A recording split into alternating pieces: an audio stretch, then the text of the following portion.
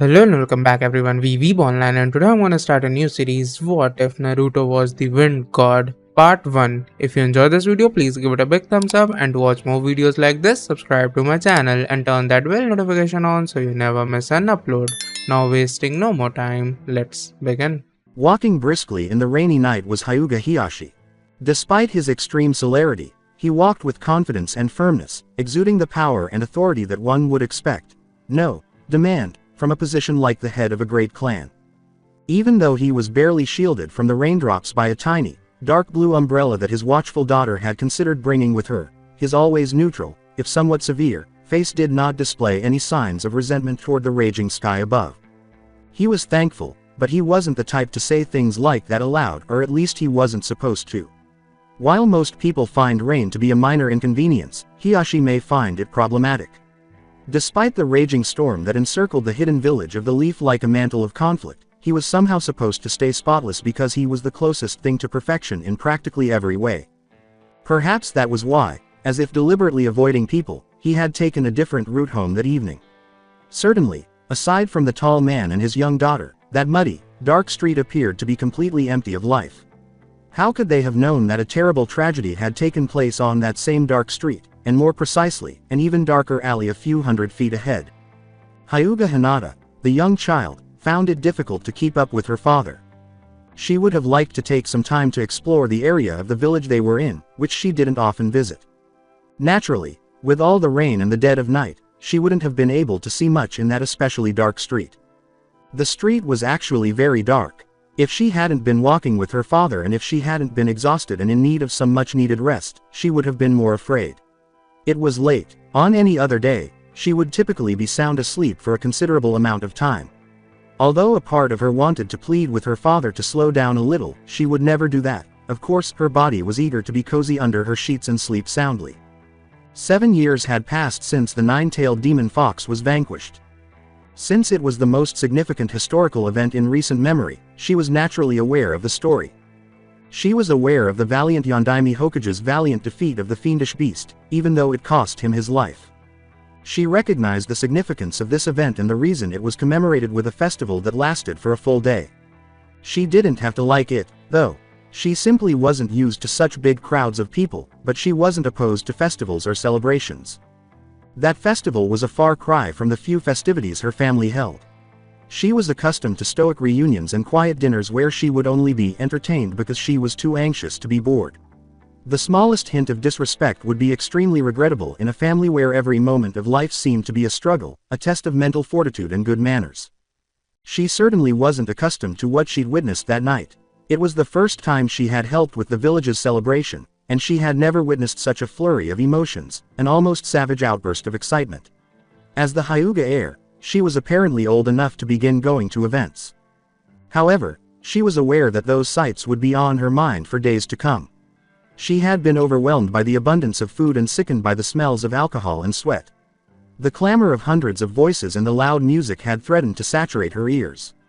The cute heiress of the Hyuga, who had eaten a lot and wasn't feeling well, was offered a wide variety of food by many people, and she found it extremely difficult to refuse. She struggled with other people all the time.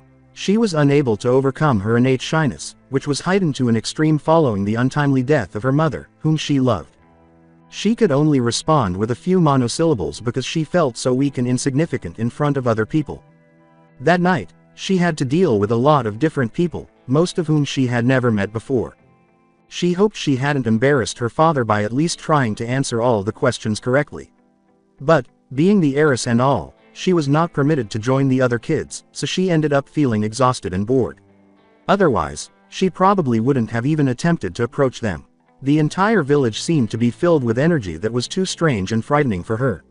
Nevertheless, she couldn't help but wish she had the same zeal to become one. Hinata was relieved that the day was over because it had been a long one. It appeared that the partying would continue despite the rain.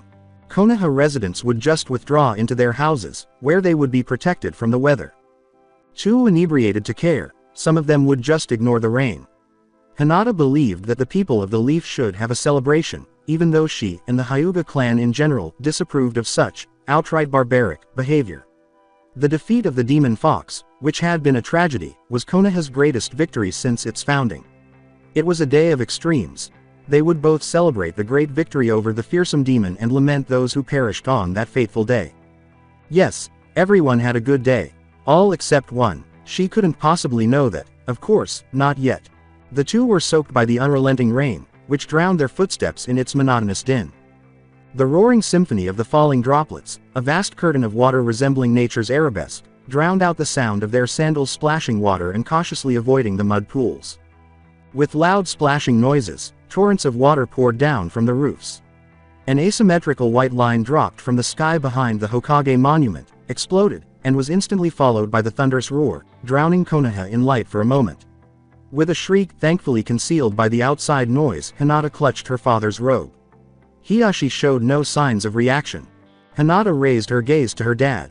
The last time she had spent a comparatively long time with him had been a long time ago. He was different. The Hyugas were no longer the same. Indeed, it may have vanished. The worst day of her life had been nearly 2 years ago. The soul of the Hyuga family had departed with her mother. Both she and her father had changed since that day, and the clan as a whole was being impacted inadvertently. For a brief moment, Hiyashi's step faltered, but his daughter saw it coming. Something had captured her sire's attention, as evidenced by his glance. Because of her small size, she had trouble following his gaze, but she was able to identify what he was looking at.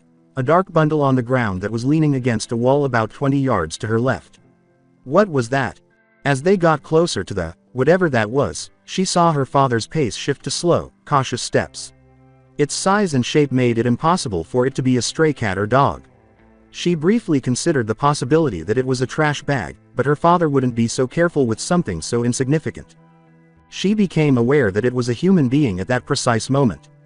Her father's actions, as though he expected that person to suddenly grow fangs and attack them, perplexed Hinata. Hinata sincerely doubted he could have carried out that intention, even if it had been his, since it most definitely didn't appear to be a she. She could see that this person was completely soaked, even from a distance. He appeared to be so worn out that he had given in and let the weather punish him on that deserted street. Hinata couldn't help but give that little person her whole attention for some reason she couldn't explain. Although his expression didn't convey it, her father seemed to be almost as interested as she was, so it appears that he didn't disapprove of her interest. Since no one was looking, she assumed that a Hyuga's morbid curiosity was unsightly. She was still perplexed as to why her father was so interested in the person seated on the muddy floor there. With improved concentration and a slightly sharper focus, Hinata was able to learn more about the mysterious figure. The more she observed, the more she wished she hadn't. She guessed with ease that he must have been a child of about her age based on his size. The instant she put herself in that boy's shoes, something tightened around her chest. He was there, but why? Why wasn't he relishing the comforts of a warm bed and a home? With his face buried in his thighs, the boy's arms were encircling his legs. Naturally, his entire body was drenched. His golden hair hung down his face like an unsightly mop, and his green shorts were smeared with mud. She was intrigued by his shirt. Was it dark with white spots or white with dark spots? She was unable to solve it. It was unlike anything she had ever seen. White wasn't a color she'd seen on camouflage suits, but it reminded her of some she'd seen before. In any case, the T-shirt was ripped in numerous places, and the only thing that likely kept it attached to the boy's body was the rain. When the boy was precisely to their left, her father stopped, much to her surprise. Hinata nearly collided with her father's left leg because she was so preoccupied with observing the boy. She was astounded by what she saw when she looked up.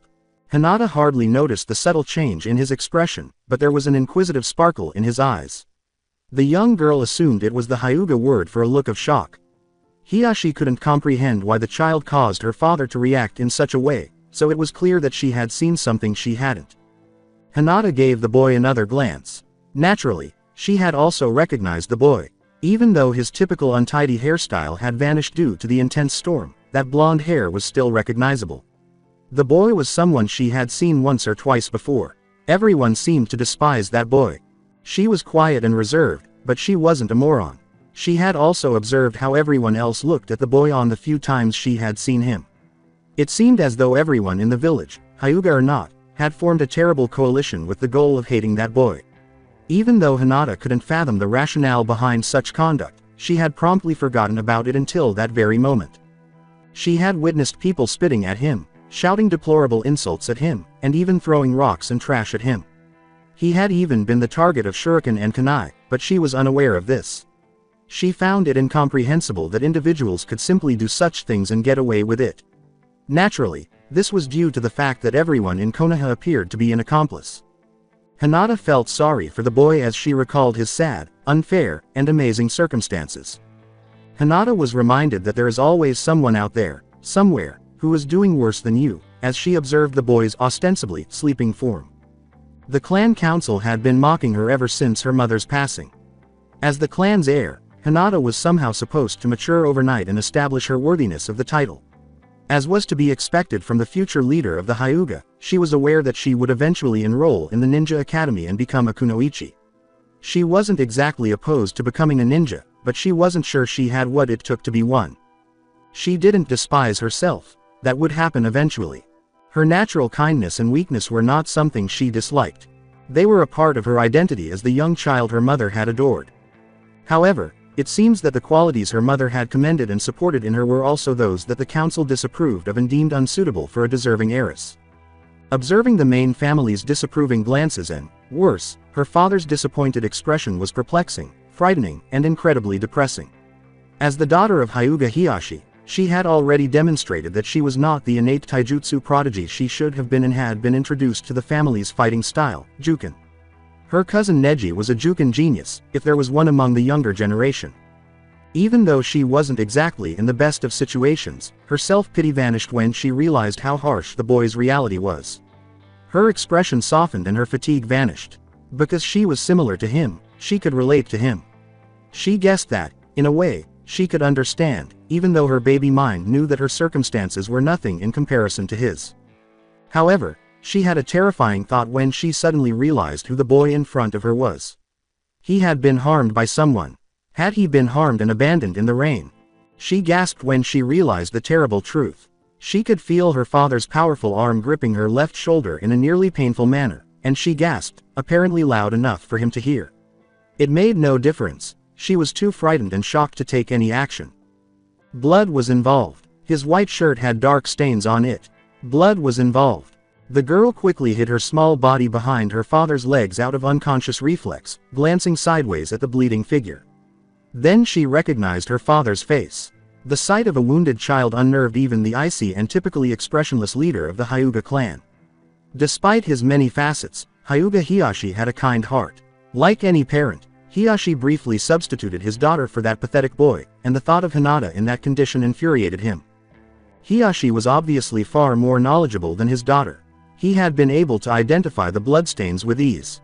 In addition, he had rightly deduced that the boy had lost far more blood than was visible, but that blood had already mingled with rainwater and vanished, absorbed by the land's insatiable hunger.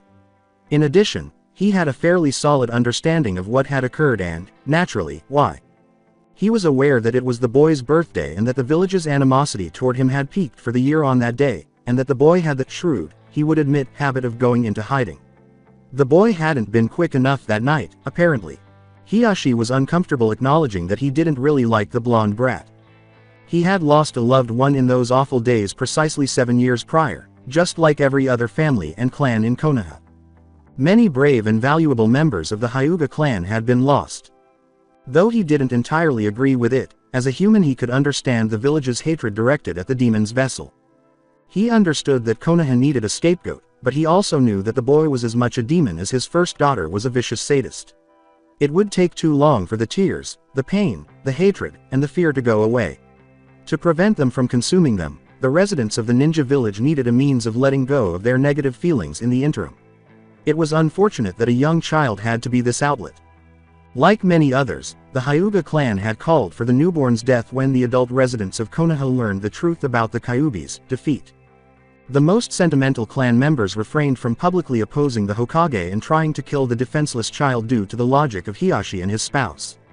After all, aside from perhaps Jiraiya of the Sannin, no one truly understood how the fourth seal operated. What if the nine-tailed beast was the only thing released when the baby was killed? Hyuga Hiashi refused to take the chance. Hiashi wasn't so conceited as to think the Hyuga clan could defend Konoha against the most powerful demon beast, and the fourth was dead. As much as it hurt, they were aware of their limitations as a proud clan. Only in legends are humans known to defeat such formidable creatures, and very few people can face a Biju and survive to tell the story. Hell, the demon's immense killing intent is enough to make most people, including shinobi, crumble and break down. The boy's life was saved by this unfathomable fear of Kyuubi no Kitsune's potential second advent. Regretfully, it also made life extremely difficult. But the boy had never been touched by a Hyuga. It was the least they could do for him, and even though they gave him a lot of glares and frowns, Hyuga Hiashi and his wife did not put up with any violence against the Kyuubi brat. But, despite his reluctance to acknowledge it, Hyuga Hiashi didn't like the boy. However, it wasn't really his fault because, like almost everyone else, the boy made Hiashi think of death, melancholy, and pure terror. Yes, he knew that keeping the boy alive was the right thing to do, and he had protected him that night 7 years prior. He was not expected to like it, or even to like him, for that matter. The Hyuga clan leader found himself in a difficult situation as a result. The child was still alive, he knew. Additionally, he could see that his tenant was most likely the only reason he was still alive after losing so much blood. There was a part of him that wanted to take his daughter and go home on foot. Nevertheless, his former self as a devoted husband and his affection for his 2 daughters compelled him to act morally and protect the boy. In addition to being a parent, he was a chilly and proud Hyuga. He believed that the boy's current situation was unworthy of any child, not even the demon's vessel. But he remained motionless. He was unable to move for some reason. He just gazed at the severely injured child's motionless form with morbid fascination. He was also aware that it wasn't just the cold because he could feel her daughter's trembling form. Naruto Uzumaki was in a painful universe. He had previously sustained kunai wounds. But he had never taken so many before, without a doubt. He had long been aware of his high pain threshold and the speed at which his wounds healed. He was able to endure the villagers' hatred and abuse in part because of this. He knew he was going to die because of it, too. His wounds stopped gushing blood. It was to be expected, given the horrifying volumes of blood he had shed. He could no longer feel his body at all, which is likely why the pain all over it had subsided. The irony was painful. His head felt like it was on fire, but his body was numb, almost non-existent. He felt pain in his throat. He had lost the urge to scream. He had done that more than once, and no one had come to his aid, not even the intimidating Anbu, which always appeared when someone's aggression toward him went too far. He had been left all alone and vulnerable to the insane predator that night. He was aware that he ought to have secured his home and vanished into the woods until the following day. On his birthdays, he always did that. However, he had let hunger win out. He had lingered too long in the village in the hopes of finding a place or someone who would sell him food. He would lose his life as a result. He was accustomed to the abuse and hatred of the villagers. He was accustomed to being ejected from restaurants, shops, and parks. He was accustomed to paying too much for the smallest things. Names were nothing new to him. Ignorance was nothing new to him. He was accustomed to seeing parents forbid their kids from playing with him. He was accustomed to being flung everything from ninja weapons to rotten food. It had happened in the orphanage, and it was happening in the pathetic apartment the old man Sandame had offered him a few months earlier, so he was accustomed to finding his room ruined every time he attempted to give it any sort of decency. Yes, he was accustomed to being the outcast of the village. And he had long since realized that whining, sobbing, or becoming enraged would only exacerbate the situation. The bastards took great pleasure in his frailty and suffering, and they were constantly craving more. And he had stopped trying to find out why. And he had long since given up on that. No one would tell him, and he had no idea why he was being mistreated. It gave him the urge to justify their actions and do something truly heinous. The old Hokage was kind to him, at least. Having spent 5 years alone in the orphanage with the other Kyuubi orphans, the third had given him the opportunity to live independently. Naruto had accepted, assuming it couldn't get any worse. He was mistaken, boy. Of course, he was grateful for what the third had done for him. Naruto knew when to express gratitude because he had so little. In addition to ensuring that the Anbu kept the most violent outbursts from the villagers under control, the elderly man made sure he had enough money to support his meager living.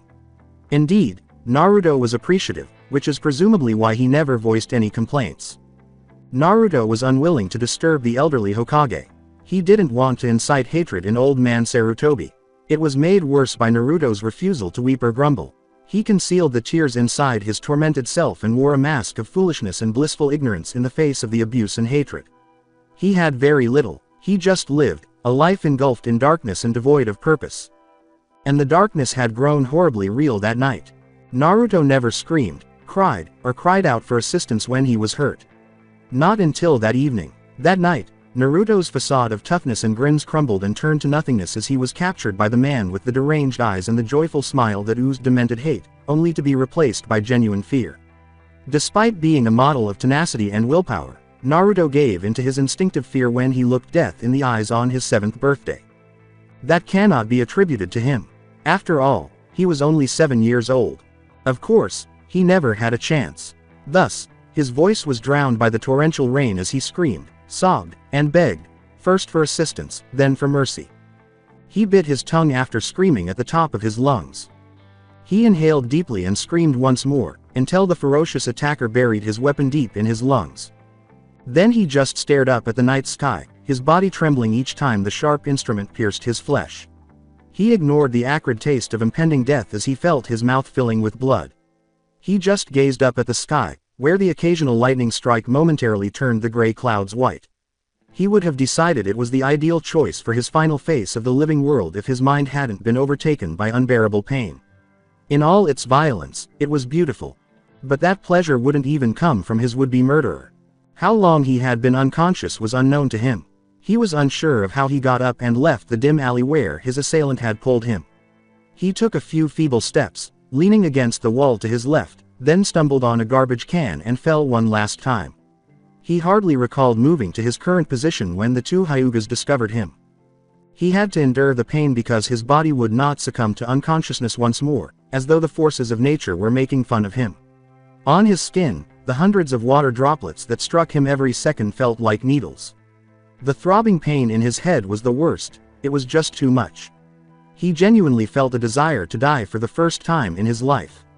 He was simply exhausted. He was unable to scream or cry out for assistance. Every few seconds or so, a trail of blood escaped from the corner of his mouth due to the soreness in his throat. Every attempt at speech produced a feeble, pathetic sound. For the second time, and hopefully the last, he wondered why. Sensitive senses of hearing and smell, along with basic instinctive awareness, alert one to the presence of another person in the vicinity. Had the insane shinobi come back to complete the task? No, he didn't feel that awful, rotten intent to kill that was tainted by dementia and alcohol. Someone else did it, however, that was irrelevant. Whoever it was most likely taking in the spectacle. Well, he might as well be head up when he dies. He wanted to cry, but he was unable to do so. It was guaranteed by the jerk who attacked him. When the boy's body trembled, Hinata winced. It was hardly noticeable, but if nothing else, the Hyuga family members are observant. Naruto was believed to be unconscious by the two Hyugas. That's because his feeble groans and whines could not be heard due to the rain. But they were alerted by his uncertain and slow movement. He must have known they were there. Naruto's refusal to move, speak, or face them was immediately understood by both Hyugas. He couldn't do it because he was too exhausted, too wounded, and too weak. He still made an effort, though. Very slowly, the blonde's face came up. He stared directly in front of him, not knowing where to look. At any rate, it didn't really matter. Hinata was powerless to stop herself. She let out a cry and clung desperately to her father. Her legs had buckled. She nearly got her pretty kimono stained. She desperately needed to turn away, but the same fear that urged her to flee from the boy as quickly as possible kept her body there and her eyes fixed on his face. Evidently, Hiashi, who had witnessed his fair share of horrors, fared much better. But if the council had seen him, the look on his face would have provoked some rather scandalous remarks. Two bloody things had taken the place of Naruto's eyes. Naruto had been stabbed in both eyes by someone using a piercing weapon, probably a kunai. Two torrents of blood mixed with rainwater poured out of the two eye sockets like some strange kabuki makeup. Regarding the actual eyeballs, though his eyelids were equally torn, Naruto kept his eyes half closed to shield their bloody remains from the weather. Evidently, he had instinctively closed his eyes when the lethal kunai's metal tip struck his eyes.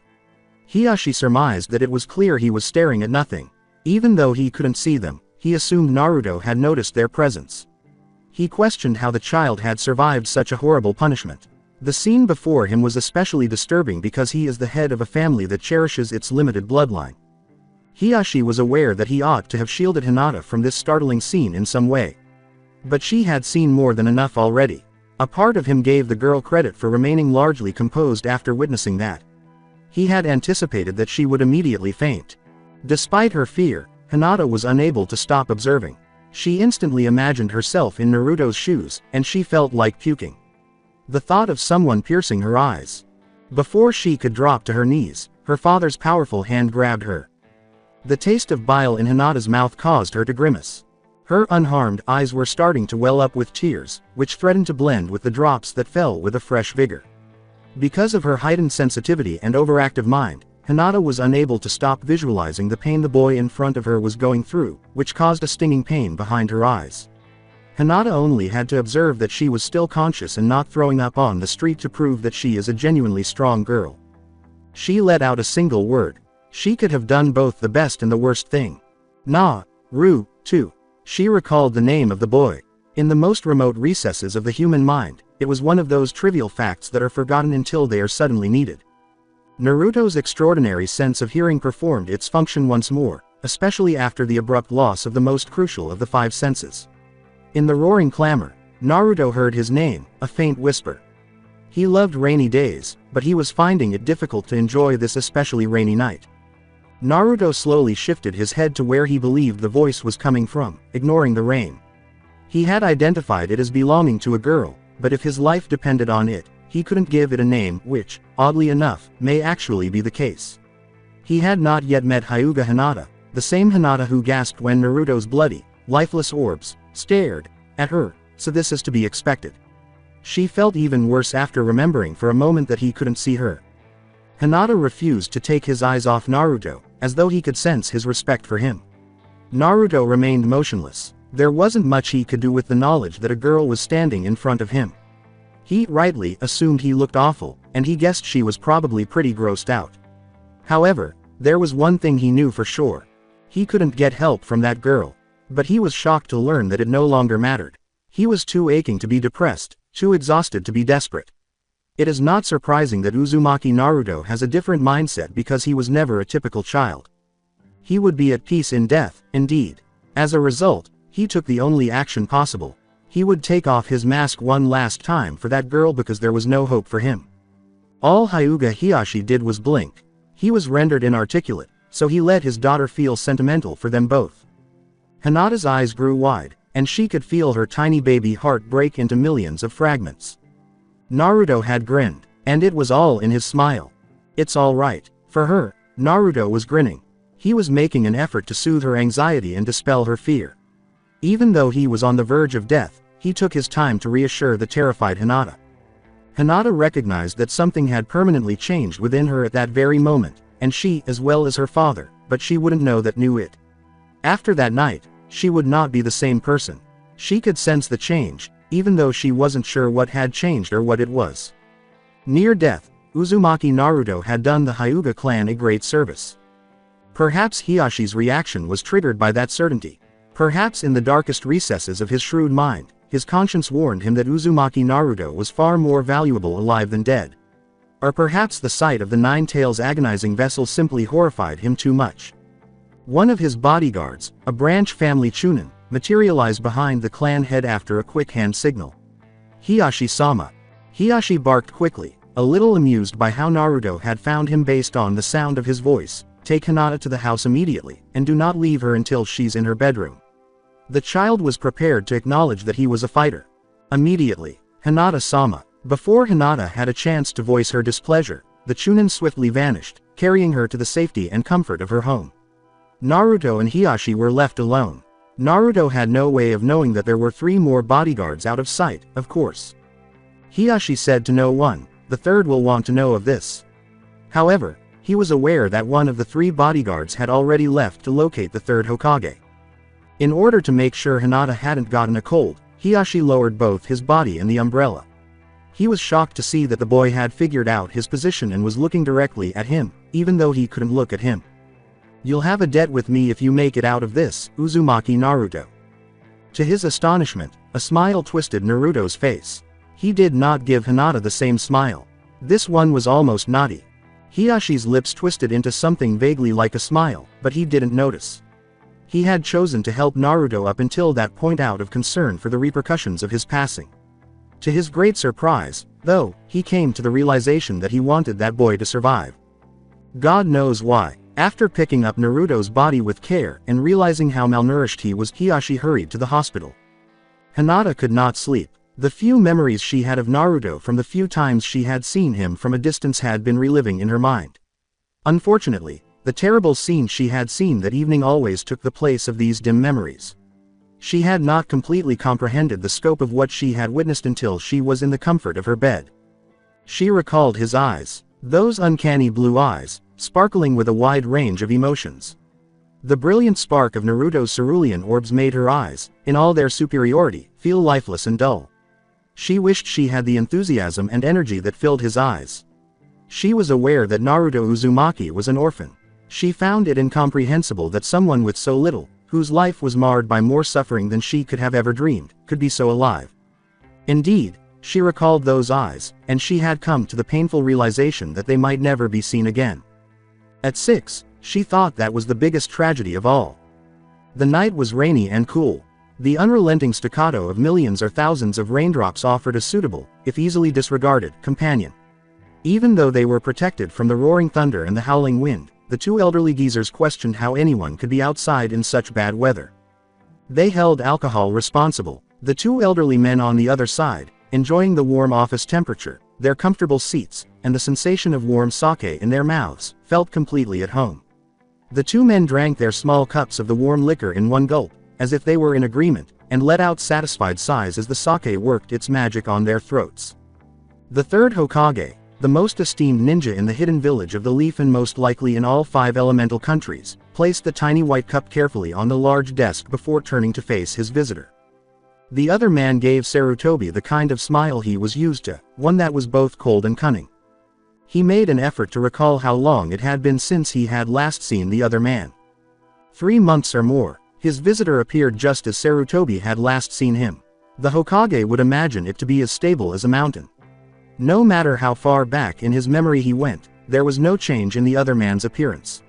Not even his earliest recollection of the man, when he was a toddler, was 10, 25, 40 years ago.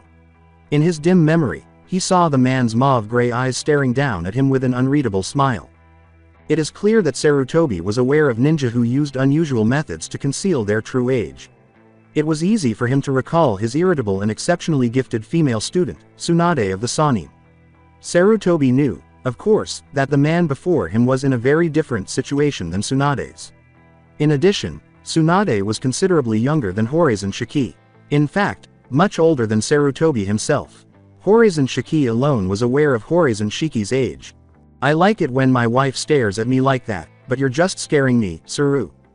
"Alright, him and his spouse." The Hokage's third frowned. "Quiet, you." Scowling is not an acceptable expression coming from a Hokage. I can't imagine the council's reaction to such a sight, or its effects in the village's morale. Horizon Shiki's sense of humor is extremely. Sarutobi was aware of that decades ago. The Hokage, however, was genuinely astounded by Shiki's youth. It seemed as though his age had remained at the 15 years old milestone and would not go away. But here and there were some strange details.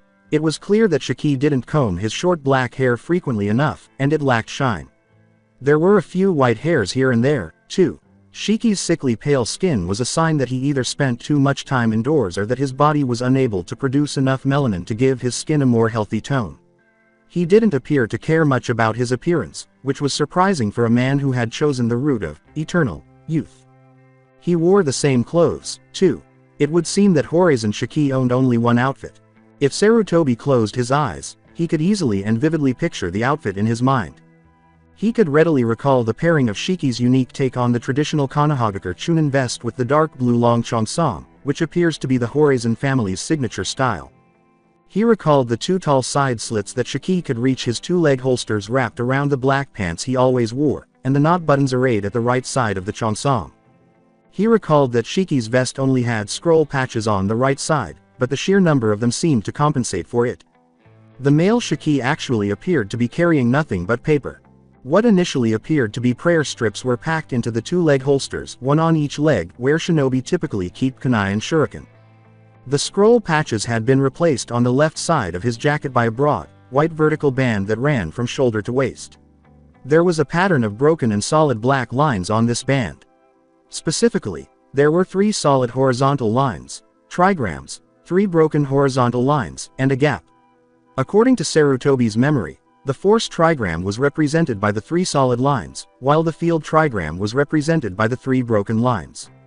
Sarutobi had to concede, though, that there was a good reason why Shiki's attire was so uniform, a reason he had realized and accepted after decades of knowing the perpetually youthful man. The same reason that Horizon Shiki's name was well known throughout the elemental countries, and the same reason that, despite his lack of exceptional shinobi skills, he had a page in the bingo book devoted to him. In actuality, Horizon Shiki isn't even a shinobi in the most literal sense of the word. Seriously, old monkey, you're scaring me.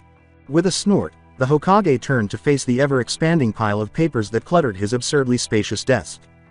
Particularly that day, the effects of aging weighed heavily on him. When fatigue overtook him and the rain had nothing to do with it at all, he was forced to leave the festival grounds. Big, cacophonous crowds no longer appealed to his old, weary body. So he had gone back to the relative peace and quiet of his office, where he could just think. He wasn't Sandaime Hokage for a while, at least until the next day.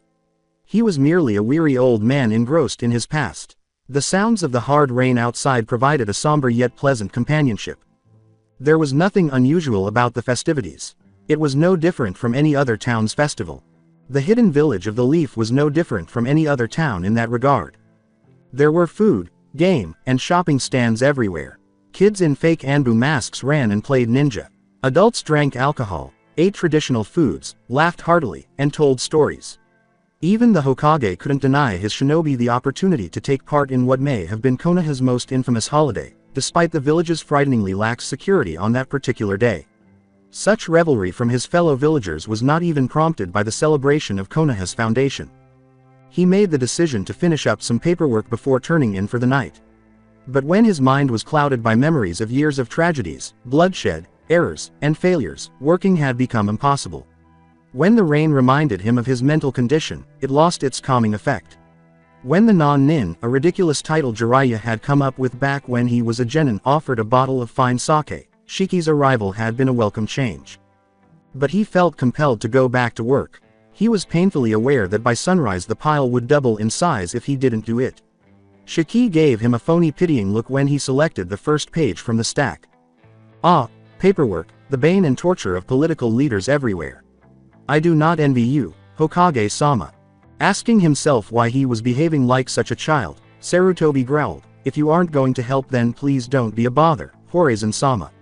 Coming from him, it was unattractive and out of the ordinary. He had even spoken to his guest in a tone that was blatantly spiteful and immature. Before continuing, Shiki took a half-minute to calmly finish his sake. All help. The little object was denied its divine right to seal its 50,000th paper when the Hokage's hand, which held his faithful stamp, froze in midair. What did you say? Shiki left his spacious and cozy chair to stand beside the Hokage, picking up another paper at random from the top of the stack and examining it with a disinterested gray eye. I said I'll help, that is, if there's something I can do. Horizon and Hokage both knew the answer. For his loyalty and intelligence alone, Sarutobi would have cherished having Shiki on the council of Konoha. As his left hand patted Shiki's back, the old Hokage's wrinkly face twisted into a smile. You are a good friend, Shiki. Shiki's eyebrow went up. I insist, Saru, I'm married. Been married for a long time. As though recoiling from the touch of hot coals, Sarutobi drew his hand away. Be quiet. For at least 30 minutes, they worked in a comparatively quiet manner. Sarutobi couldn't help but be pleased with how quickly they advanced, which was another indication of the intelligence and effectiveness of his temporary assistant. It made the old Hokage realize how much he respected the well-known, non-nin, he had to admit, the name kind of stuck, and why he valued Shiki's friendship. He enjoyed Shiki's company because it reminded him of his childhood, when he and Shiki would spend hours discussing their favorite and most common topic of conversation whenever they met, jutsus. After Shiki demonstrated a jutsu to him, They would argue about jutsu theory and the complexities of manipulating chakras until their bodies, voices, and minds gave out. A few days later, Sarutobi would demonstrate his jutsu skills and then go into great detail about potential alterations, enhancements, and uses for the technique. Shiki had taught Sarutobi as many jutsus as Sarutobi had learned from Shiki. Shiki was thinking the same thing. One of the few people he truly admired was the third Hokage. It was simply amazing how much jutsus the fabled professor had amassed over his lifetime. Furthermore, Sarutobi had perfected every single one of his techniques. A combination of taijutsu, genjutsu, and ninjutsu, he had transformed every single jutsu he had studied into a rigorous, intricate, and incredibly effective fighting style that became the scourge and dread of shinobi of all ages worldwide. He had a profound understanding of the intricate details involved in forming, sculpting, and regulating chakra, which the incredibly practical Sharingan is unable to replicate. Horace and Shiki had witnessed the third's transformation into a walking encyclopedia of ninjutsu through blood, tears, sweat, and an unwavering resolve. Shiki admired him for that reason, among many others. So when he saw the Hokage's weary face that night, it hurt. Shiki was aware that Sarutobi's heart and soul were lost, even though his mind might be on the paperwork. So, it's been 7 years. Almost whispering, the old Hokage answered, yes. It wasn't a lie when she said, I still get chills thinking about that night. Shiki had nearly lost his life, along with everything he held dear. Or at least the phony derision of life that he referred to as life. Bitterly, Sarutobi muttered, welcome to the club. You keep blaming yourself, was nothing of the sort. Shiki's voice conveyed his disapproval and disappointment at the pitiful reality. But Sarutobi's hand slamming the desk cut through the unnerving weight of their awkward silence. The third Hokage roared, damn it, Shiki, it should have been me. Shiki's composure was in contrast to the Hokage's roiling emotional storm. For a long time, neither Shiki nor anyone else had noticed the flame flickering in his small, dark, bead-like eyes. The flame was coming back for all the wrong reasons, which was a real shame. Shiki thus attempted to use his favorite, though rarely effective in these circumstances, weapon, logic, to win over the Hokage. You know that was simply impossible. The Hake no Fu in Shiki was developed basically on the run. We were lucky we actually managed to come up with the stable lattice frame combination with Shishofuin, 4 symbols seal, to imprison the 9 tails. There wasn't time to teach the complete sealing procedure to anyone else. Besides, 7 years ago you were already too old. You wouldn't have been able to pull it off. And you know I couldn't do it, either. Jiraiya, I'm not sure. Sarutobi growled, using the same tone he had used decades earlier to grumble when his 2 mentors had trained. No, grinded him, to the point of exhaustion of his chakras and paralysis of his muscles. Your bland reminders of my uselessness are the last thing I need right now. The truth hurts. Live with it, it had to be done. Now it was Sarutobi's turn to narrow his eyes. You tell me the exact same words every year. Maybe because it pisses me off, watching how you let some unfounded guilt consume your life. The Hokage dropped his cup rather harshly on the desk after quickly finishing the few drops of sake he had left forgotten for too long. Shiki grimaced as he considered replacing it. Is that why you came here? Because, in that case, Shiki. You think I came here out of pity, Saru? I thought you knew me better than that. Sarutobi frowned. Bastard. Shiki sat on the solid desk and cast his customary unbiased gaze down at Sarutobi. With a long, weary sigh, the Hokage put the document he had been reserving back in the to-do pile. He knew that no matter how hard he tried, he would be unable to finish any more work. Not that evening. He was great. One didn't need to be very smart to figure out who Sarutobi was referring to. He was Jiraiya's student, and I did teach him a thing or two. So did you, if I'm not mistaken. He was a great shinobi. He died protecting the village. He gave his very soul to save the people and the home he loved. His honor and selflessness was admirable. While honor and selflessness aren't virtues I particularly approve of in a ninja, Shiki said. As an excellent human being, he is worthy of our respect and admiration. Konoha needs a leader like him. You are a good leader, Saru. I was a good leader, Shiki. I was forged and tempered in war, and at the time I'm proud to say I did a damn fine job. But my time has passed, and don't you dare say otherwise. Shiki didn't say anything, and Sarutobi felt compelled to explain why. My body's tired. I move too much. My bones ache. I stay seated for hours. My bones ache just the same. My mind's not as lucid as it was. My reflexes are lacking. I can't hate myself for it, I know it's normal. I'm surprised I've made it to my 63rd year. Shiki, I don't want to be here anymore. The Sandaime Hokage was the Kage who had held the title for the longest out of the great 5 hidden villages. Shiki couldn't hold Sarutobi responsible for his job fatigue. Being the Kage is not an easy job.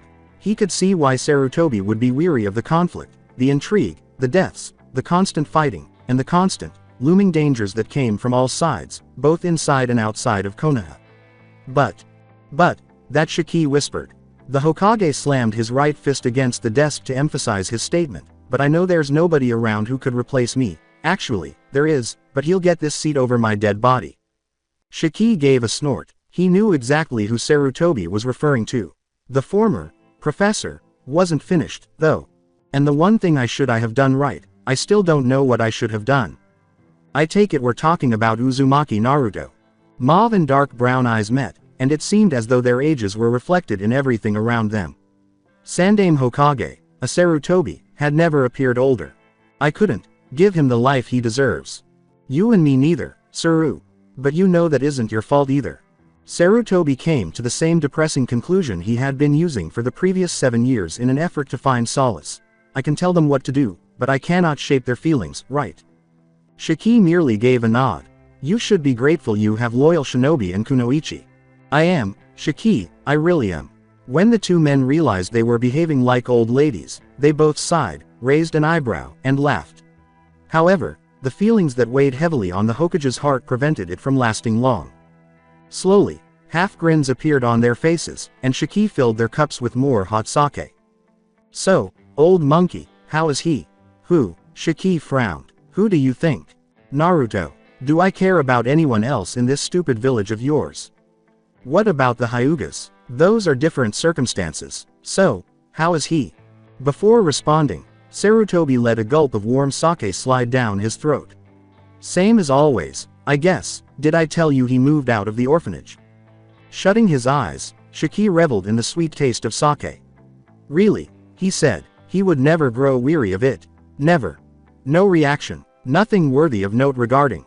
Not at all. Other than the minor physical features you already know about, he's growing like an ordinary child. Yet he lives as Konoha's scapegoat. There was an awkward silence. An intriguing background theme was created by the intense rainstorm. The night would be pleasant and cool, if somewhat tempered by the water. The following day, the muddy streets of Konoha would be unthinkable annoyances. Shiki was wise enough to leave the old Hokage to his melancholy thoughts because he had a fairly good idea of what was going through Sarutobi's mind. He would wait until Sarutobi decided to speak again. He was not in a rush. And he did in the end. How's your wife? Shiki smiled icily in recognition of the sudden shift in subject. I think she's working on a new scroll. Another one. Shiki gave a shrug. Someone has to. Sarutobi gave a sour laugh. Why did everything that day bring back such a depressing memory? I'll look forward to it, I guess. The sound that they were accustomed to hearing when using Shunshin no Jutsu interrupted their thoughts. Someone was behind the door of the office, and whoever it was rushing. After a knock on the door and a statement from Sarutobi, a young man wearing the typical Chunin uniform loudly and unpretentiously entered the room. Hokage-sama. The Hyuga Chunin's white lavender eyes quickly recognized Horizon Shiki as the second person in the room. Horizon Shiki would be instantly recognizable to even the youngest member of the esteemed clan. But Shiki's presence only caused a brief distraction because the Chunin was well trained. Hokage-sama, Hyuga Hiashi-sama has requested that you be informed of an assassination attempt on Uzumaki Naruto. Ninjas are taught to hide their feelings so they don't get in the way of their goals. They already face enough challenges. This time, Shiki defeated Sarutobi. The only thing he could do was twitch his right eye. The Hyuga Nin was prompted to explain what he had witnessed by the third Hokage's slamming of his hands on the desk and his silent warning look directed at the poor messenger. The Chunin demonstrated his proper training once more. Time is of the essence in the ninja business, so he had to use as few words as possible, but he also carefully considered every word he used. Sandaime's feelings for the demon vessel were well known. His use of improper language would place him and the Hyuga clan in a very unfavorable position in the eyes of Konoha's most powerful ninja. It would only get worse with Horizon Shiki as a witness, of all people. When he finished, the Chunin couldn't help but exhale deeply. Hiashi-sama is carrying Uzumaki-san to the hospital as we speak. He was not accustomed to such circumstances. Shiki and Sarutobi looked at each other. The latter whispered, "The hospital," and the Hokage could read his face with ease. Naruto wasn't at his best in the hospital, particularly that evening. Any better ideas? Raising an eyebrow, Shiki looked at Sarutobi as though he had said something extremely foolish. The gesture was easily picked up by the Sandame. "You think she'll do it?" Shiki said. "She has to. Call your Anbu. Tell them to escort Hiashi-kun." "Who's in charge tonight?" "Itachi." As though he had just tasted something terrible, Shiki grimaced. Whatever, just call him, I guess." After performing a series of three-hand seals, the third Hokage whispered very softly.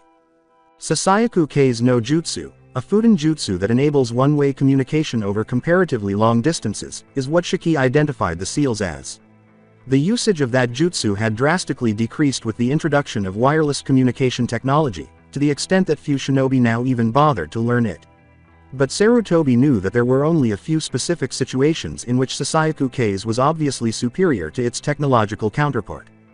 After a few seconds, the Hokage announced, "I have given Itachi-kun instructions to intercept Hiashi and take him and Naruto to Training Area 69.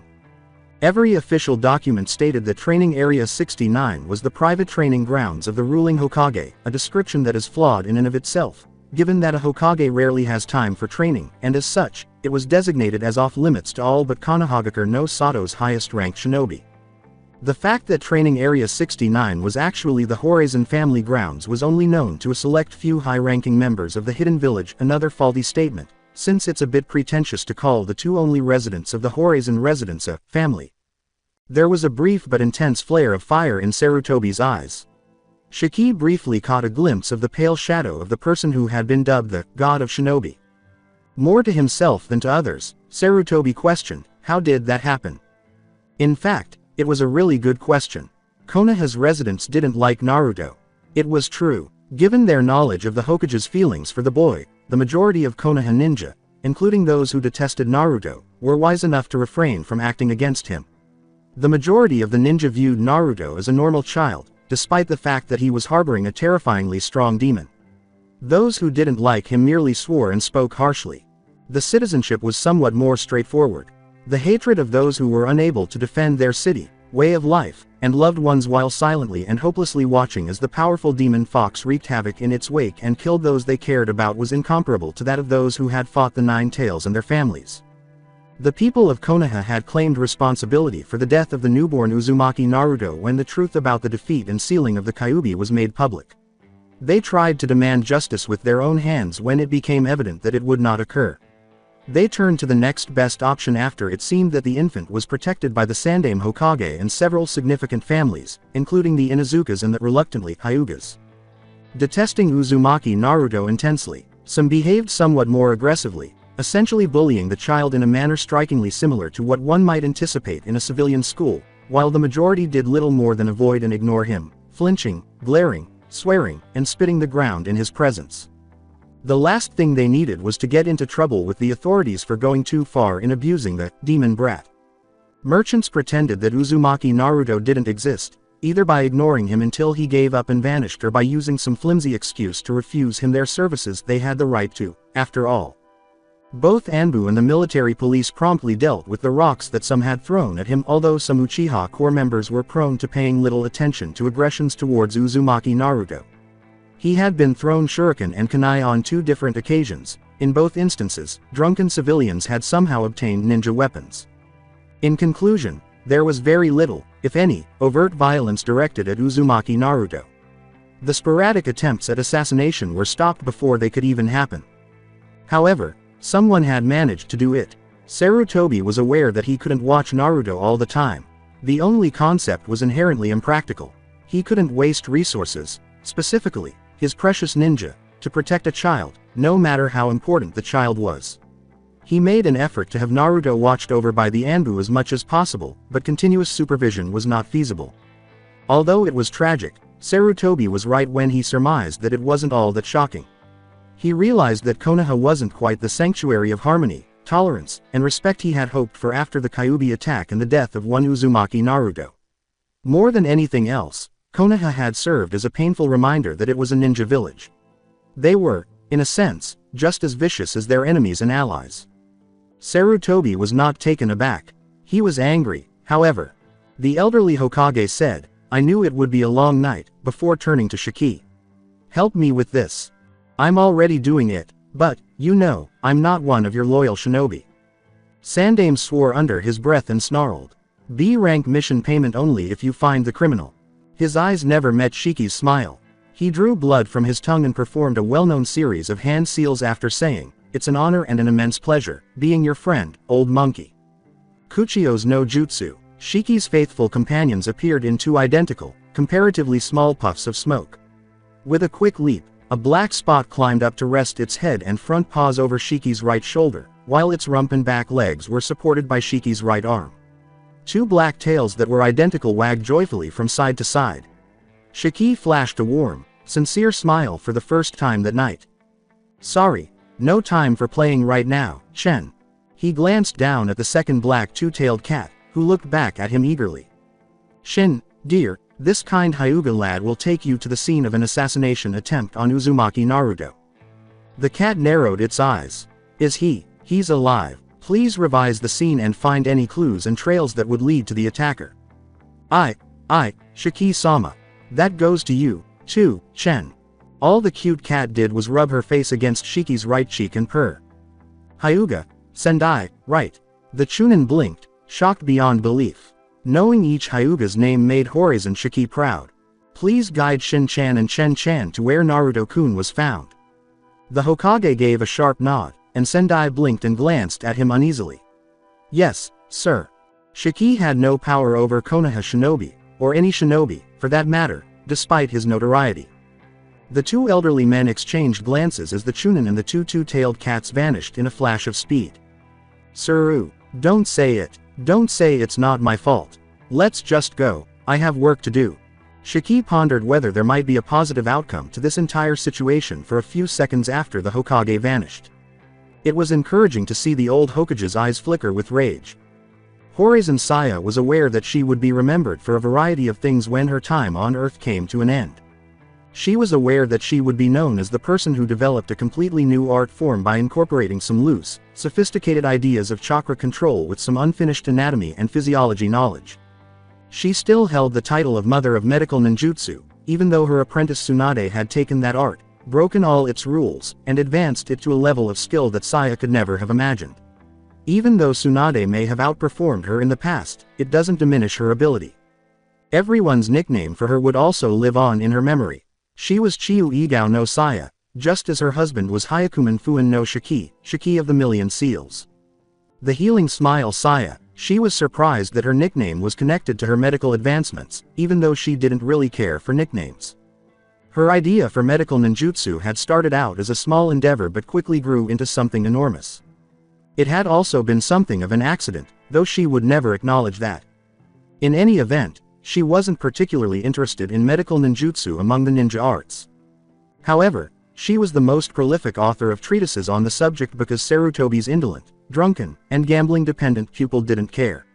While medic ninjas around the world could only dream of the day the great Tsunade bothered to share her unparalleled expertise with someone, anyone, she had so much more to write about and so much more knowledge to impart to the world, but no, Saya's medical scrolls had to do.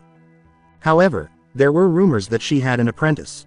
However, Tsunade was the type of exceptional talent who ought to share her amazing gift with everyone on the planet. The world gave her a different nickname in response to Saya's question about why her nickname didn't reflect her true abilities. Amatsukami Taijutsu, the heavenly taijutsu goddess. Her love of plants and flowers in general, as well as her addiction to strawberries, were closely followed by her hobby, passion, and obsession with taijutsu. She was therefore pleased to assert that she was among the best taijutsu masters in the world, if not the best.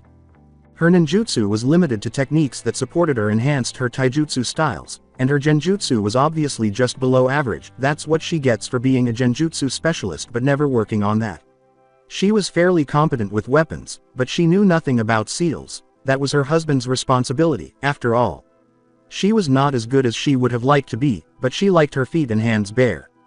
She had to acknowledge that she was fortunate to have a lot of nicknames, even though she didn't really care for them. She wondered whether Orochimaru didn't have any other nicknames than Snake Sanin.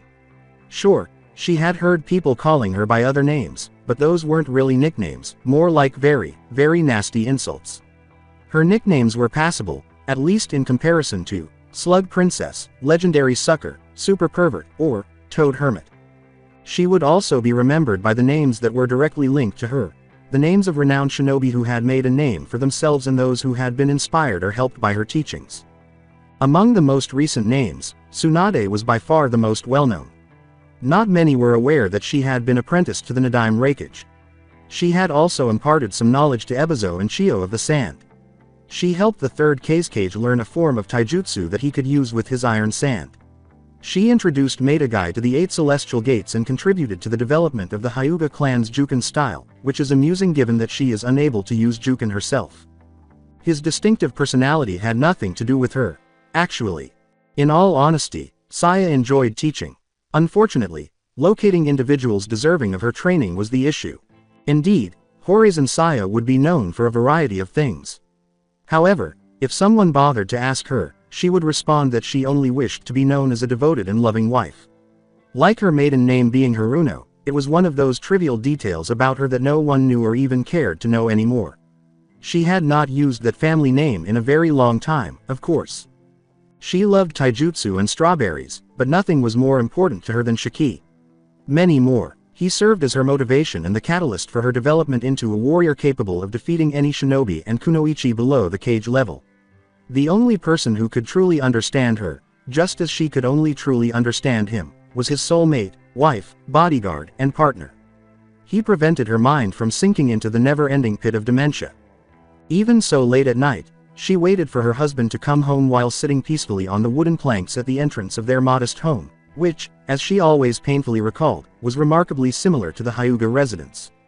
With a cup of warm strawberry-flavored tea in her hands, she waited patiently despite feeling alone and abandoned in the darkness. Paying exorbitant amounts to import the delectable beverage from Snow Country was her transgression. Among her many peculiarities and habits, which are the result of an aging mind, she carelessly smoothed the wrinkles on her simple cerulean yukata.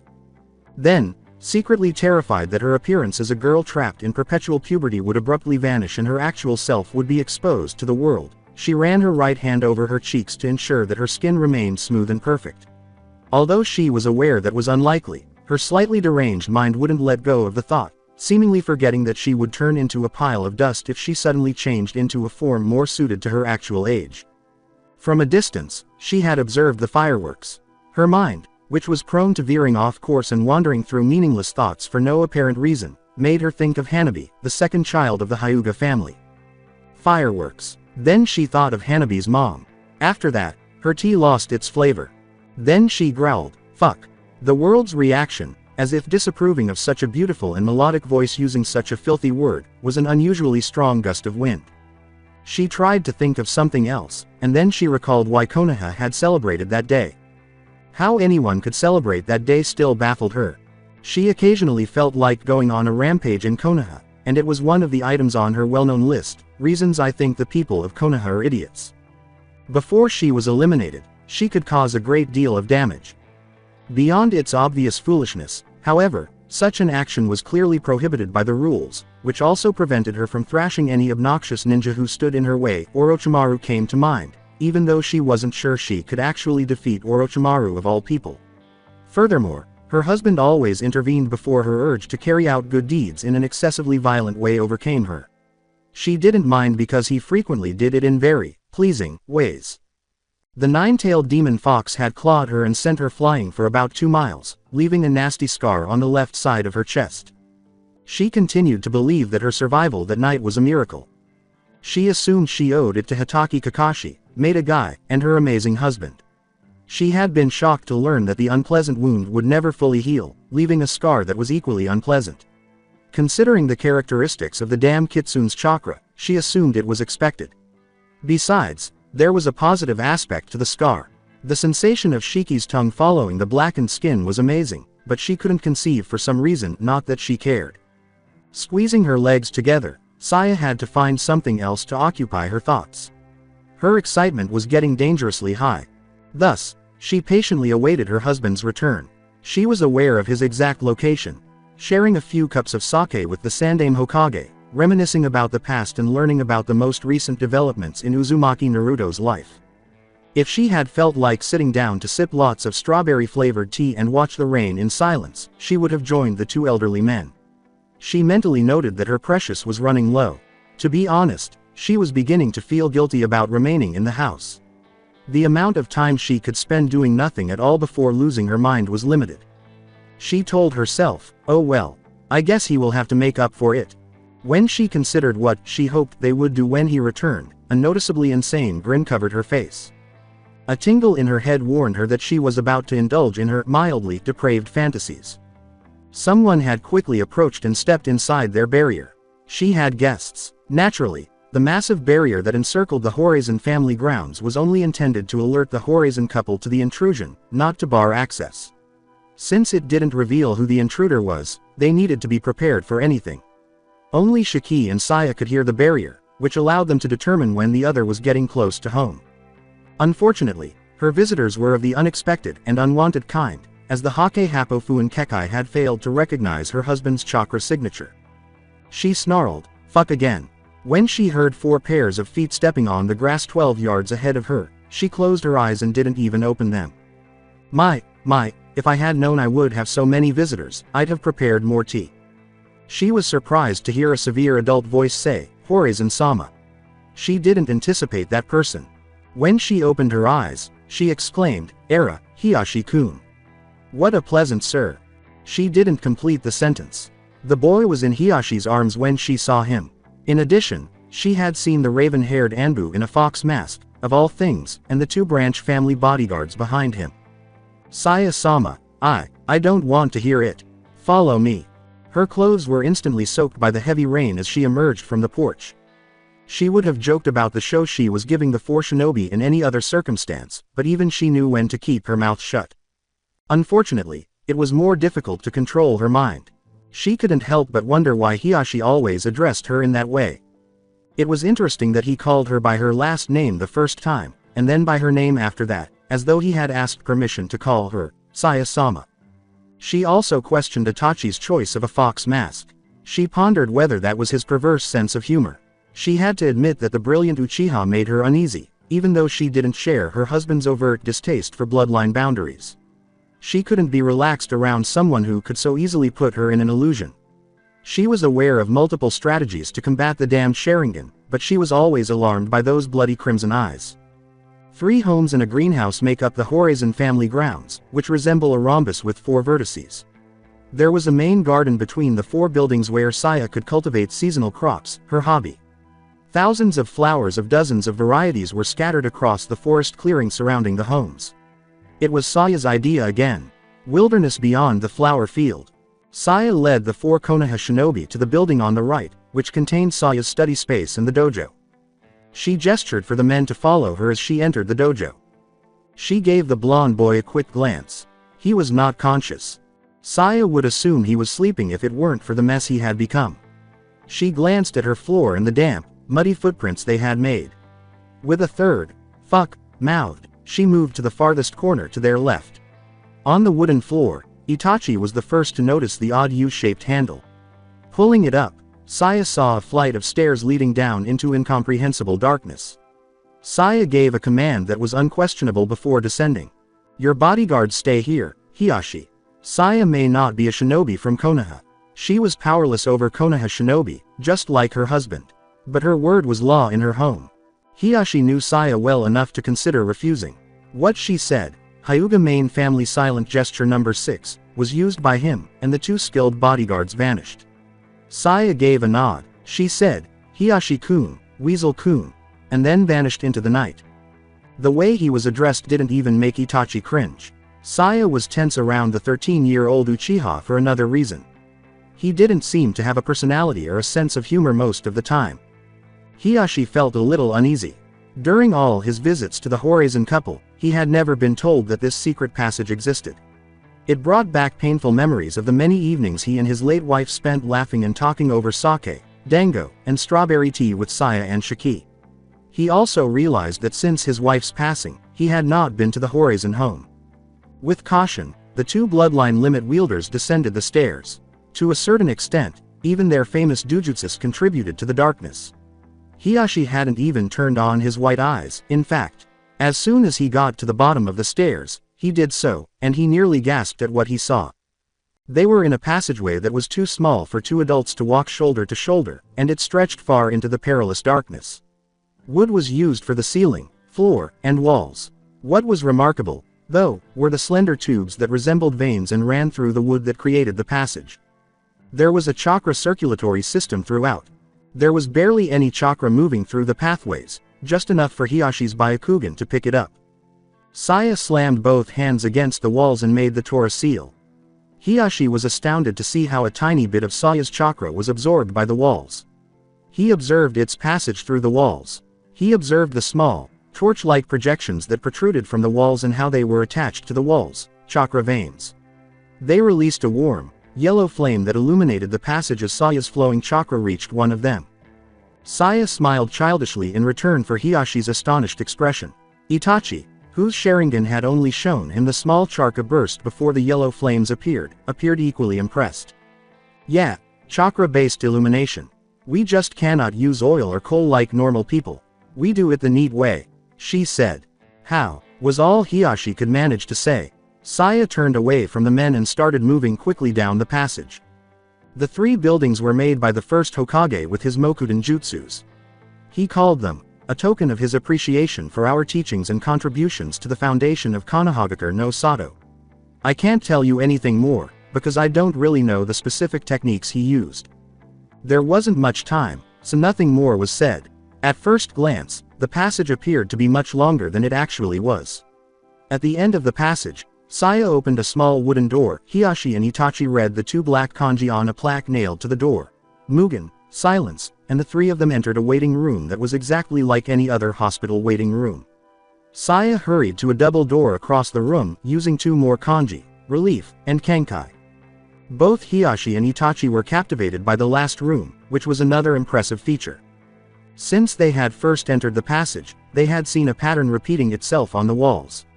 Despite being wooden, the walls didn't appear to be constructed from separate planks joined together.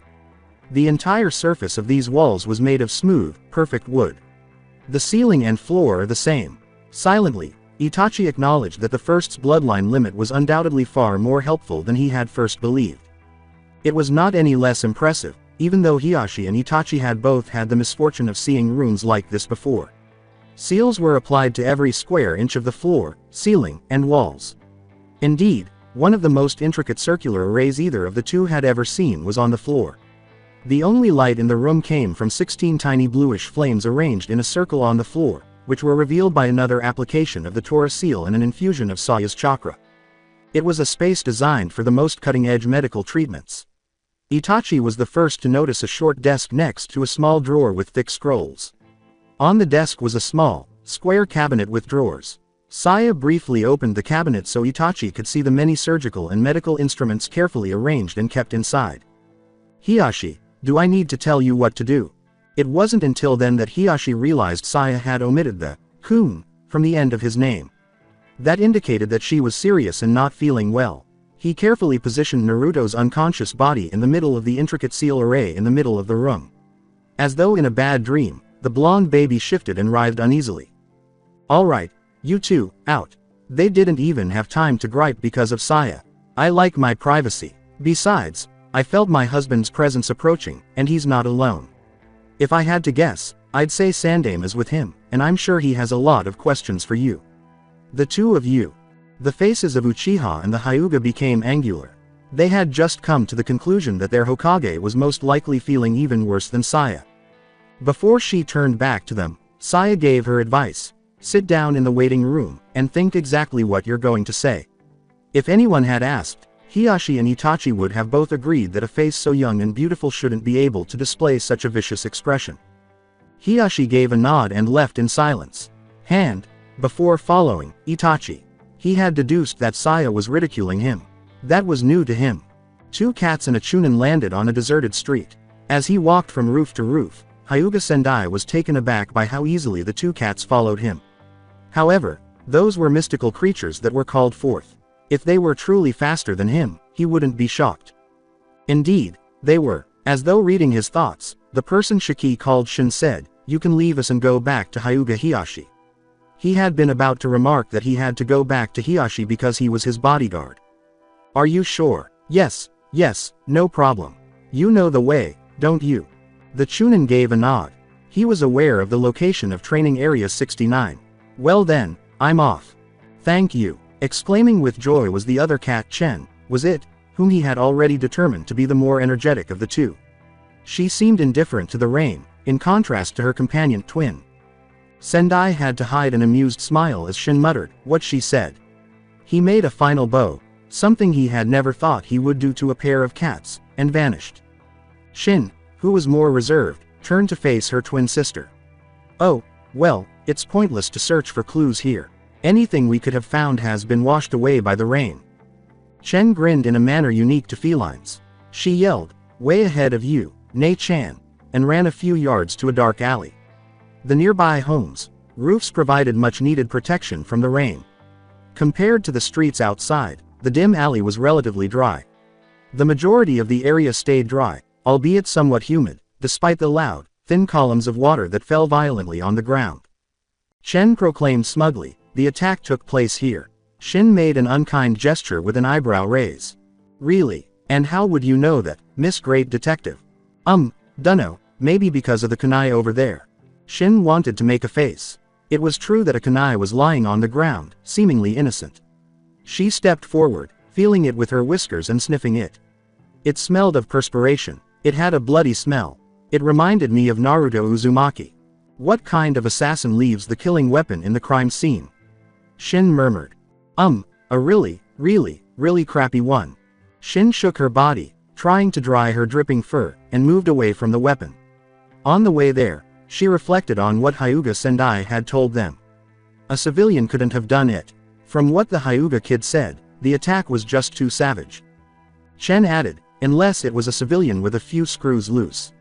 Shin snarled. She felt worse when her sister said the most ridiculous things, even though they made sense. "Alright, so option A is a psychotic civilian.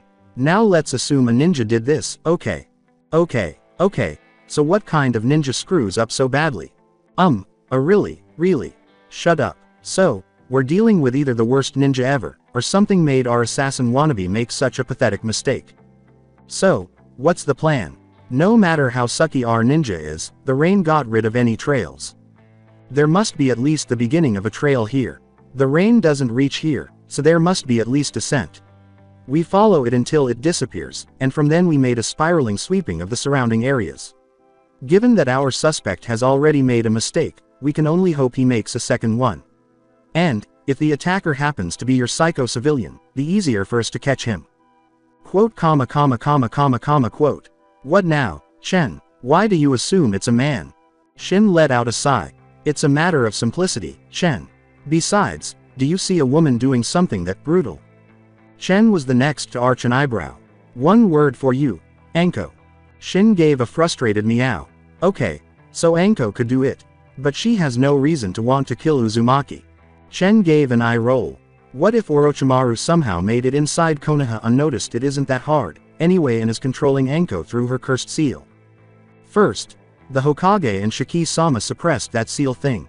Second, how in the Nibi's name do you come up with those ideas?" No one, not even Hiashi, needed to tell Saya what had happened. She would learn what she needed to know on her own. She would let her husband, the third Hokage, and everyone else handle the rest. Her responsibility was straightforward: to ensure Uzumaki Naruto's recovery. Naturally, his eyes were the first thing she had noticed. But she had to make sure there were no other notable critical injuries. It appeared to be an especially vicious attack.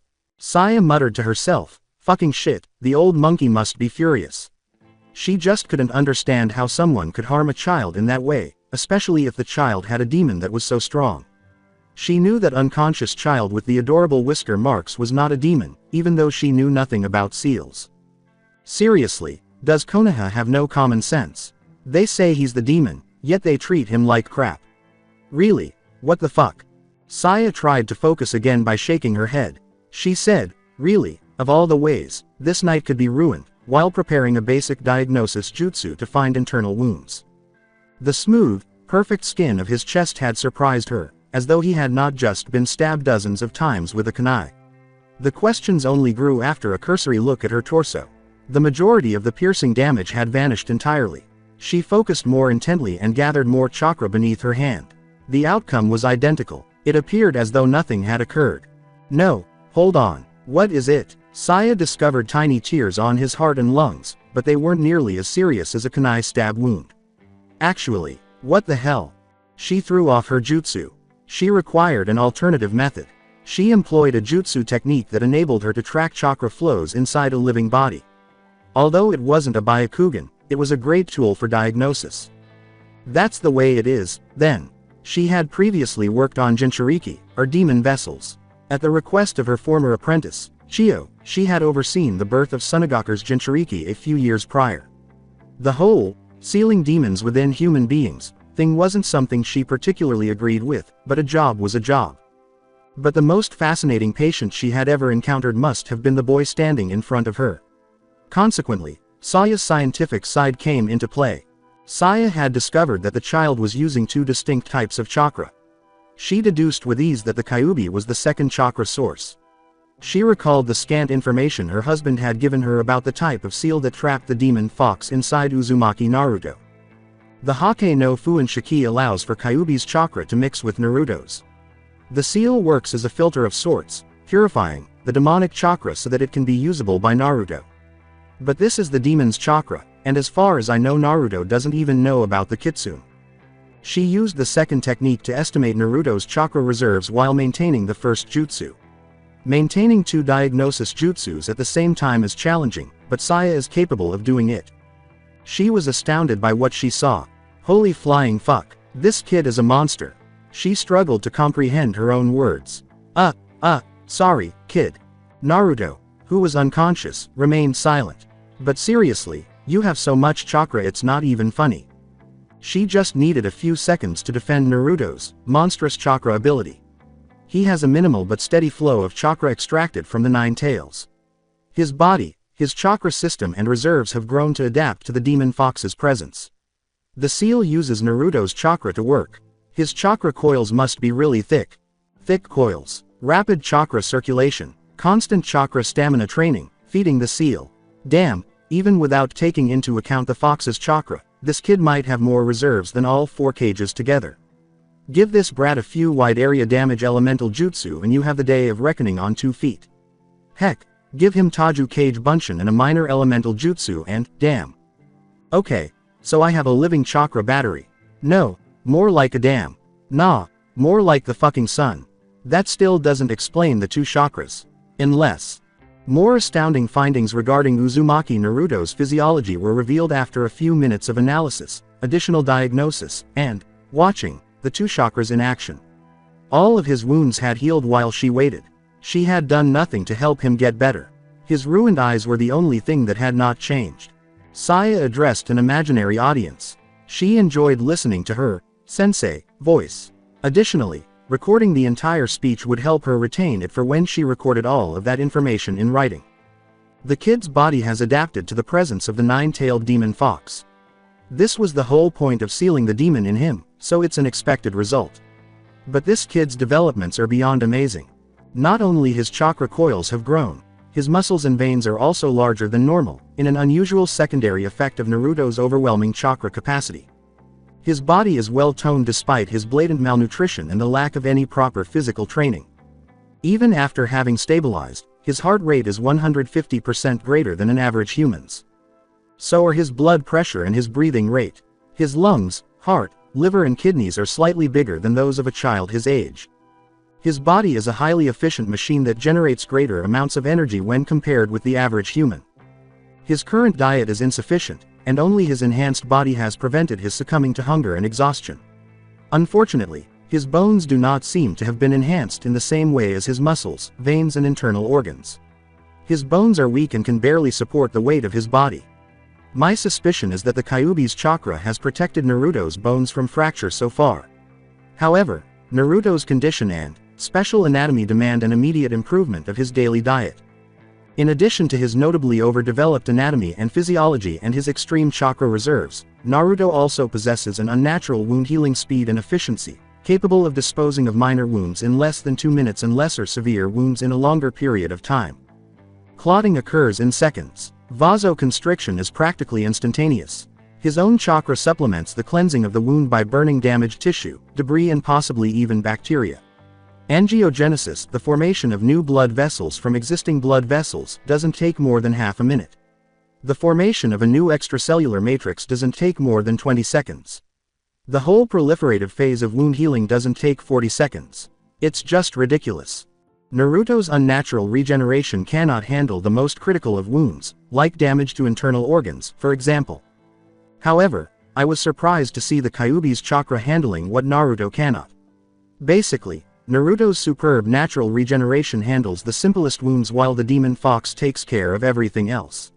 The fact that the demon fox protects Naruto's body implies that it cares about the vessel's well-being. My hypothesis is that the demon fears that Naruto's death might result in his own. I'll have to talk with Shiki about it. Saya understood that she would also have a lengthy conversation with Hiashi. Naruto had been carried there by the man. He must have observed Naruto's absurdly quick recovery. She hoped that he had not told Itachi and his bodyguards about it. At the very least, it had to be kept a secret until Naruto's extraordinary abilities were properly discussed with the Hokage. I hope you don't mind, Kyuubi-san, but I'll take credit for your work for a while. She concentrated on the final issue, Naruto's eyes. Naruto's innate ability to heal quickly healed all of the damage to his muscles and skin. Kyuubi dealt with the damage to his internal organs. His eyes, however, were unaffected. She had witnessed the Kyuubi's chakra briefly touch the severely injured eyes before vanishing. It had happened to her more than once. She would have assumed the Kyuubi was scared of tampering with the damaged eyes if it weren't such a ridiculous notion. It had taken her some time to think of a theory that would account for the strange behavior of the demon's chakra. Apparently, the Kyuubi's assistance in Naruto's healing process requires conscious effort, whatever stands for chakra control and medical ninjutsu for a demon fox. Kyuubi can heal his own wounds, as clearly proved 7 years ago. Besides, when you're mostly made of raw demonic chakra, whatever that means, wounds aren't really much of a problem. In other words, Kyuubi can heal Naruto with his chakra because he knows how to heal his own body. This would also explain why Kyuubi was able to repair his heart and lungs but not his eyes. The structure of a fox's lungs and heart isn't radically different from a human's. The eyes, however, are a completely different matter. In conclusion, Kyuubi cannot heal Naruto's eyes because he doesn't know how to. Nei-chan. What is it, Chen? This isn't the mistake we were expecting him to make, right?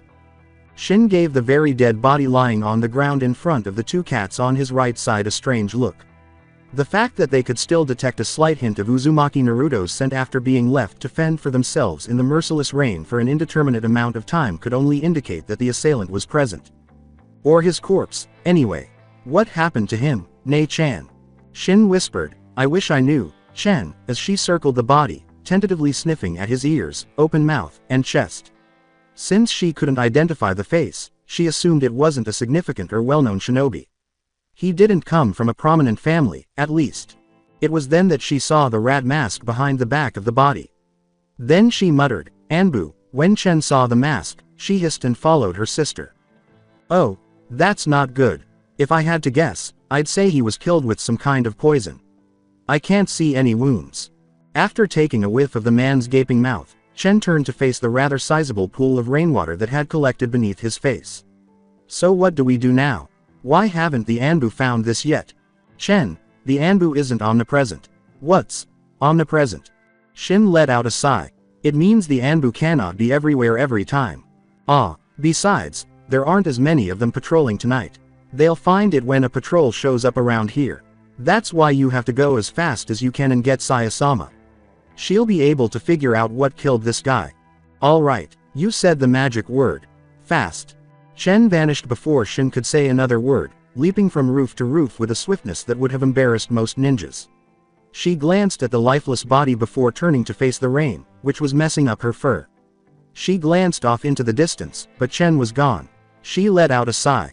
I expect lots of petting after this, Shiki-sama. And that's what I figured out so far, Suru. Saya had recently completed disclosing the findings of her diagnosis. Saya informed the Hokage, her husband, and the Hyuga clan leader of her findings after requesting that Itachi watch Naruto in case he regained consciousness, something she doubted, but with Jinchuriki, you never know. It didn't really matter if Hiashi joined the conversation because, she assumed, he already knew enough. In addition, observing his changing face as she explained the various abnormal traits that Uzumaki Naruto had outside of the entity that lived inside him. She was happy to see that Hiashi had the intelligence to recognize Naruto's potential as a shinobi if his innate abilities were fully utilized. She briefly had a vision of Uzumaki Naruto with Hyuga eyes. She found it difficult not to laugh at the outcome because it was so absurd and incorrect on so many levels. Genkei Keke. When you're Uzumaki Naruto, you don't require such things. It was also pleasing to observe how Sarutobi's stern face softened as his troubled heart was eased by waves of relief. The Horizon couple was aware that if Naruto had died, the elderly Hokage couldn't have handled the guilt. He was relieved, indeed. He was still enraged, though. Saya was thrilled to see the embers of rage in his aged eyes. She, like her husband, had had enough of seeing the council and the great clans play like a stupid old coot. Sarutobi's relief would never be total, though. Saya had already brought up the one concerning situation involving Naruto's health. So, is that your final conclusion, Saya? Before the Hokage even considered the possibility, Saya added a few more words. Yes, Saru. Naruto's eyes are beyond repair. The attacker might as well have gouged them out completely. It doesn't really make a difference. And medical ninjutsu is not capable of regenerating an eye. I can't do it. Nobody I know can do it. Tsunade can't, either. There was a long sigh from the Hokage. Hiyashi's gaze was fixed on the wood floor. Saya pondered the clan leader's thoughts. She questioned whether he was attempting to envision a world without sight. That must be fairly harsh for a Hyuga, she rightly surmised. She had no recollection of any natural or unintentional instances of blind Hyugas. Hiashi finally asked, what about a transplant? As he looked up at Saya, who grinned sadly in return. Her voice wrinkled. Well, normally I'd say that's the way to go, but, she said. Shiki always thought that gesture was pretty funny, and kind of cute. There are several issues with that. First of all, it's not like spare eyes are an available resource, unless you're willing to offer your daughter, Hiashi. Shiki struck his forehead with his right hand. Sarutobi merely gave a headshake. Had Hiashi not been so familiar with Saya's occasional outbursts of morbid humor, he would have used more violent means to voice his opinions. He therefore resorted to squinting and glaring at them with a dip of murderous intent. I'll take that as a no. You see, finding a suitable eye is in itself a royal hassle. And even if we had a suitable donor, who in Konoha would agree to offer his or her eyes to help Uzumaki Naruto? The Hokage let out another sigh. The harsh, icy truth was there. The pain and humiliation of not even being able to fulfill Yondaimi's final request, as well as the weight of failure on his shoulders, were unbearable. Hiashi simply nodded and realized for the first time what it really meant to be Naruto Uzumaki. Saya's words had opened the boy's eyes in a way that not even his bloodied, agonizing face had managed to do. Therefore, by borrowing a line from Horizon Saya's book, he permitted himself to release the constraints of his status and prestige, even if only momentarily. Fuck. Saya returned the smile. Fuck indeed, Hiashi-kun. Now, in the remote case we found a suitable pair of eyes, I still have my doubts about performing the operation. For the first time since she came out of the Kenkai room, her husband asked, why? With a tone of academic authority, Saya clarified, I've already made clear that the boy is not normal. His anatomy, physiology, heck, the brat basically has 2 chakra pools. One of them which he can't control because it belongs to a demon.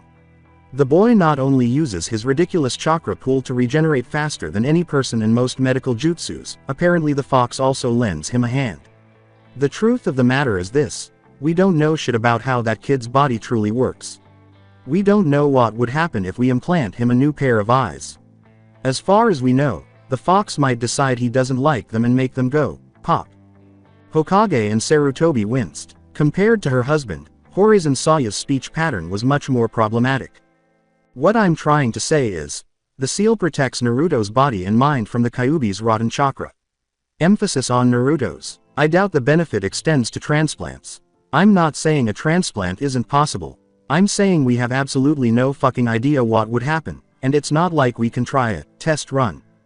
Sarutobi was relieved to be seated in a roomy chair. But he did wish it were a little more comfortable. His body pleaded with him to sleep, but he knew he wouldn't get any sleep that night because his headache had peaked again. So there are no options. Saya gave a shrug. My opinion is the closest thing to a medic nin we have here is that a transplant, while possible, would involve too many unknown variables. It's just not worth the risk.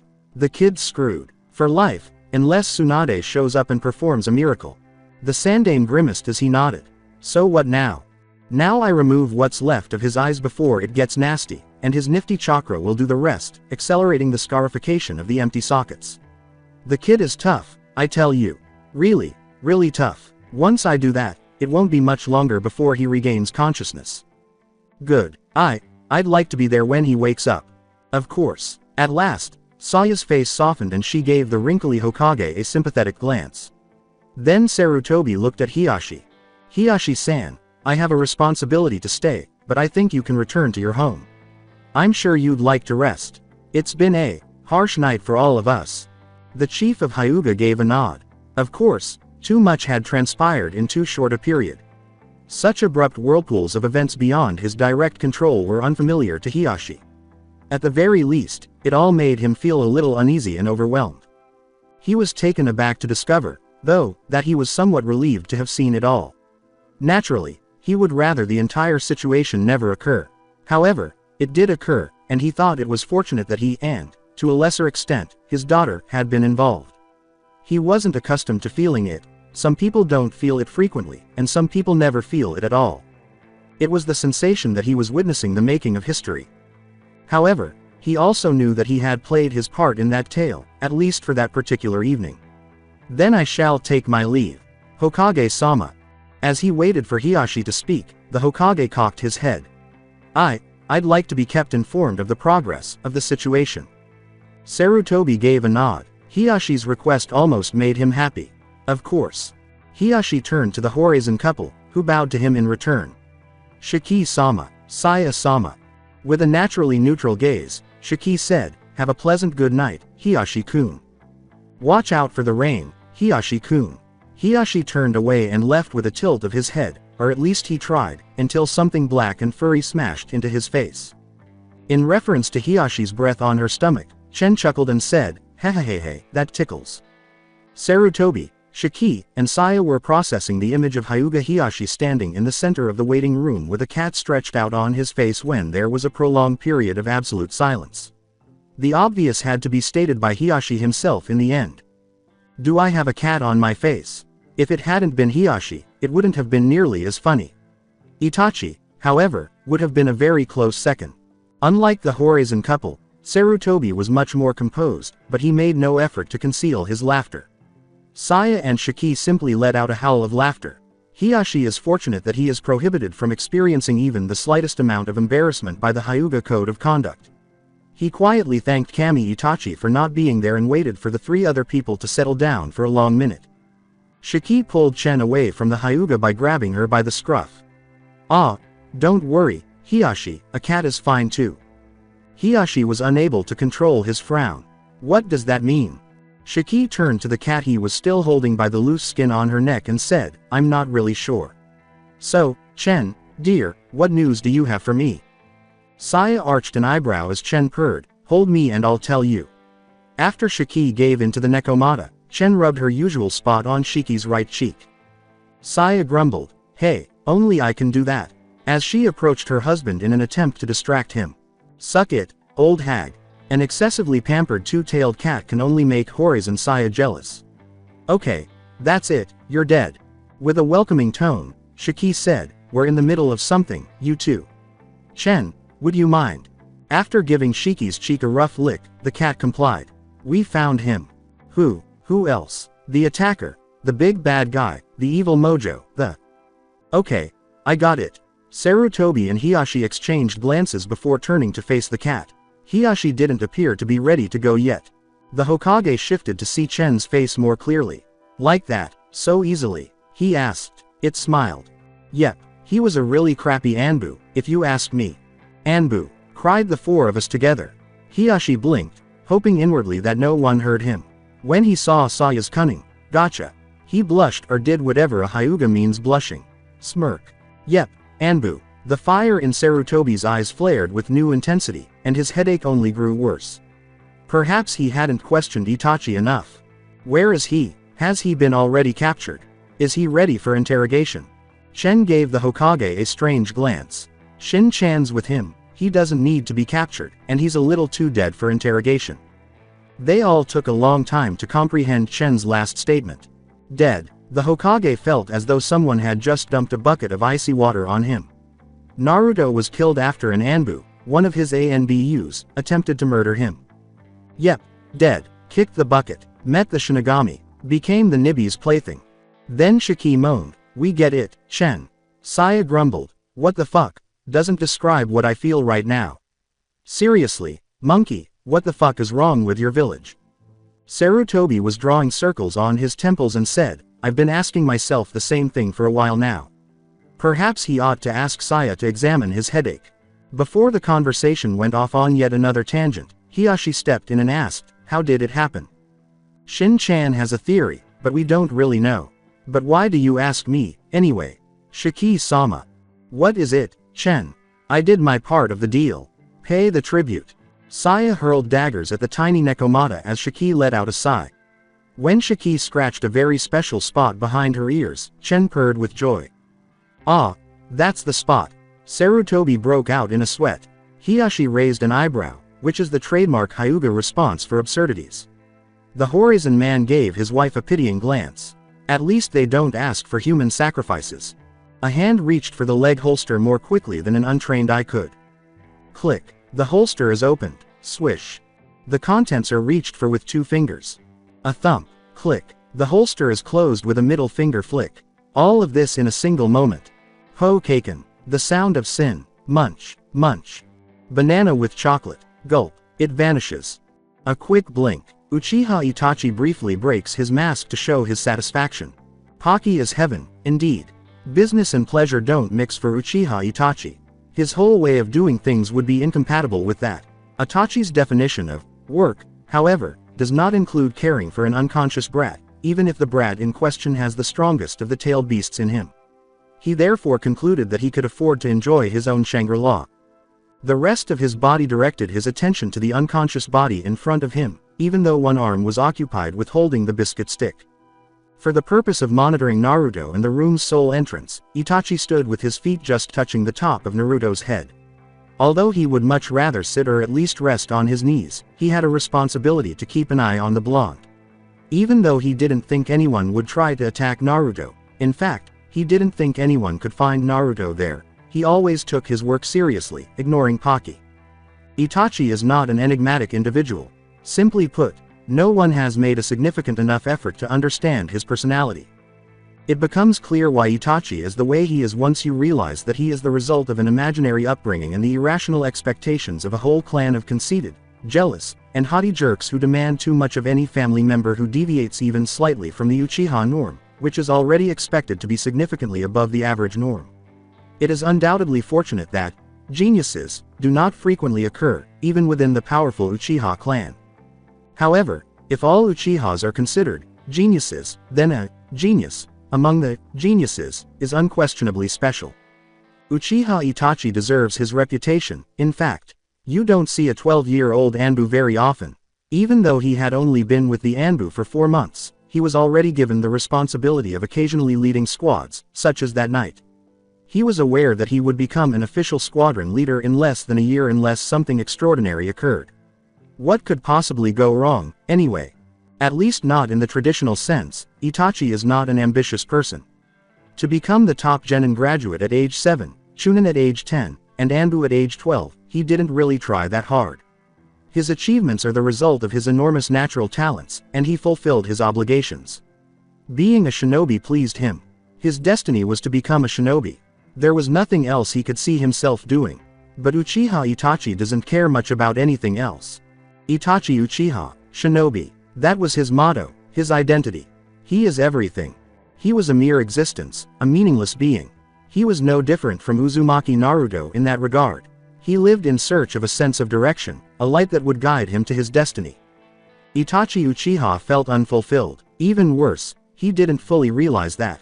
Thanks to Uzumaki Naruto, he enjoyed the unexpected change of pace that night had brought to his life. The boy had a restful sleep. If Itachi had been unaware of the macabre reality concealed behind Naruto's eyelids, the blonde would have appeared to be the epitome of tranquility. Naruto was in perfect condition, save for the complete loss of his sight, according to what little Horizon Saya had told him before she threw him out of the waiting room and locked him with the unconscious demon vessel. Uchiha Itachi was forced to acknowledge that the current state of affairs did not meet his expectations. "Perhaps you ought to have passed away," he pondered, his emotionless eyes piercing Naruto's face. "Perhaps it was best for everyone, including yourself." Itachi was aware, no matter how hard he tried, that child would never have the life he wanted. Throughout his life, Naruto would constantly watch his back, keeping an eye on anyone attempting to kill or feign use the creature he contained. With the possible exception of the 4 individuals outside the wooden double doors of the operation room, Itachi was the only person in Konoha who was aware of that. A second stick of Pocky in his hand, 1 second of fluid motion. The way the villagers treated the Jinchuriki was absurd. That's what Itachi believed, anyway. Why do they treat him like Konoha's outcast if they really believe he is the demon? They ought to show him respect if he were the demon. It's true that fear is the source of respect, but respect nonetheless. When someone has the ability to instantly reduce you to your elemental particles, seal and all, you don't insult and ignore them. It's just common sense, something that seemed to be desperately needed in Konohagakure. Itachi would have expected Naruto to have been granted the most normal life possible, especially considering the Hokage's law that forbade any reference to the 9 tails. Few people really dared to get too close and too physical with the boy, despite the taunts, profanities, and harsh words. The majority purposefully avoided and disregarded him. However, Itachi reasoned that, aside from the fact that Naruto survived, that might be the reason the assassination attempt was successful. No sane person in Konoha would have dared to try to end Uzumaki Naruto's life, so the attack was successful. Itachi solved the mystery of Uzumaki Naruto's assassination attempt with a single thought. Since it wasn't a mystery to him in the first place, he wasn't actually solving anything. Itachi considered the absurdity of it all just by glancing at the unconscious boy. What made anyone believe that child was a demon? He could break Naruto's neck in less than 2 seconds. He would really just have to hold out his hand a little and... Whatever you are thinking right now, please stop it. Itachi gave a blink. He hadn't sensed anyone coming in. That isn't typical. Uchiha Itachi is his name. He doesn't commit those errors. Did he spend so much time thinking? Another thing caught him off guard as he looked down at his arms. Naruto felt his right arm encroaching on his neck. At what time did I? He made the hasty decision to attribute this highly unusual series of errors to stress. He swiftly turned to face Horizon's wife, Saya, realizing that keeping quiet would only make matters worse. "I do not." Itachi looked into Saya's closed eyes. "Is that possible? You fear my Sharingan?" Saya was unable to discern whether Itachi's tone was one of disappointment or smugness. She felt uneasy about that, but she knew she needed to answer him honestly. She opened her eyes to look at the Uchiha's feet, then lowered them again to say, "Don't get me wrong, Itachi-kun. You can't blame me for avoiding something that can trap me in a genjutsu in the blink of an eye. It's simple survival instinct, but I do not fear the Sharingan, Itachi-kun, and I definitely do not fear you. I have fought the Sharingan before. I have defeated the Sharingan before. I can do it again." Saya would never acknowledge, of course, that she was painfully aware that Itachi would eventually overtake her. Yes, she was aware of Uchiha's true talent and his tremendous potential for strength. Horizon Saya has a keen sense of those things, but she is not a psychic. "Now, out. I have work to do, and Hokage-sama wants to speak with you." "We found the culprit." Itachi didn't blink at all. If he was aware of anything, it was to conceal his feelings. "So soon?" "Yeah, we're that good. Now, out. Let it drip, let it drip, let it drip." Drop by drop, the sound of water falling. It was his only companion in the dark. Let it drip, let it drip, let it drip. Even though the sound was slight, it could have easily been a sledgehammer in the dark. It didn't matter. Let it drip, let it drip, let it drip. To him, the excruciatingly slow staccato was everything. He and the drops were the only things present. Let it drip, let it drip, let it drip. He was not even aware of his body. He simply was. Let it drip, let it drip, let it drip. It was all about the sound. It was like a hammer falling on his forehead each time a drop of water touched the floor. It wasn't painful, or perhaps it was, and he had stopped caring. It was certainly annoying. Let it drip, let it drip, let it drip. He concentrated on the sound because he had nothing else to do. Then he realized that the sound was that of water falling on water. He became conscious of his own wet condition when he noticed that there was water on the ground. The awareness of existence accompanied the awareness of wetness. I am because I am wet. The awareness of his discomfort accompanied the awareness of his existence. In essence, he felt awful. But there was only annoyance, not pain. He was wet, exhausted, and filthy. In a fit of oversimplified conformism, he felt so heavy that the mere thought of attempting to move was promptly dismissed. He had no reason to open his eyes, and he didn't want to. The fact that his memories were the trees and his memory felt like a mist-covered forest on a dark, moonless night should have worried him. Though he was aware of their existence, he was unable to pinpoint one and kept running into concepts, sights, impressions, and perceptions. He tasted evil, smelled pain, heard blood, felt a girl's voice, and saw pain. His senses and memories blended together. A broken soul and a frail psyche tore apart the lines between reality and perception. The last thing he recalled before he fell was unaware. Asleep was a man, but he was unable to identify who he was. In all honesty, he didn't feel all that horrible. He thought he should feel worse, but he didn't know why. He decided that he could cope with worse. Yes, even in the face of such adversity, I'm always the optimist. He decided it was time to open his eyes after coming to that conclusion. How could he have known that what he would see would not be to his liking? He opened his eyes, then. He realized he ought to have kept them closed the instant he did that. It was like some kind of scalding, foul-smelling sludge that washed over him, something intangible and invisible yet clearly present. Something else pinned him to the ground, even though he knew his first instinct should have been to rush to get up and get rid of the viscous substance that was slowly burning his skin. It was more than his fatigue. The memory was hazy and fragmented, but he knew exactly what he was feeling, so he knew what it was. Fear. However, it wasn't any of the types of fear he was familiar with. It was nothing compared to his fear of rotten eggs, maggots in his meat, the dark when his tiny apartment's electricity failed, which happened all too frequently, or the spoiled milk he had fought so hard to purchase. It wasn't as though the most inventive threats from some of the villagers' well-hidden fears suddenly came to pass. On the contrary, this was something he had never encountered before. At the 90-something% of his genes that are the same as those of any other animal life form, it was a more fundamental kind of fear, something that pulled at the most fundamental and primal aspects of his existence. As his overwhelming urge to flee clashed with his equally overwhelming desire to close his eyes and act as though nothing existed outside, the conflicting emotions threatened to tear his mind in two. Act as though he didn't exist. His mind said no, but his body screamed. His body said no, but his mind screamed. He had lost his knowledge. He simply didn't know anymore, and his body, soul, mind, heart, and spirit all felt like disparaging, dispersed entities. He questioned his own existence once more, or perhaps he came to the conclusion that he was nothing more than fear, a twisted, shapeless, pitiful mass of fear. Regardless of where he was, he stayed there, staring down at the single eye. Naturally, he was aware that the eye was most likely as big as he was. Too shocked to even question why he could only see one eye, he was too disorganized to conclude that his position and the angle from which he was looking up were the cause. He and the eye were the only things present, regardless of who he was, what he had become, or what that thing had made him. The tiny, savage, inhuman black pupil that looked down at him as though it could kill him with a single glance, and the eye that appeared to be composed of living flame. And it might. That being said, he looked up despite his fear, paralysis, exhaustion, and confusion. He didn't take his eyes off it. He would look at the eye because it is looking down at him. It was preferable to the never-ending blackness. Aside from the unending darkness, it was the only thing. He looks up, challenging, the eye with one final burst of resolve, hoping that his expression will convey the miserable sapling of emotion he feels. After all, if Uzumaki Naruto possesses anything, it's unending resolve. Amusement, respect, irritation, delight, outrage. The eye moved in an unreadable way. As the eye gradually descended toward him, Naruto felt the very center of his being freeze, tremble, and shatter.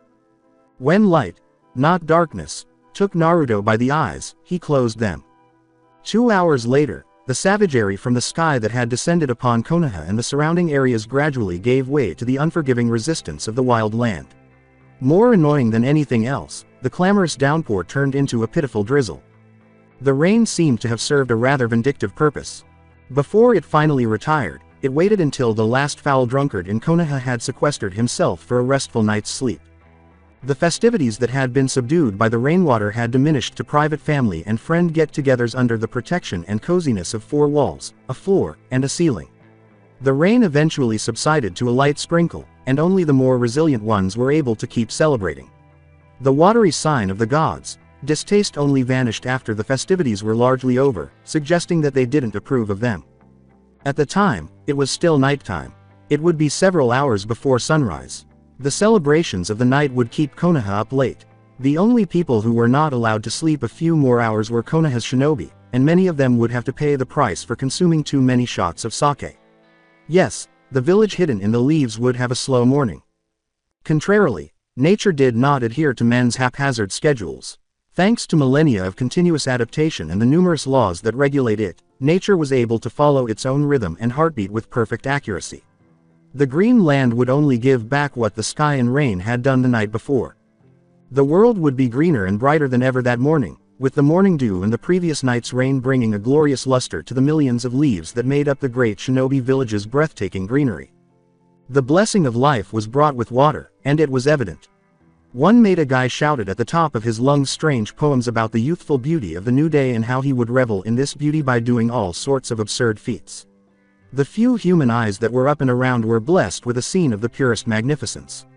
Nature was unconcerned, just as it would be when a second voice joined the ostentatious Junins a few years later.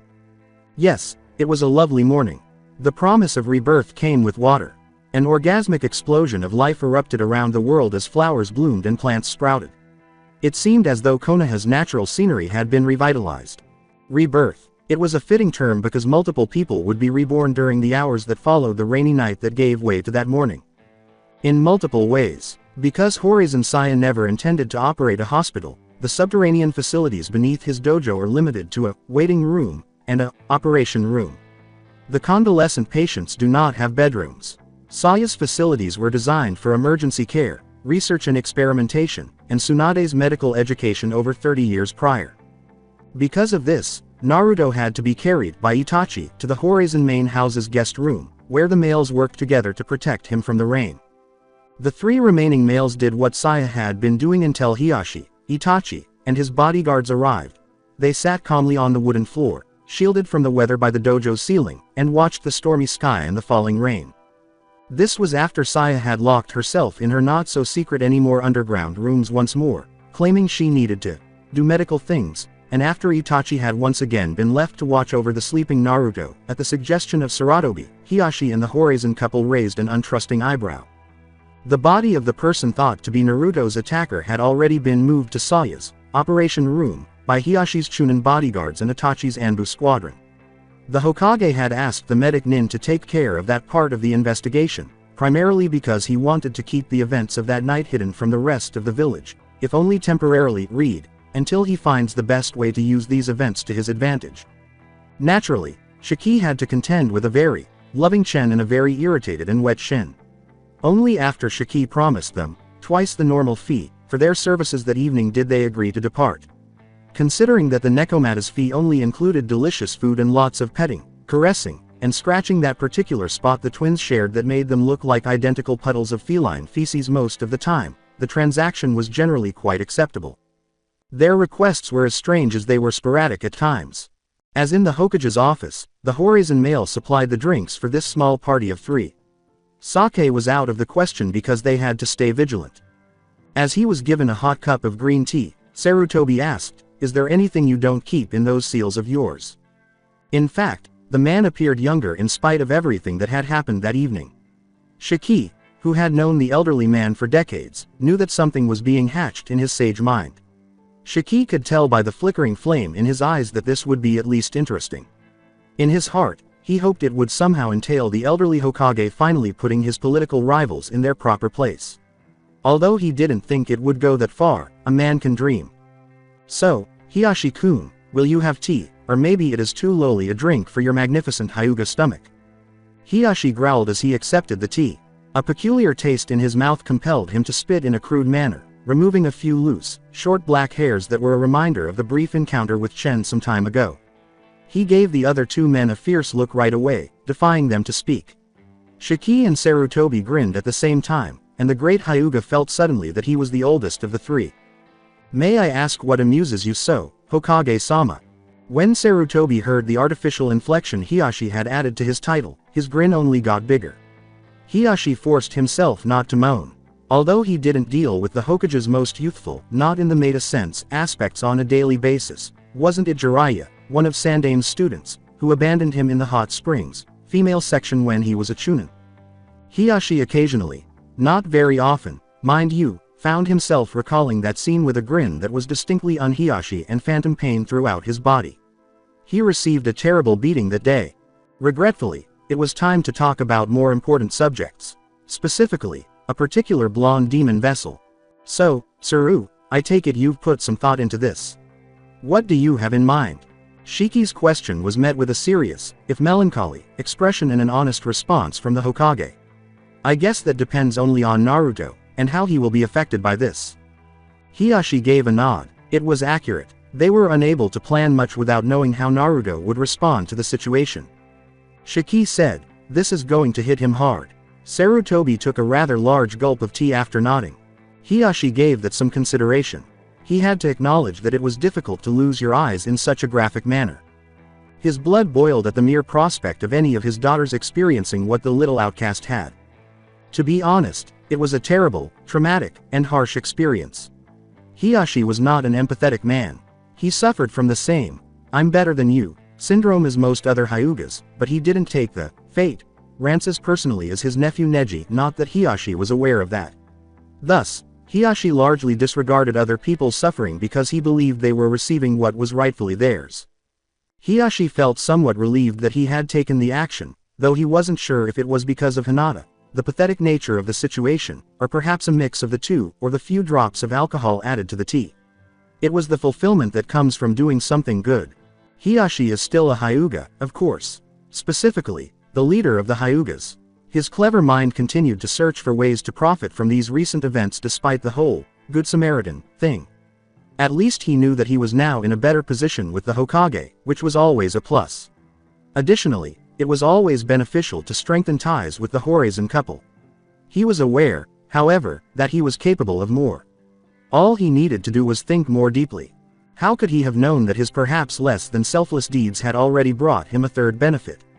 A fourth, too. Hiashi turned his attention back to the blonde vessel and attempted to add something, if only to maintain the conversation. He'll be all right. Shiki and Sarutobi blinked, taken aback and impressed by Hiashi's word choice. The Hyuga went on to give an explanation. They nodded. He was conscious when I found him, as I believe I told you. That child, he is strong. I'll acknowledge that. Shiki remained silent. He silently observed Sarutobi's response. Hiashi quietly activated his Byakugan to do the same, turning away to gaze at the tiny house where Naruto was currently sleeping.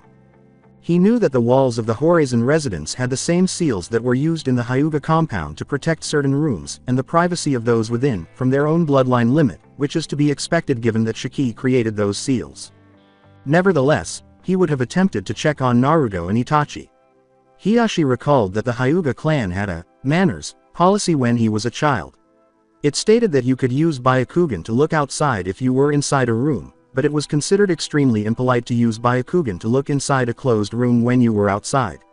When it became clear that too many Hyugas were not above disregarding etiquette, the seals were required. Hiashi knew he had said the right thing when he saw the expression of deep appreciation and gratitude on the old Hokage's wrinkly face. If he'd had a inner Hiashi, the alternate ego would have yelled something like, "Score 1 for the H-man." Oh yeah. The Hyuga leader had already gotten into enough trouble when a younger Jiraiya called him that in front of women, so let's overlook the double meaning of words like, H-man. Women with obnoxious right hooks. Shiki came to the conclusion, well, you can deal with Naruto when he wakes up, I guess. But what about? Sarutobi cut in, I know. I have no intention of leaving this matter unresolved. Someone has gone too far. Unwillingly, The other two men shuddered at the surge of murderous intent that filled the air around the Hokage. Shiki felt compelled to lighten the atmosphere. Well, we can only hope Saya has some interesting news for us after she's done with the body. Yes, the Hokage vaguely murmured. But there's something else that worries me. Hiashi asked, and what would that be? Just what will it be of Naruto now? Even though it was totally superfluous, Sarutobi added a few more words. He cannot live alone anymore. Not like this. Shiki gave a nod. He looked at Hiashi and a sly smile came over his face. That's true, he's going to need someone to take care of him. How about the Hyugas? You gain a loyal child, your little daughters get a new friend, and the Branch family will probably love him. I mean, they both have unfair seals, right? It would be like the Rejects Club, or something. See, everyone's happy. Despite the terrible glare from Hyuga Hiashi, Shiki's smile remained unwavering. The Hyuga leader concluded that he didn't even need to explain why Naruto's existence in the Hyuga compound was utterly, and cosmically impossible. Shiki said, well, the orphanage is not an option. Even if they actually liked him over there, they wouldn't be able to give him the specialized attention he needs and deserves. He needs a guide, a comforting hand, a shoulder to lean on, someone who can be his eyes until he learns to fend off by himself again. Hiashi was the next to grin. My, Horizon-sama, it sounds as if you've just offered yourself. Shiki stopped. He hissed, quiet, before Saya gets. What, dear? Saya smiled dangerously at her husband, choosing that exact moment to emerge from the earth's depths. What are we talking about? Hiashi took the initiative right away, much to Shiki's dismay. Saya-sama, we were discussing your husband's very kind offer of watching over the young Uzumaki now that he can't live by himself.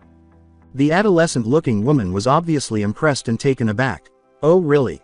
Hiashi insisted. Yes, naturally. Saya was convinced otherwise by Shiki's horrified expression toward the Hyuga leader.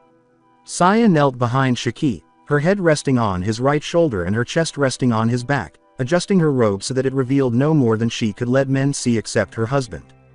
It's not such a bad idea, dear. You know I always wanted to give you children. Shiki gave an eye roll.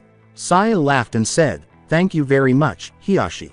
Hiashi sipped his tea and gave a solemn nod. You are most welcome. Great tea. Sarutobi gave something a nod of agreement. Shiki, don't you remember what you promised the Yondaime Hokage? The tea's quality. Hiashi's suggestion. Despite his scowl, Hiashi's mind smirked and gloated, silently giving thanks to whatever fate brought him to the deserted street where he discovered Uzumaki Naruto. He simply knew that he would have an advantage over all other clans and families after that night. All he needed to do was play his cards correctly and let the others speak. He would be the one to listen. And Hiashi would use the tried and true dagger between the shoulder plates tactic and support the Sandaime when all the other clans and families turned against Uzumaki Naruto and the Hokage, as he knew they would. He was certain that the Hokage was the best option after everything he had witnessed that evening. Those who even dared to criticize him would only end up in hell. Additionally, he could always send them to the Lion's Den, which is the Hokage's office, to watch the show while he searched for more manageable replacements if his own clan council didn't approve of his idea. From that day on, Hiashi gave careful thought to treating the Kyuubi's jailer with more kindness. He thought about making Uzumaki Naruto an honorary Hyuga because of his morbid and restrained sense of humor. Nevertheless, he made the sensible decision to return his attention to the discussion between the Horizon and the Hokage before his thoughts became unmanageable. Shiki narrowed his eyes and made a flat line between his lips as he looked down at the Hokage in a deadly serious expression. As far as I remember, Tsuru, the promise I made doesn't say anything about raising the brat. Besides, the conditions of the fulfillment of that promise have changed after tonight. The Hokage looked down sorrowfully, blinking as though he had suddenly realized something. Yes, you're right about that.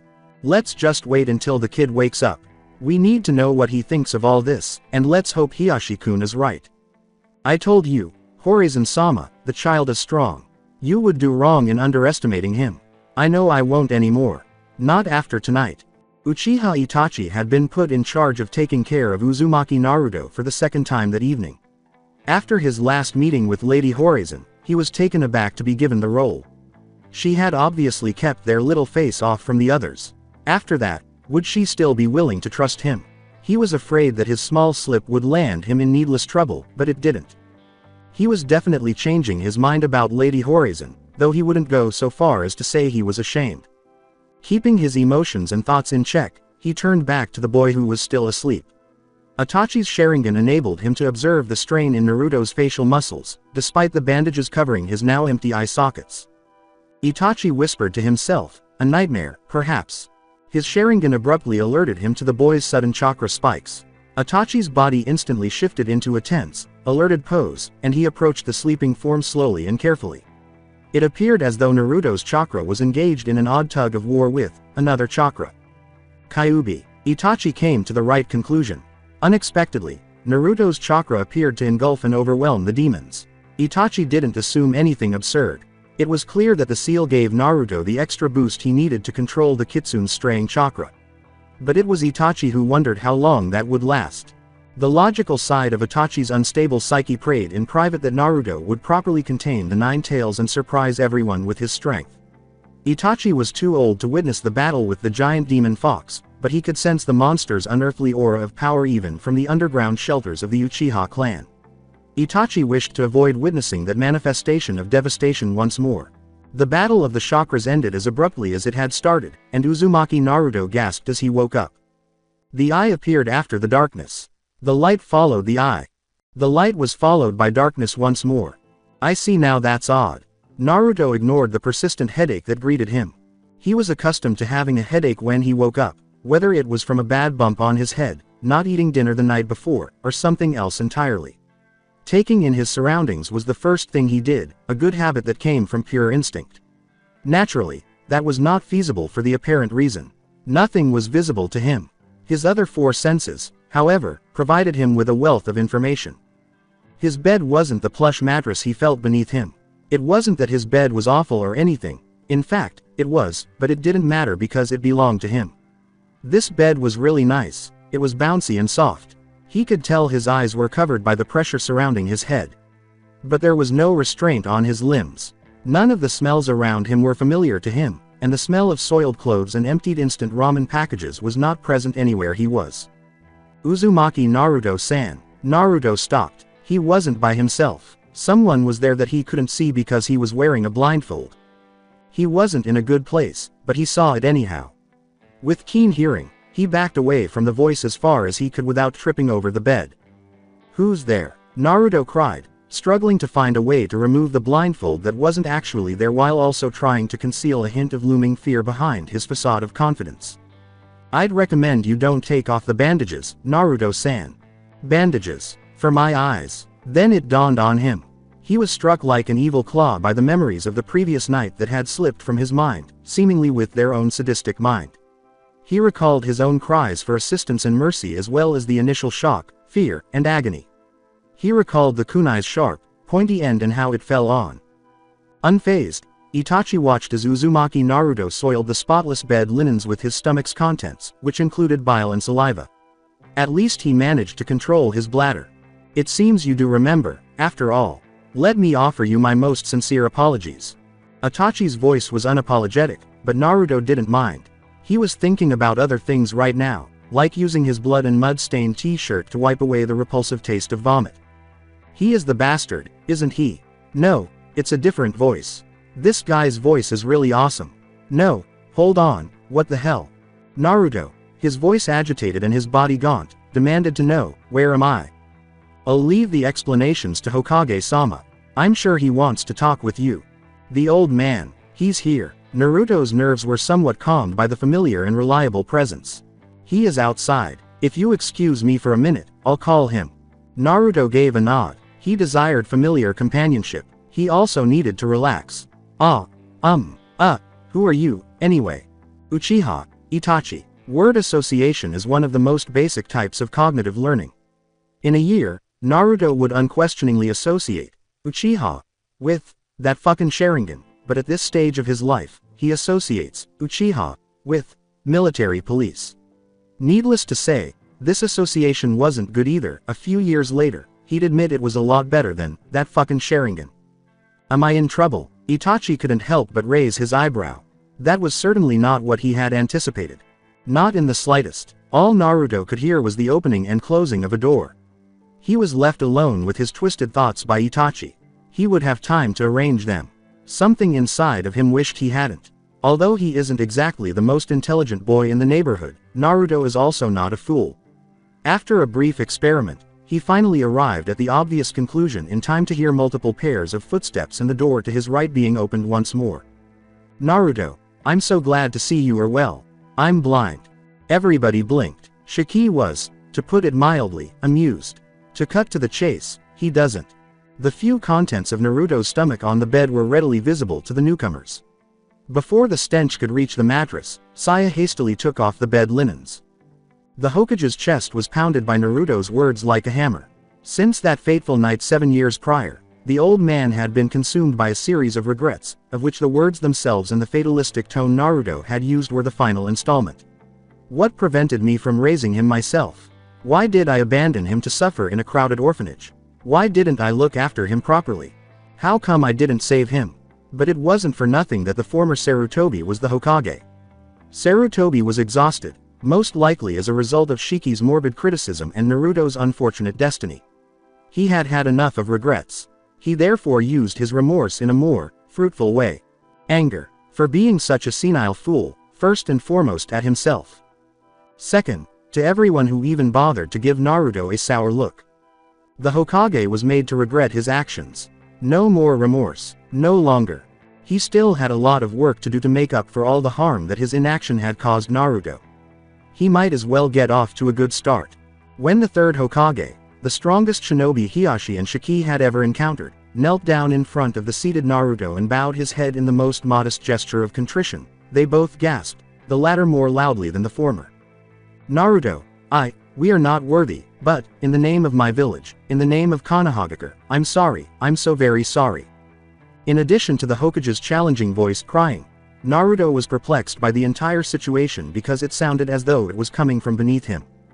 "Hokage-sama is kneeling and bowing in front of you, brat," Shiki said. "He is apologizing, and he expects a response." The situation was already insane, so Naruto didn't even bother with this new voice. The voice was correct. Anyway, the old man was entitled to an explanation. Unfortunately, Naruto's age was a barrier because he lacked the lexicon and intelligence to think of appropriate words to use. "Old man," Sarutobi's forehead was resting on the wooden floor until he raised his head. "I shouldn't have allowed that to happen. My parents' job is to take care of me." Naruto shrugged and smiled sadly. "They're not here, so there isn't really anyone to blame." Saya and Shiki flinched. "He's so direct, damn it." "Naruto, I'm really sorry." "Yeah, got it, old man, I'm telling you it's not your fault. You should be thinking of how you gonna make up for this." The Hokage gave a blink. Everybody blinked except Itachi. Shiki gave Hiashi a quick look. Even the Hyuga was surprised by the blonde ship's reaction. But they were astute enough to recognize the boy's disguise. Even Naruto Uzumaki cannot lose his sight and pretend that nothing happened. The saddest part was that Naruto had also lost the ability to cry because of his eyes. The elderly Sarutobi sighed and slowly shook his head. For a brief moment, he forgot that Naruto could no longer see him and grinned at him. "I ought to have realized." "Don't worry, Naruto, I already have a few ideas." "Damn right you do, old coot." The Hokage let out a sigh. "Naruto, would you give us a minute?" Yes." Sarutobi bowed courteously and ordered the other four to leave the room, saying, "Thank you." He looked at the Uchiha and the Hyuga. "What happened tonight is a secret between us and the other witnesses. Hiashi, I fully expect you to ensure your bodyguards' secrecy. Same for you and your Anbu squad, Itachi." Hiashi retorted sharply, slightly irritated at Sarutobi, suggesting that he was unable to compel subordinate Hyugas to obey. Of course, Itachi just gave a nod. For him, secrecy was most convenient. The ferocious Hokage issued another warning, saying, "I can make this an S-ranked secret punishable by death. Don't make me do it. Now, Itachi, you may go back to your patrolling. Thank you for your help." Although his face didn't convey it, Itachi wasn't particularly excited to return to his dull routine. He turned to the Horizon couple and bowed respectfully before the Hokage. "Horizon-sama, if you don't mind, may I visit Uzumaki-san at a later time?" Itachi quickly excused himself after noticing the odd look on the married couple's faces. With the attacker being one of my fellows, I find it necessary to extend a proper apology to Uzumaki-san. That was an obvious lie, and everyone knew it. For obvious reasons, Itachi was unable to tell Naruto that he was an Anbu. The fox mask did little to conceal who he was. In any event, they believed that Itachi still knew nothing about the reasons behind the deceased Anbu's death or his motivations. They had no real justification, though, for denying him permission to see Naruto. With matter-of-factness, Shiki stated, "I don't really care." Asked the nurse. Saya gave her husband a growl before responding. "The boy needs all the support he can get right now. You're welcome to visit him anytime you want, Itachi-kun, as long as you come with the proper intentions." In front of the Horizon couple, Itachi bowed. "You have my thanks, Hokage-sama, Hyuga-sama." Itachi vanished after a hand seal. Shiki was unable to contain his admiration for Itachi's nearly faultless shunshin. Sarutobi looked to Hiashi now that Itachi was gone. "I'm sure you, too, could use a few hours of sleep, Hiashi." The Hyuga leader was informed by those words that his involvement in the events of that night was over, and that it would be permanent. "But, may I share a few words with Uzumaki-san before leaving, Hokage-sama?" Of course, Hiashi was worried that Naruto didn't appear to notice his arrival when he shut the door behind him. The boy's tiny fists gripped the bed linens, his gritted teeth and whitened knuckles revealed the inner turmoil he had so bravely attempted to hide from them earlier. Since his wife's death 2 years ago, Hiashi had not shed a tear. He occasionally felt the first tears welling up in his eyes when he was by himself and his mind wandered to happy recollections of her companionship, her devotion, and her love. Naturally, he would never confess such a thing to anyone. At that moment, Hiashi realized the distinction between being unable to cry and refusing to cry. After all, there's a reason why people cry. There must be a lot in your mind right now, Uzumaki Naruto. His voice caused Naruto's head to jerk in that direction. Hiashi could tell Naruto had recognized his voice even without his eyes to convey emotion because of the way his initially startled expression soon calmed down and transformed into a sour smile. Hiyashi's suspicion was confirmed when Naruto said, "Ah, it's you." He tried to overlook the boy's lack of etiquette when speaking to an elder. In fact, he found it admirable that the boy could actually recall his voice. Under the bandages, Naruto clumsily scratched the back of his head. "Looks like I do have a debt with you, huh, sir, who are you?" Hiashi jerked. "Hyuga Hiashi." Naruto scowled, but his expression soon softened as he realized that scowling made his grating headache worse. "That name, I'm sure I've heard that name before, but..." As Hiashi observed Naruto change between various, thoughtful, poses and facial expressions, a throbbing vein on his forehead widened. The blonde brat in front of him didn't know the name of the most powerful person in the most powerful family in Konoha, but the Hyuga swallowed his pride and chose to accept that fact. Naruto eventually stopped attempting to recall. "Oh, whatever, don't worry, Mr. H. Here, insert the Hiashi twitch. Uzumaki Naruto pays his debts. I don't know how, I don't know when, but consider it done. It's a promise." After that, Hiyashi's expression softened a bit. He counted himself lucky that he would not have to initiate the conversation. Naruto sat on the bed by his right side, feeling Hiyashi's weight and hearing his approaching steps. "That is good to know, child. I'll be looking forward to it. Don't make me regret helping you." Nevertheless, Naruto couldn't help but smile. "Hey, I like you, Mr. H. You're kinda cool." Hiyashi's twitch came back in all its throbbing splendor. Never once did the few kids he occasionally saw refer to him as Mr. H, or describe him as kinda cool. Is that so? At that moment, Naruto realized he was speaking to an absolute stranger, whose face he was unable to see. His cheesy smile turned into one that was sheepish and a little ashamed. Yeah, so, where am I, anyway? I think Hokage-sama will do a better job explaining things than me. Geez, that Itachi guy didn't want to tell me a thing either. Why is everyone being so damn secretive? Hiashi discovered that Naruto was attempting to use the word secretive. He got up to go, saying, "You are in good hands, Uzumaki-san. Now I'll take my leave, and Hokage-sama will tell you everything you might want to know." Okay. Naruto's voice and expression captivated Hiashi. Was he let down? The reason behind Hiyashi's subsequent actions is only known to Kami. All we know is that he did, and aside from obviously finding Naruto, It was the best thing he could have done that evening. When Naruto sensed a hand on his head, his body tensed. Non-aggressive, non-forceful human contact was unfamiliar to Naruto. For his part, Hiashi was performing a task he recalled performing on occasion for his young daughter. Hinata seemed to like it, he recalled. He ruffled Naruto's spiky blonde hair gently and remarked, "I seem to think you are strong, Uzumaki-san. I think you are strong, and I have shared this opinion with the others. Do not disappoint me." Hiashi left before Naruto could do anything about it. And so it came to pass. The leader of the greatest clan in Konoha recognized Uzumaki Naruto in front of a genin team, a Junin sensei, a Chunin teacher at the academy, and a little girl with lavender eyes and short hair. In that rather unimpressive display of affection which, of course, wasn't even such for Hiashi, the Hyuga and the Uzumaki unconsciously made a deal. Hiashi was unaware at the time, but that one deed would make Uzumaki Naruto the Hyuga clan's most formidable defender. While Hiyashi's actions that night would be the first step, there would undoubtedly be other elements that would strengthen Naruto's loyalty to the clan, such as one Hyuga Hinata, one Hyuga Neji, one Hyuga Hanabi, and one caged bird, cursed seal, not necessarily in that order of significance.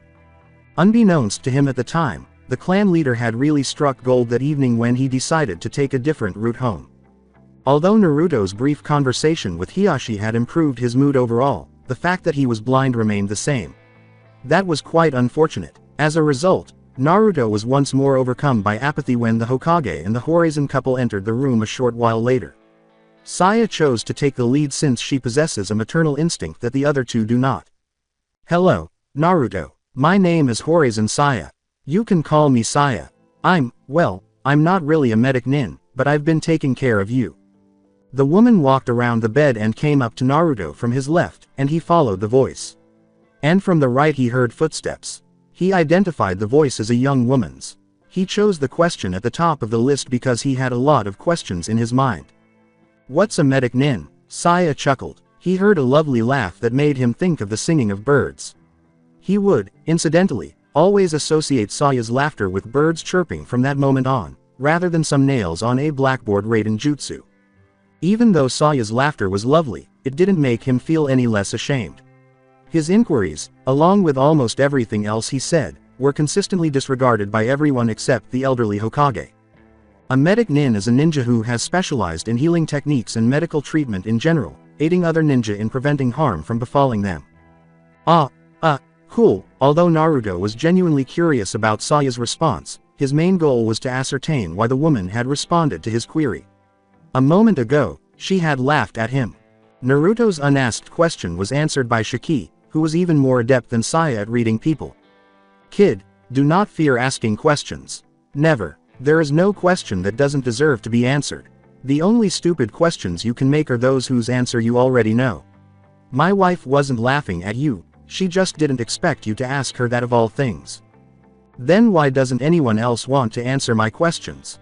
He bit his lip, the third Hokage. He was constantly reminded of the unfair circumstances that Naruto had been living under up until that point. No longer. He made a self-promise. Fortunately, Saya knew the best response to Naruto's query. "Isn't it obvious? Because they're jerks." Naruto gave a nod of comprehension, as though Saya had just unlocked the universe's secrets. He enjoyed his surroundings wherever he was. These folks, whoever they were, appeared to be good people. He did not overlook an interesting detail, though. Wait, wife. Yes, I am Horizon Shiki, Saya's husband. I am honored to meet you, Uzumaki Naruto. Sure, nice to meet you. Wait, wife. Shiki's gaze grew strained. The Hokage smirked and Saya giggled, but he ignored them and muttered, "Is it that hard to believe? But, aren't you, too young for that? Aren't you too young to know about marriage, anyway?" What's that? Shiki let out a moan. He has no idea what he is talking about. Remind me to tell you about marriage some other time. The point is, Saya is my wife. We're married. We live together. Here. This is our house. We're in the guest room. Got it? Naruto complained. Okay, but you didn't answer my question. Shiki jerked. A Genkai Keke. It is a Keke Genkai that greatly irritates his opponents. It must be. Since it's not a dujutsu, is there a pheromone involved? Saya and I are much older than we look or sound. I'd tell you more, but we have other more important matters at hand. You know, you can just tell me you don't want to answer. Shiki gave him a forehead slap. Sarutobi, please. Naruto. The blind blonde was informed of the presence of a clearly amused Hokage. Ah, old man, you're here, too, Naruto said, leaning toward the bed's right edge. He pointed with his right thumb in the direction he assumed Shiki was standing and whispered, seriously, what's the deal with this guy? In a conspiratorial tone. So now I'm this guy. Saya reassured her husband in a mocking tone, there. It made the Hokage laugh. Naruto, Shiki and Saya are good friends of mine, and, yes, they are married. In fact, this might surprise you, but they are actually older than me. Naruto needed to raise his mouth. What? But, he then turned back to face Saya. She doesn't sound like an old hag. Shiki flinched. It was a big mistake to call his wife old. Saya snarled, call me that again and I'll make you pee your brains out, brat. Naruto immediately swallowed. She sounded like the woman he had led to a back alley behind a fancy restaurant, where a man she seemed to know was doing something wrestling with a teenage girl who believed that a few loose pieces of cloth around her waist and over her chest made for nice clothes. Okay, frightful. Saya's voice instantly returned to its typical, sickly sweet tone. Great. Naruto perspired and shivered. An accompanying moan accompanied Shiki's complaint, can we focus on the matter at hand, please? Saya shrugged and asked, what's the problem? Naruto's asking questions and we're answering them. Isn't that what we intended to do? Shiki gave up and said, okay, I give up. Just as Hiashi had done just minutes earlier, the Hokage sat on the bed. How are you feeling, Naruto? Unfortunately, the light atmosphere they had managed to create in the room was totally destroyed by something in the old man's voice. Naruto gave the Hokage his most melancholy grin. He didn't want the old man to keep blaming himself, even though he felt like a complete mess. My head hurts, and, well, I can't see. The Hokage let out a sigh. After all, it had been a dumb question. I guess you'd like to know what happened, Naruto. Old man, Naruto used a teaspoon to measure his words. I kinda already know what happened, you know. Sarutobi was unable to contain his smirk. Of course you do, Naruto. That was another stupid question from my part. I'm very sorry. No problem, Naruto stated, lowering his head. He was unable to look at anything and was unsure of what to look at. The person. Saya interrupted Naruto's unfinished question by saying, he's dead. He was found dead not too far from where Hiashi-kun found you. Naruto blinked beneath his bandages. How did you? Saya clarified, clearly amused by his wince at the word kill, even though she could only see the muscles in his forehead moving. No, I didn't kill him. We still don't know how or why he died, but I'll find out soon. Just rest assured that the bastard got what he deserved. Naruto didn't appear particularly confident. Most likely because he was thinking of something else. The Hokage buried himself by opening his mouth and asking, what is it, Naruto? Why? Naruto was unable to fall asleep for several hours after that. Hours had passed while he was unconscious. He didn't want to sleep at all. Even the headache that had attacked him upon awakening had finally subsided, and he felt completely fine. His blindness was the only remaining issue. The realization that he would never again be able to see anything was difficult to accept. It was frightful. The girl, he couldn't imagine her as the old woman the Hokage had claimed she was, had told him a few minutes earlier that sunrise was still an hour or two away, and he knew that. Even though he knew it was dark, he was unable to tell. Night and day had become meaningless. It was all dark. In order to at least sleep for a few hours, the Hokage had retired. Later that day, he had promised to come as soon as possible. Naruto still remembered the best parts of their talk before he left. Why? Who do these things happen to me? Why does everyone hate me? OG-san, why won't you tell me? The old man had dodged the questions as usual, saying things like, no reason justifies what had happened to me, and other half-truths and encouraging remarks. Although Naruto genuinely liked the elderly Sandaime, there were moments when he wished he were larger, stronger, and older so he could kick the man's wrinkly ass. Even at the age of 7, he was aware that the elderly Hokage was keeping things from him. Naruto was aware that the elderly man understood why he was treated so poorly by everyone. When Naruto questioned him about his parents, the same thing occurred. Naruto, like all orphans, was curious about his ancestors. He was curious as to why they weren't there to care for, protect, and love him. Each time he posed the question, Sarutobi would sidestep it. Really, good intentions have their limits. To Naruto's left, he sensed Saya's presence. She had shifted a chair to the side of the bed.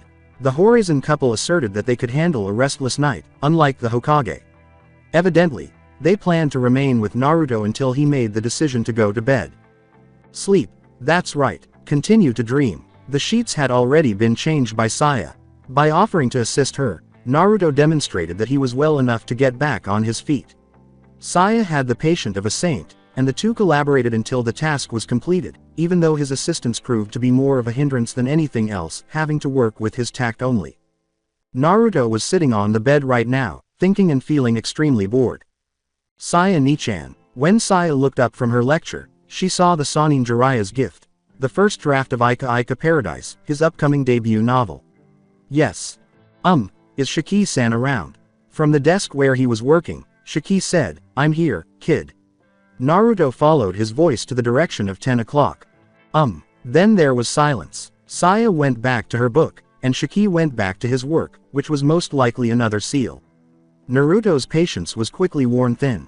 Saya Nichan. Yes. The woman asked right away, seemingly unconcerned by Naruto's persistence. Do you know my parents? Shiki gave his wife a stern look. His expression conveyed all the necessary information. Saya, watch what you say. Yes, I do, and no, I won't tell you about them. Naruto jumped to his knees right away. What? Why? Saya gave Naruto a sympathetic glance that Naruto was unable to see.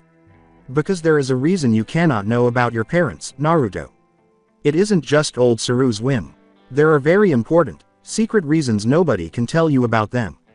I can only imagine how difficult it is for you, and I can only apologize. I'm really sorry, Naruto. Although Naruto experienced heartbreak once more, a sensation he was agonizingly accustomed to, his innate kindness prevented him from becoming enraged or despising Saya. The honesty in her voice was palpable to him. He whispered, It's okay, I guess. Saya would have been inundated with Naruto's most tearful, supplicant face if he had still had eyes.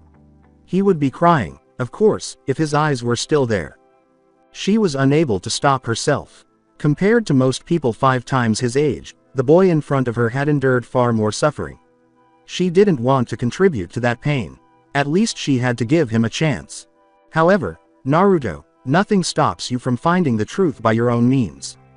She went on after she was certain she had captured the boy's interest. The answers you want are somewhere out there, Naruto. If you grow stronger and wiser you will find the path to those answers, I assure you. Even Saya's words and Naruto's unwavering resolve were insufficient to protect him from the waves of doubt that tore through his future shrouded in a never-ending blackness. But, what can I do?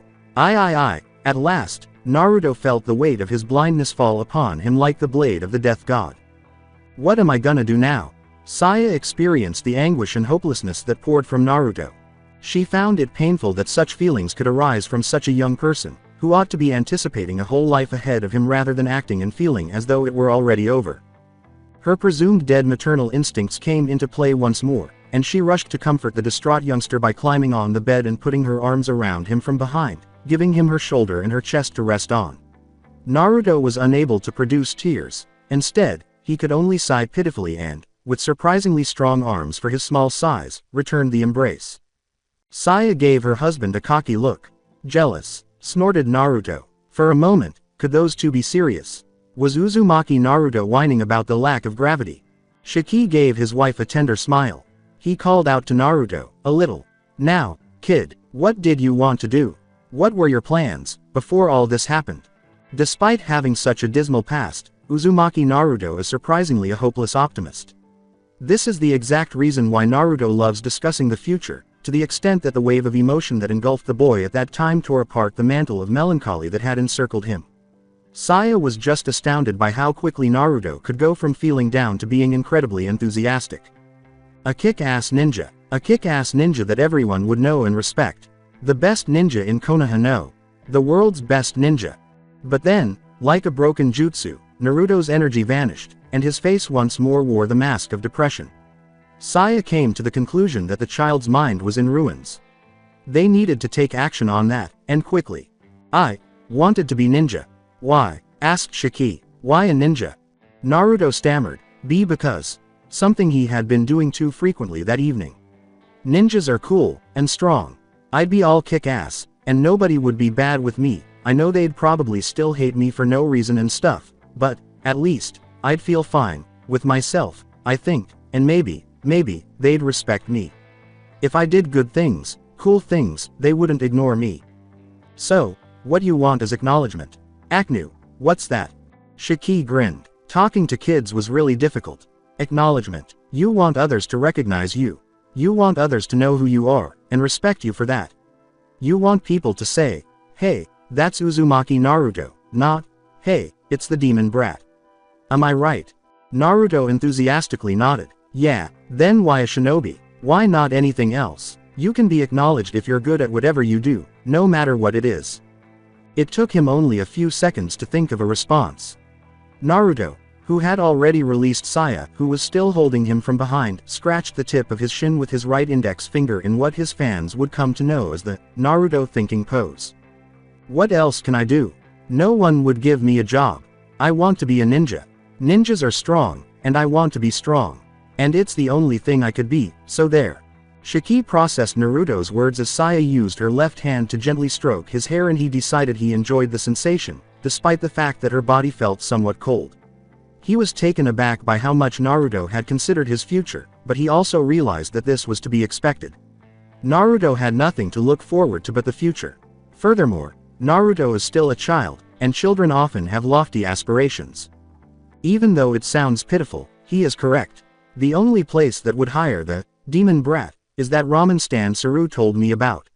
Regarding his motivations for becoming a ninja, I've heard worse, and he is a child. But now, Naruto mumbled pitifully, his shoulders trembling and his brain instructing him to cry but his body refusing to let it out. What am I gonna do now? I can't be a ninja anymore, I can't be nothing anymore. Shiki was oblivious to Naruto's grammatical mess. Why not? If he could have, Naruto would have rolled his eyes. The movement was produced by his muscles. Well, duh, I can't see shit. Shiki merely squinted, choosing to hold back from cautioning Naruto to be careful with his words. He only put up with his wife constantly saying, fuck, because he loves her too much. Later, he could always warn Naruto. Shiki's thoughts were currently focused on more significant matters. Specifically, preventing Naruto from turning into a gloomy bundle of emo. How the heck can I be a ninja if I can't see a thing? Why not? Naruto turned to look in Shiki's likely direction. Shiki gave his best explanation after noticing the glaring ignorance. You have lost your eyes, Naruto, but that doesn't necessarily mean you are blind. I feel very blind right now. Great, he's learned to be sarcastic.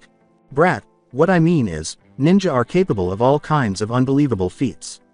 Ninja can summon all sorts of supernatural creatures. They can heal all but the nastiest wounds and cure all but the most extreme and rare illnesses. They can move at speeds faster than the normal eye.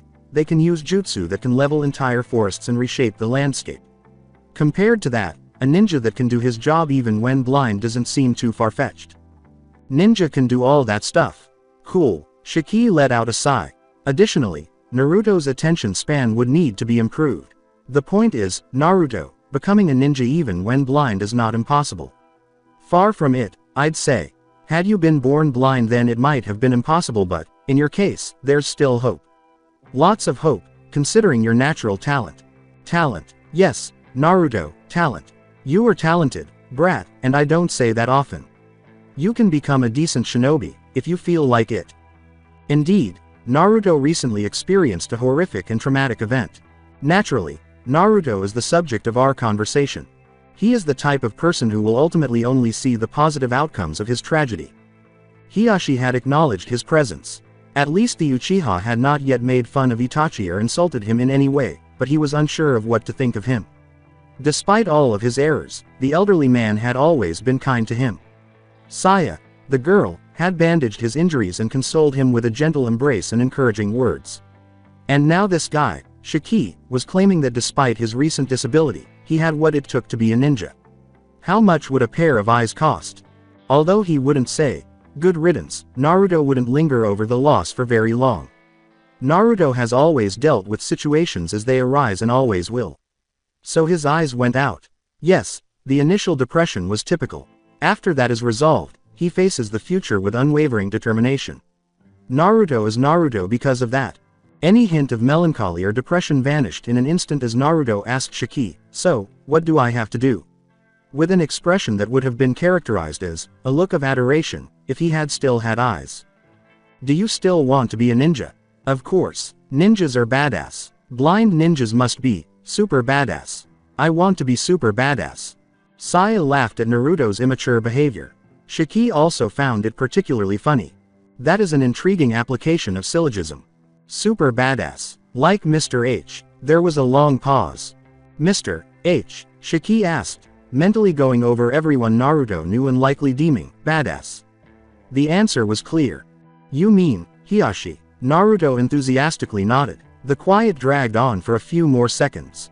After a minute, the Horizon couple laughed as if they hadn't laughed in decades, and a bewildered Naruto demanded to know what was so funny. His words were met with silence. Saya's previous plans to have lengthy sex sessions were long forgotten.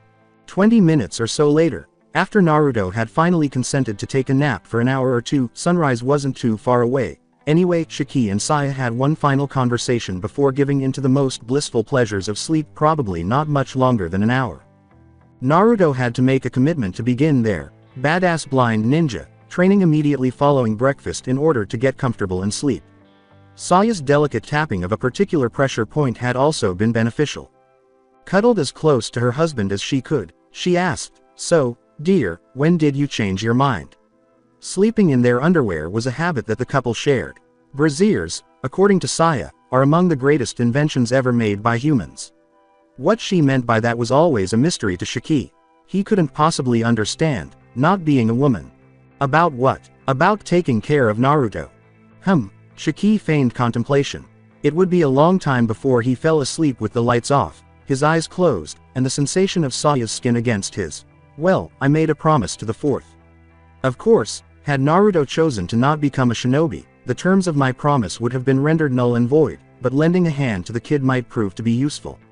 Saya mockingly remarked, "Such cold and harsh words." Shiki gave Saya a cheeky smile and ran a finger over her lips, occasionally avoiding her attempts to suck it in. "You know I wanted him to be my successor. The fourth, I mean. The lad had everything. Talent, cunning, the habit of thinking outside the box, he would have become the greatest. The Sannin, Sarutobi, he would have stood above them all. He was already well on his way. So you intend to convert Naruto into the new Yondaime?" Hell no. It took Shiki some time to realize that Saya was anticipating more from him. "I'll help Naruto become whatever he wants to become. Whatever it is, I'll try to make him the best at that. And if he chooses to study Fuinjutsu, you won't complain, will you?" "Of course not. I told you, I'm looking for a successor. Which brings me back to the question, why him? First of all, he's a Jinchuriki. That already puts him a notch above the average prospect. But, most importantly, he has what it takes, Saya. He has motivation. The kid wants to become as great as he possibly can. He has the talent. If what you said it's true, his body works at its maximum potential, and with his chakra capacity he could do things even cage-level shinobi could only dream of. He has wisdom, the kind of wisdom you only gain by facing the cold, harsh reality. Wisdom born of pain and struggling, like you and I struggled in our youth. And, most of all, he knows there's not easy, fast way to success, yet he is ready to do what it takes. He is blind, but he's willing to work, he's willing to train to jump that hurdle. He'll have to work 10 times harder than any other shinobi aspirant, and the damn brat is looking forward to it. Not even the other dumb blonde was so damn enthusiastic.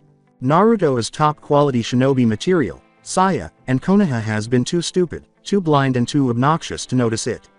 Well, guess what? I'm neither. How can you expect me to not want to mold that rough diamond into the most magnificent jewel? It will be my last and greatest project. Saya glanced up at her husband's face and asked, "Last project?" His eyes gleamed with a passion he only showed when they were making love. "Yes, Saya dearest, our last project. If there's someone who can do what needs to be done, it's that kid. After the appropriate preparation, of course. And when that is done and over with, we'll cease to exist. For a minute, they were silent, each of them absorbed in their own thoughts. Their final death was long overdue, and they wondered what it would be like. As they silently placed their hopes and expectations on him, they considered the child who was sleeping in the adjacent room. He would give them closure in exchange for them helping him become the shinobi he desired to be. Freedom and closure. As he played with and stroked her hair, as he frequently did with his priceless nekomata, Saya let out a sigh and purred. Uzumaki Naruto, I guess we'll have to be used to having a child around. Shiki smiled mischievously and said softly, well, you did say you wanted to give me children. Saya purred, but you know I like our privacy, Shiki, dear. Then you'll just have to try to be a bit quieter at night. Easier said than done. Oh, for Kami's sake, Saya. Well, I can't help it, I'm a screamer.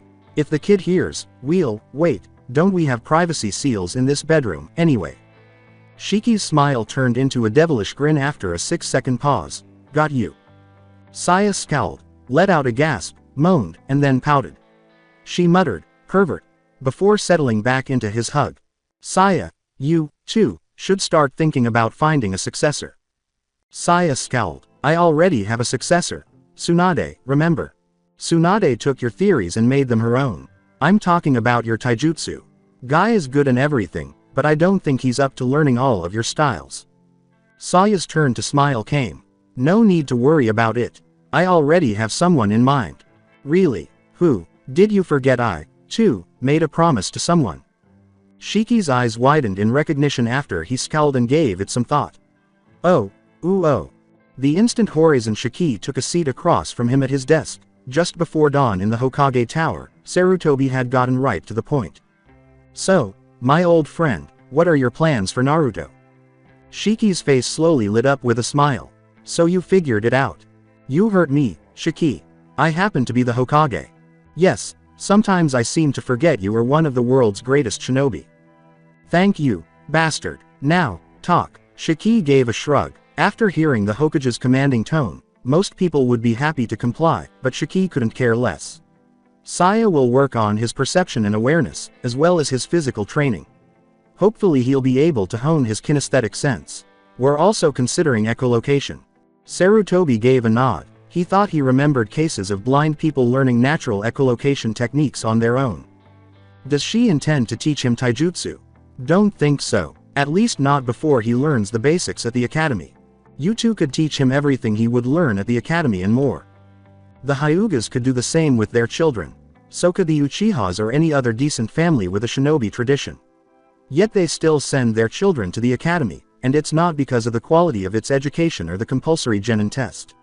You know I hate stupid questions, Suru. Once more, the Hokage nodded. All he had wanted was Shiki's opinion. The main justification for the Konoha Shinobi Academy was the necessity for the shinobi in training to engage with their future teammates in a supervised setting and form normal friendships with them. This served to further solidify the idea that Konohagakure is a single, large family that lives and fights together.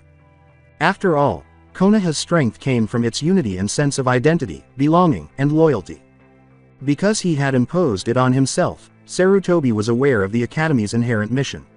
Naturally, this did not imply that he was making real ninja training a secondary goal. After all, the students were meant to learn the fundamentals. Their families and future Junin teachers would take care of the rest from there. Ninjas actually learned the majority of their skills on their own or in the most agonizing way possible, in the midst of their daily battle for survival. The Hokage demanded, "You told me about Saya. What about you? I'll teach him how to use chakra, and I'll help him develop a jutsu that replaces his lost sight." Sarutobi scowled, his incredulity clearly visible.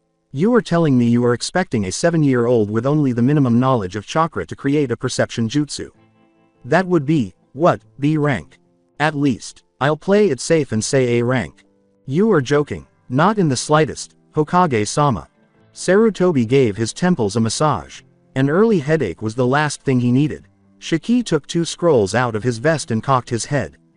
You didn't have breakfast, did you, old monkey? Sarutobi snarled. Shiki made a hand seal while grinning. Shiki unrolled the scroll on the Hokage's desk, and a metallic gray bottle and a tray of steaming meat buns appeared on top. The seal master said, "Neither did I." Then he called forth 2 cups and filled them with iced tea from the gray bottle. Picking a meat bun with almost childish delight, Sarutobi muttered, "Remind me why Fuinjutsu isn't taught in the academy, Shiki." Shiki felt compelled to respond even though he knew his friend had said that as a humorous remark. For the same reason medic nins are so rare, Suru. Because seals demand serious study, almost undivided devotion and a complete and extensive knowledge of the theories involved combined with cunning intellect, creativity and lots of intuition. That's why most shinobi only bother with weapon storage seals. Most of those so-called seal masters rarely use their seals in combat, except for weapon seals, of course. Not even Jiraiya. Tsunade's knowledge of seals is very specific, and Orochimaru. The Sandaime Hokage gazed off into the distance. He knew how Orochimaru used seals quite well. However, he had to concede that Shiki had a very good point. He was unaware of many other uses of Fuinjutsu in regular combat, aside from weapon seals, which is why the majority of shinobi who were proficient in seals were also experts in weapons. Hiraishin no Jutsu, the one technique that made him the yellow flash of Konoha and the target of Iwagakure's enmity, was developed by his successor, the fourth Hokage. On the very few occasions that Sarutobi had witnessed Horizon Shiki engage in combat, he usually used seals. The old Hokage had come to respect, recognize, and, to some extent, be afraid of Shiki's Horizon Mugen Kekai. To put it simply, it was frightening to see the combination of Shiki's developed and mastered ranged weapons, sealing techniques, and barrier techniques used in real-world combat scenarios. Although Sarutobi had already defeated it a long time ago and was certain that he could defeat anything Shiki threw at him, he still didn't want to face it again. What about Naruto? Will you teach him Fuinjutsu? Only if he wants to. And you want me to believe you won't influence his thoughts in any way that might lead to instill a desire for learning Fuinjutsu. Shiki gave an almost malevolent grin. What makes you think I can convince you of anything, old monkey? Ah, so true, so true. What could have been a 1-minute conversation between these two ended up taking 10 times longer due to their frequent and ridiculous digressions. Eventually, the Hokage brought the conversation back to its initial subject, asking, "Anyway, Shiki, about this perception jutsu, what do you have in mind?"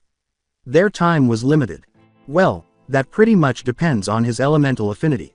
If he's a fire, we'll have to work with body heat. If he's a lightning, electric and magnetic fields.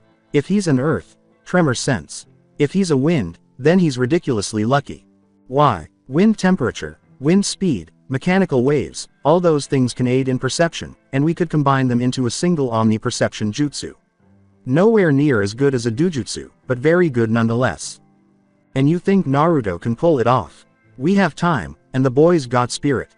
I can tell his mind is still a wreck because of the whole ordeal, but he's looking forward to training, and training might be what he needs to get over the shock. Also, he gets to stay away from the people that hate him, and Saya is fond of the brat. She never got over the unable to have children thing. Long ago, Sarutobi had grown accustomed to the peculiarities and customs of the Horizon couple. At times, their attitudes, gestures, and speech patterns were utterly arbitrary. They occasionally pretended to be older and acted like the esteemed elders they should be, usually when it suited them.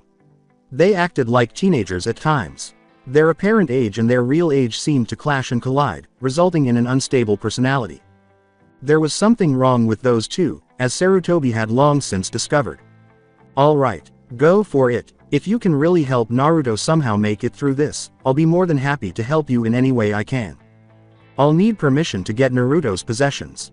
Yes, that won't be a problem. I'll handle the paperwork. It's not much that needs to be done, in any case. Shiki gave his younger friend one of his infrequently seen kind smiles. You really want to make it up to the brat, don't you? Yes, and I have every intention to. With a nod, Shiki drained his tea. Good, I take it the council will have to be informed of your intentions. The Hokage's face instantly changed. Yes, and that's why I called you here so early, my good friend. Shiki's eyes narrowed. Once more, there it was. Konoha's old grandfather had passed away. The irritable, moody, and occasionally impatient elderly man was no longer there. The individual Saya referred to as one of the few perverts I can't beat the crap out of was non-existent. His creases had transformed from signs of aging to representations of knowledge, wisdom, guile, strength, and victory. They were war scars that represented the numerous challenges he had overcome and the fact that he had lived for 60 years and was still going strong. Even though time wasn't on his side, Shiki could still see the same sly, loud, and spoiled young man in his eyes as the first and the second, who went on to become some of the greatest shinobi in history. Apparently extinguished from those eyes the day Kyuubi was sealed, the flame had returned with a vengeance. Konoha was no longer the main focus. Paperwork remained dull. Mission assignment remained dull. It was still tedious to meet with the clans. No, Konoha was no longer the focus. It concerned a young blonde whose wonderful smile had been irrevocably broken. It simply wouldn't be the same without his stunning cerulean eyes. It was about a young orphan who had been unable to protect a boy who had been cursed with a life he didn't deserve. It was about that boy and consequently about Konoha's future generations. He had no intention of changing the past or present generations, and he was powerless to do so now. He lost the families and the clans. Whatever he did, the Uchihas would be pretentious bastards, the Abarames would be, those bug freaks, in everyone's eyes, the Nara would be lazy, the Hyugas would still be arrogant though Hiashi seemed to have some hope, and almost everyone would despise Uzumaki Naruto.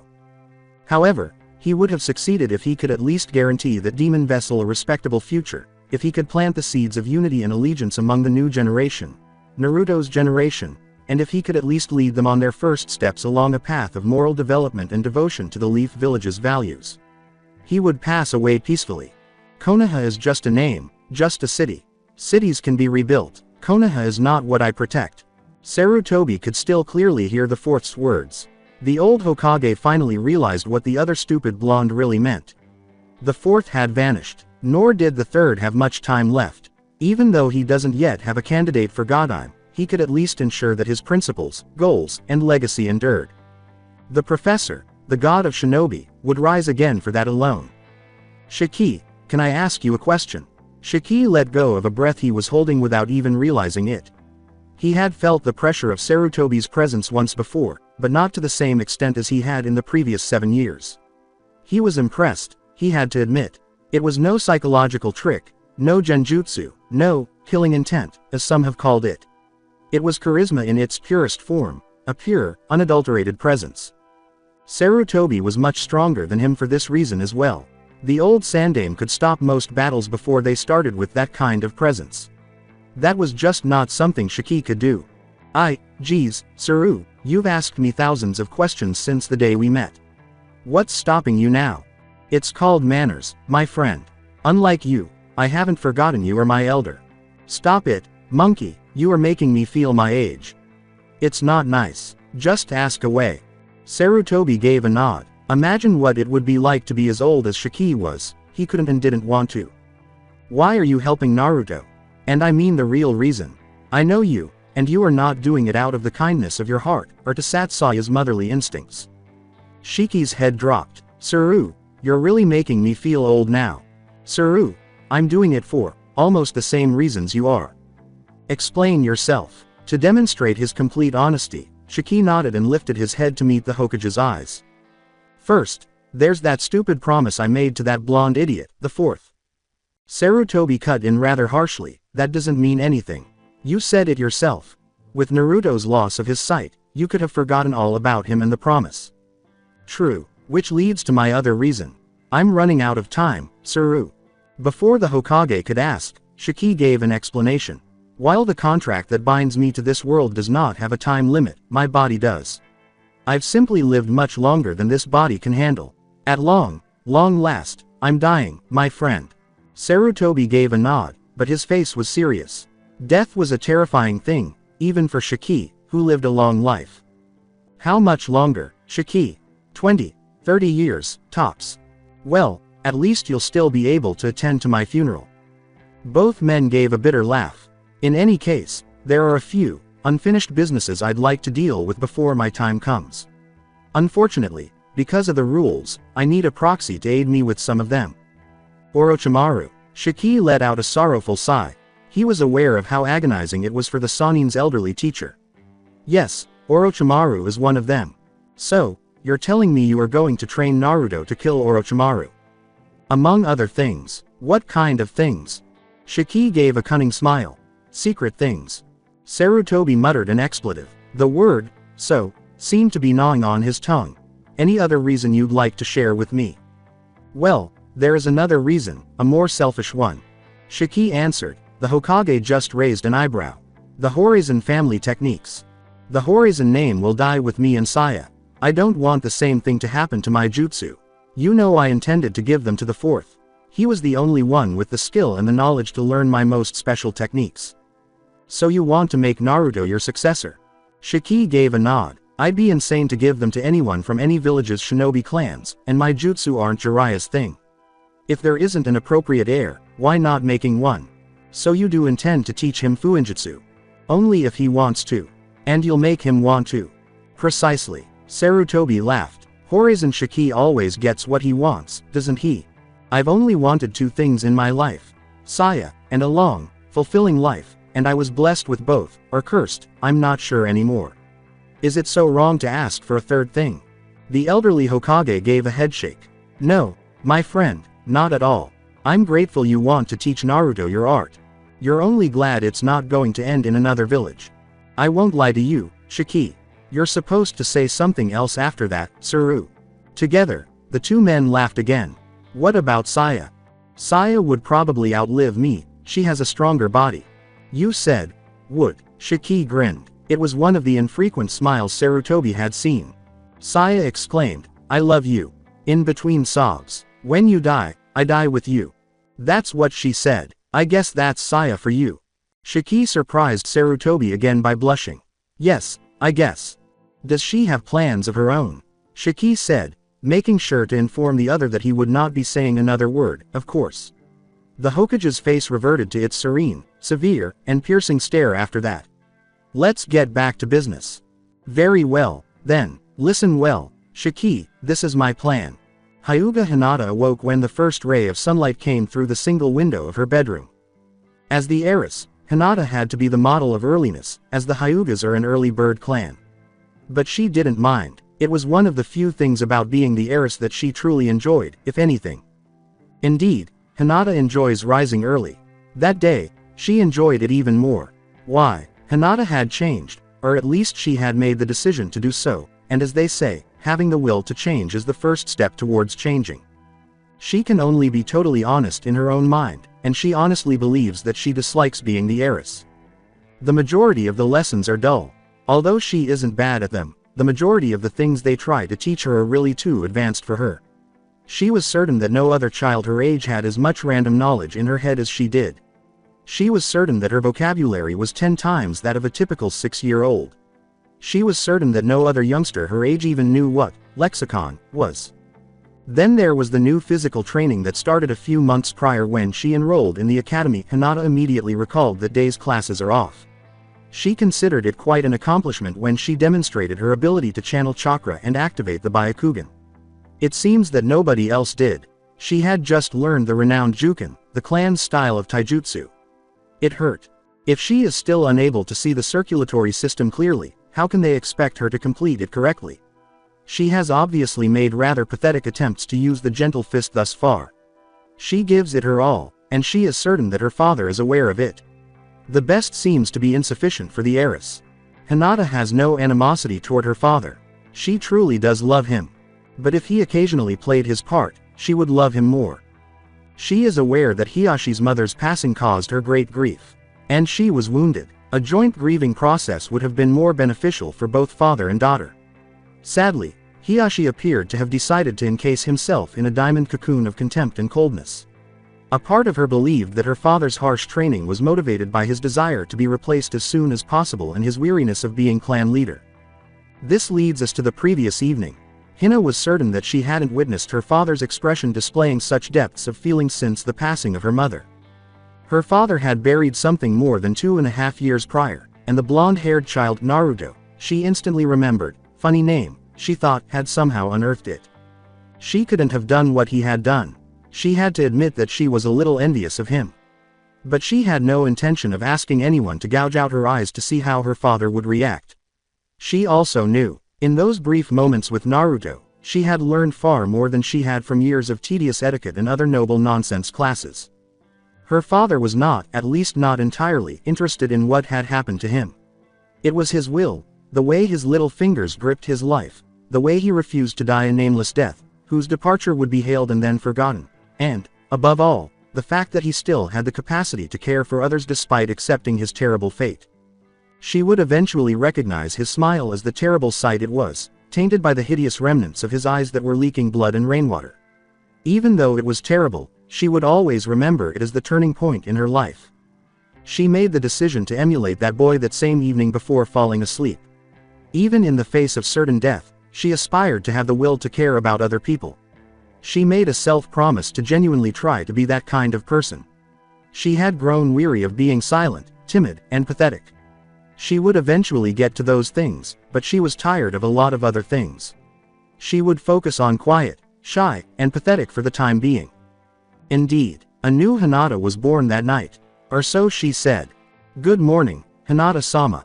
Eek. She was startled to discover that she had eventually gotten out of bed, dressed, made her bed, and left her bedroom after being pulled from her inner motivational speech by a familiar voice.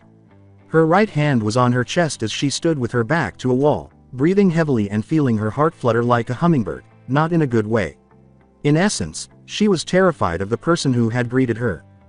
The psychological construct that had finally formed in Hinata's mind screamed the few curses she knew at her for acting like a scared little rabbit, while her stutter, yes, was especially severe that morning.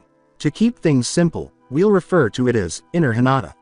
It could be described as her consciousness maturing before the rest of her. Relax, remember, we have a new Hinata. Hinata finally recognizes the voice and the face as the same young adult who had brought her to the house last night on her father's orders. The Hyuga heiress should be more aware of her surroundings. Even though he was clearly reprimanding her, there was a gentle smile on his face that made her feel more comfortable. Hinata got along well with the majority of the branch house residents. What is the source of the few profanity words she is familiar with but hasn't yet used? Why yes, okay, but you're capable of more. I have been ordered to accompany you until you decide to eat breakfast, Hinata-sama. Would you like to go now, or do you have anything else in mind? The body of Hinata froze. The young man was anticipating something from her, specifically, a response. Even the most basic of responsibilities, like giving orders, annoyed her. Avoid being a coward. Come on, you can do this, it's just a question. Hinata made the decision to give it a try. Father. Hiashi-sama arrived quite late. He's still resting, but I am sure he'll wake up soon. The girl dropped her head, taking in what she had just learned. She had left her father with the boy, Naruto, the last time she had seen him. She now knows that her father remained up until a very late hour.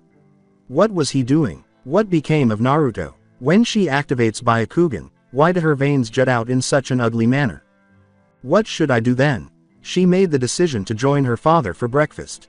Since she was certain she wouldn't be able to ask him about Naruto directly, she hoped he would tell her something about the boy. She therefore needed to find something to do with her free time before breakfast. Okay, your name, please. Have faith, have faith. Hinata could tell she was doing something right by the slight change in the man's expression. Hyuga Sendai, Hinata-sama. Hinata nodded, putting on the most regal pose and expression her petite frame could manage.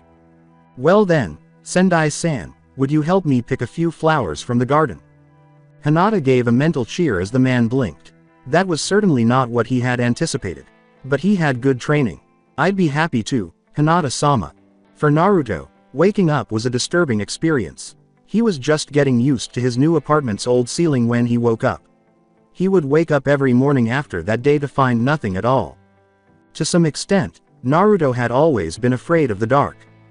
He was adamant that, given sufficient strength, he could vanquish any foe, including those that lacked a physical form, such as the isolation brought on by the absence of family or friends and the open hostility and contempt of the Konohagakure villagers. To his young mind, concepts like evil, loneliness, or emptiness have little meaning. Naruto lived for the moment, and the most invertebrate parts of reality didn't matter to him because his undeveloped brain was too busy worrying about too many unimportant things. Naruto is paradoxical in that regard. People often fear things they don't understand. Naruto doesn't see the use in being afraid of something he can't even attempt to comprehend. In a sense, he dreaded the physical, oppressive darkness because it allowed his mind to become more aware of things that were better left unseen in the shadows of his filthy, empty room. Naruto is painfully reminded of all he has ever desired and life has denied him in the shadows, during those fatuous moments of cursed enlightenment that precede peaceful sleep. His subconscious torments him by showing him dreams of those things, and his mind screams during those times. He was therefore more harmed by the darkness in his own thoughts than by any of the other villagers. He would now have to live with that darkness for the rest of his life as a result of some psycho's insane outburst. Naruto felt his mood plummeting, but it wasn't the first or last time. He questioned whether he would ever be able to lead a life that was somewhat normal again. It didn't help that his pre-blind life wasn't exactly typical. But this is Naruto that we are discussing. He understood the value of attitude from a young age. Hey, knock it off already. He slapped his cheeks for good measure and whispered to himself. He gathered his thoughts quickly and recalled all that had happened the previous evening, which he had to admit had been quite the event. He recalled the Horizon couple. He still couldn't believe they were a couple, Mr. H, the elderly Hokage, and Uchiha Itachi. He then recalled his final discussion with the couple before deciding to take a short nap. Instruction. When he was just 7 years old, his favorite word was already training, followed by ramen and jutsu. To those who know, Naruto's cry of, "Ooh," would sound a lot like one of the future Rock Lee's. Training. Yes, training. To his right, Naruto's head jerked. Horizon's wife, Saya, was standing beneath the doorframe, grinning amusedly at Naruto. She had already changed into her regular attire, a black cheongsam with a butterfly pattern that was ankle-length and short-sleeved. Saya's clothing was very attractive, so it was a shame Naruto couldn't see it. Saya wore a mandarin collar with a flowery knot button that showed off her slender neck. The main piece of the cheongsam was a semi-transparent black silk jacqueral of butterfly patterns with a see-through effect of the fuchsia-colored inner lining. The cheongsam also had a semi-transparent effect at Saya's upper chest and back, playfully teasing the perceptive by revealing the beginning of Saya's small but firm breasts. A magnificent pair of legs, toned by years of care and constant taijutsu practice, was proudly displayed by two extremely high side slits. Along the collar, cuffs, slits, and lap rims, there was fuchsia piping. Overall, a very tasteful outfit selection. Saya Nichan. Good to see you're up early, Naruto, I like that. Naruto smiled as though he had just won enough ramen to last a year. He really is a sucker for compliments. You didn't feel my presence, did you, Naruto? The boy gave a headshake. Saya smiled and shook his head, appreciating the boy's obvious eagerness in all his actions. She said, "Don't worry, we'll work on that." So, she exclaimed with a rather loud clap, startling Naruto and capturing his full focus. Training, right. His eagerness to get started was evident even without eyes. Saya came to the conclusion that Naruto had already linked training badassery. Alright, Naruto, training begins now. I'm in the middle of making breakfast. While I get breakfast done, you will walk around the house and try to get a feel of the place. Take it slow, be careful and don't break anything. Deal. Naruto nodded. Deal. Saya laughed and walked away, her firm steps audible to Naruto. Alright, let's get started. Naruto is the only one who can be so excited about walking, for example. Naturally, Naruto had never even walked before. He was already hated enough, and he didn't want his new friend Saya Nichan to hate him because of his inevitable clumsiness. Walking itself wasn't an issue because he hadn't lost his sense of balance, but he understood Saya's idea of taking it slow. As a result, he moved very cautiously forward, swinging his arms slowly around to check for potential obstacles and ensure that the area in front of him was secure before continuing. He started by investigating what he had already dubbed his room. He was aware that the door was to the right as viewed from the bed. As far as he was concerned, the room was large.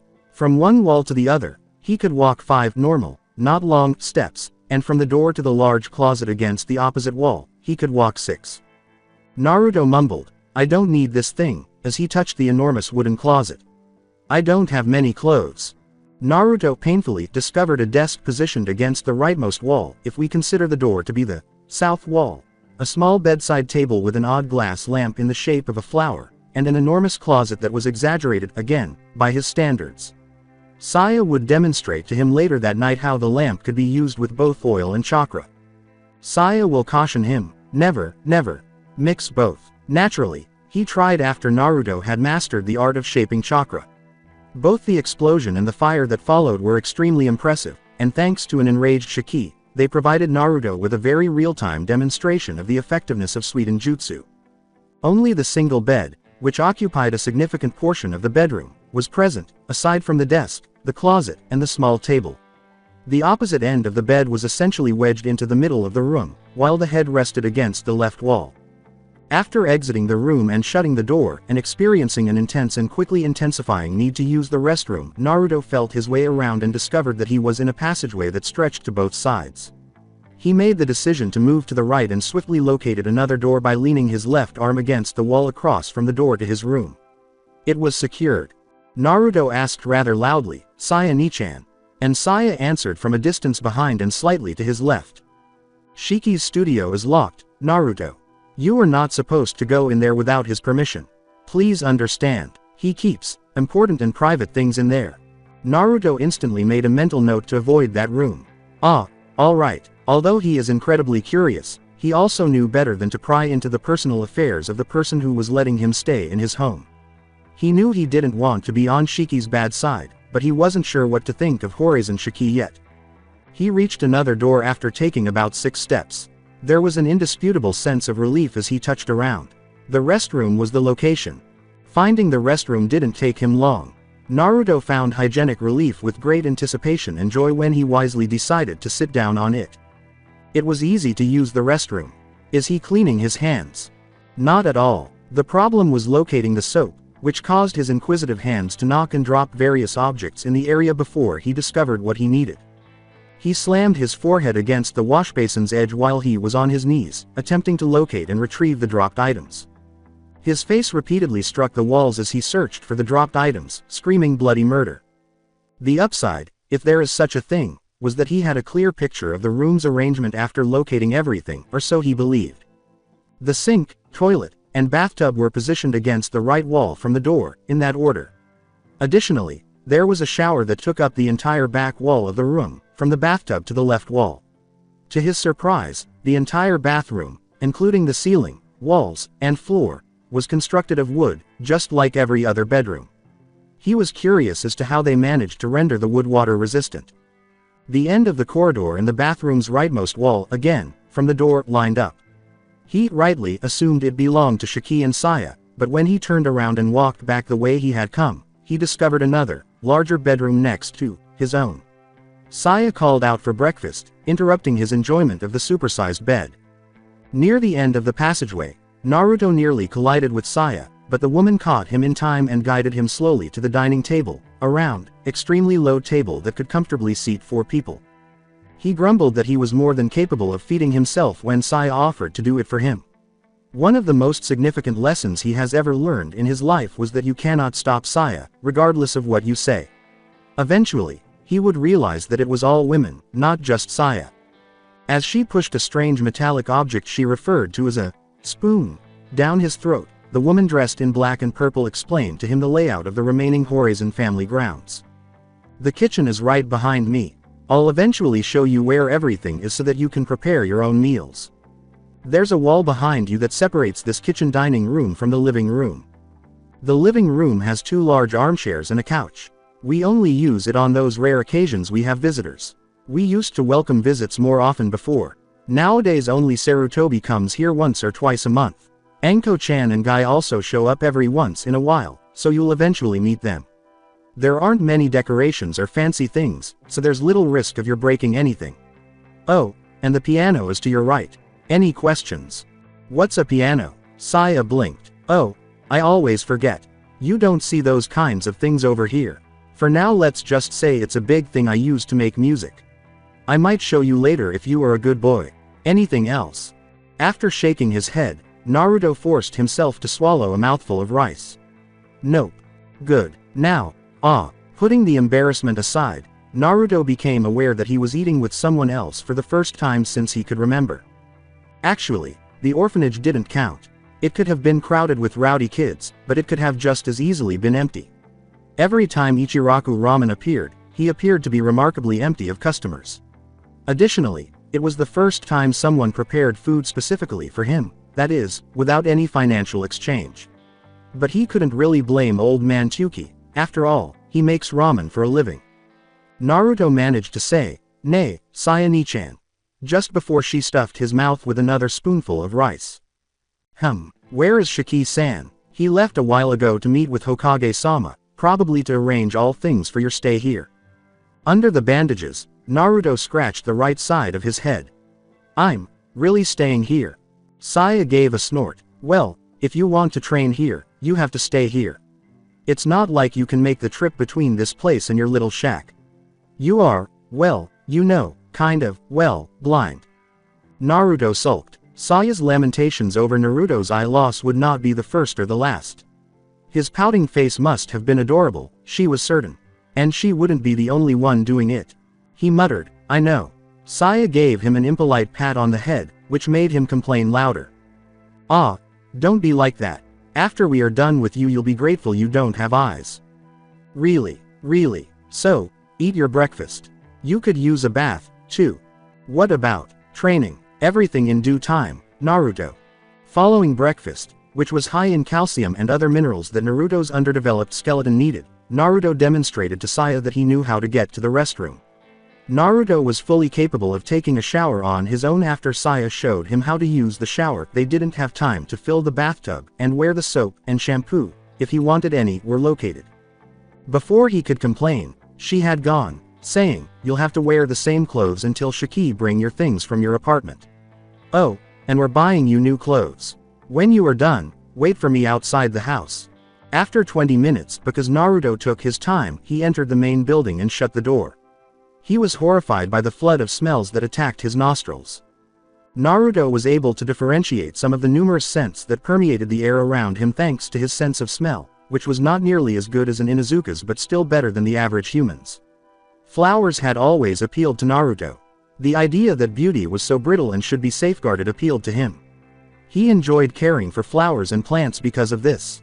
In addition, he found that gardening helped him decompress, which was not something Naruto did frequently. Don't move, Saya cried out from a great distance away. As instructed, Naruto leaned his back against the closed door and savored the lovely aromas and natural sounds. Anyway, where were they in Konoha? Saya joined him about 5 minutes later. Other than the house we live in, there are 2 other buildings and a greenhouse. There's a flower field in front of ours, made and taken care of by yours truly. Now, hold my hand, Naruto. Training begins now. Saya nearly squealed at Naruto's gasp and the broad smile that engulfed his face. This, raising Naruto, thing was going to be fun for her. With Saya guiding Naruto to avoid stepping on the flowers or kissing a tree, they slowly left the house. The fundamentals of Naruto's training were described by the Horizon wife. Alright, the deal goes like this. You'll wake up at sunrise. You'll spend mornings with me. Tomorrow I'll teach you some basic exercises I expect you to perform every morning before and after breakfast from now on. After fitness training, we'll do perception training until lunch. Shiki will train you in the afternoons. I have absolutely no idea what he plans to do with you, only that it involves chakra. Whatever it is, it's training for allowing you to see without eyes. Cool. Naruto knew he had to wait until Saya finished speaking, but he already had a lot of questions. Yes, very. Between all that training, we will be teaching you everything else. Naruto tilted his head and asked, everything else? You know, all the things a decent person must know. Numbers, nature, history, laws, geography, house chores, general knowledge. Ah, we'll eventually hit the extra things all ninjas should know. Politics, strategy, a few tidbits of economy, very boring, but very useful stuff. Naruto enthusiastically nodded. He wasn't so naive as to believe that being a ninja only involved heroics, cool weapons, and cool jutsu. Reality had hit him hard. His life had been hard enough.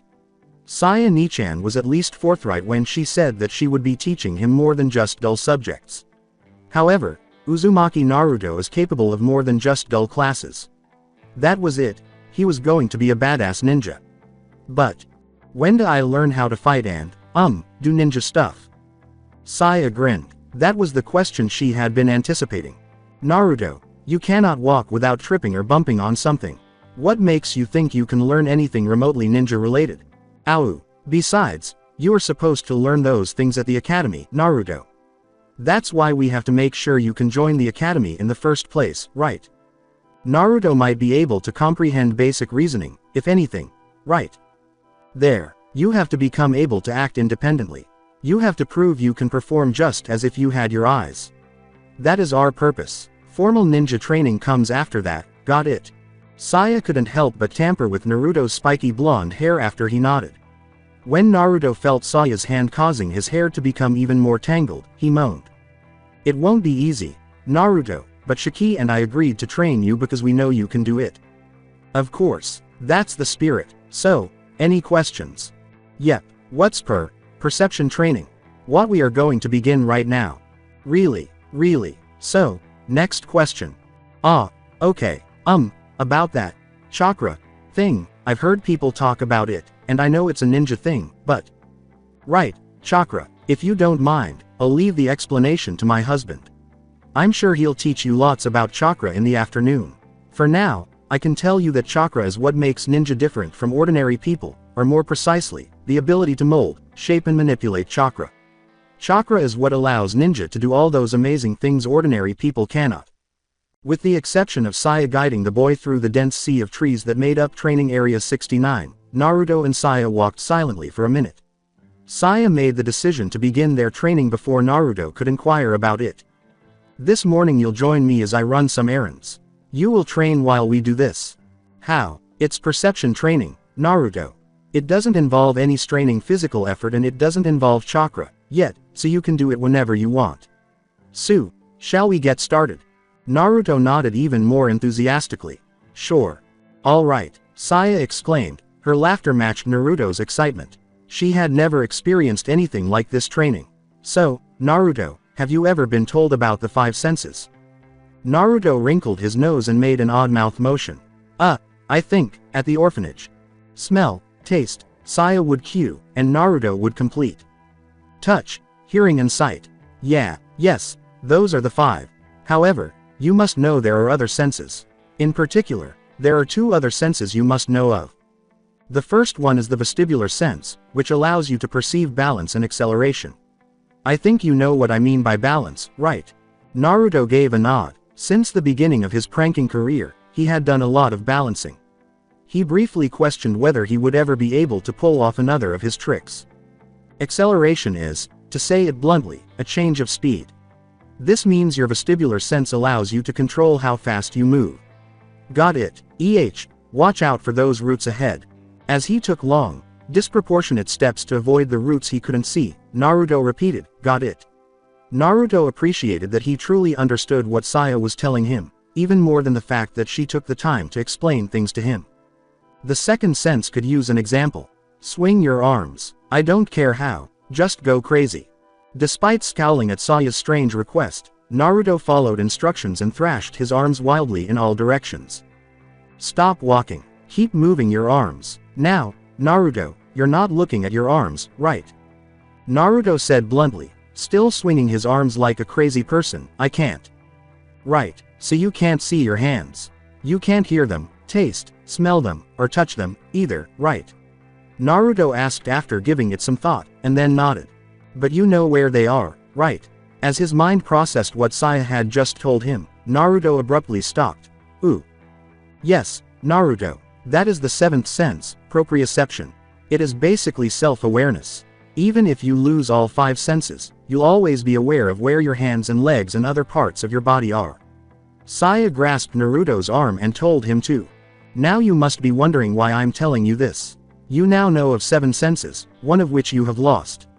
The first stage of making up for the loss of your sight is working on the other 6. The purpose of perception training is to improve your hearing, your sensitivity, your senses of smell, taste and balance, as well as your proprioception. Questions? To the point of pain, Naruto shook his head. As long as it was engaging, he enjoyed learning new things. Saya smiled. Good. Now, hold on tight. Saya put his arms around his waist and leapt before Naruto could inquire what she meant. Naruto could sense the force of that leap without using his eyes. After a moment of complete stillness, he felt his body being lifted higher and higher before gravity dragged him back to the earth. If Saya hadn't been there to hold him, he would have made a rather embarrassing landing. At any rate, by the time Naruto's feet hit solid ground, he was perspiring profusely. What the? Why did you do that? Saya slammed Naruto against something without saying a word. A fence with chain links. Saya described what had happened as Naruto touched the object that didn't seem to belong there. We jumped over the fence that separates training area 69 from the Sarutobi family grounds. I can see the old Hokage's house from here, or at least the roof. Too many trees. Anyway, let's move. We do not want to intrude for long. Saya informed Naruto about training area 69 and its actual purpose as the site of the Horizon residence before he asked. Here in Konoha our house is sort of an open secret. Civilians do not know, but most do not even know who we are, either. Only shinobi of special Junin status and above are told, plus a few family friends, you could say. Naruto asked, why do you keep it a secret? Well, we do like the privacy and the peace. Shiki and I, we are kind of retired. We used to travel a lot and do all sorts of different things, Shiki working on his seals and me, coming up with taijutsu styles one after the other. We don't do that anymore. We have already seen enough. Naruto, you are our final and most ambitious project because of this. Besides, we can use the whole incognito thing. We may live in Konoha, but we are not Konoha shinobi. Sincerely perplexed, Naruto questioned, you're not? No, we are not. We've never been. We have no allegiance to any village. We might be working for Konoha today, and we might be doing a favor to Iwa tomorrow, and Konoha can't hate us for it. Naruto didn't know much about mercenaries, other than the fact that they didn't seem like a career he would want to pursue. So you work for anyone? He asked. Furthermore, he had trouble imagining Saya Nichan as a mercenary. Wrong. We work for no one. I don't get it. What I'm trying to say, Naruto, is that we don't work like ordinary shinobi. We don't take missions from anyone. Everything we do of our own initiative. We do what we want, do not make anyone angry, help a few people here and there, and nobody bothers us. Well, almost nobody. In any case, that's our life, mine and Shiki's, or it used to be. We're sort of retired, I told you. The extremely clean explanation had, of course, been Saya's. It was far from that simple. It simply couldn't be in that world of chakra, shinobi, and superhuman abilities. However, Naruto didn't yet need to be aware of the Horizon couple's entire past. Naruto wouldn't be by himself when the time came for him to find out. He would not be the only one who needed to know that. But, if you aren't Konoha ninja, why do you live here? Ignoring that Naruto couldn't see her, Saya shrugged. Because we like the place. It has a nice weather, except during summer. I can't stand the heat. It goes without saying that Saya's statement was far from accurate. Now, enough talking about me, brat. Keep moving. We are supposed to do perception training, aren't we?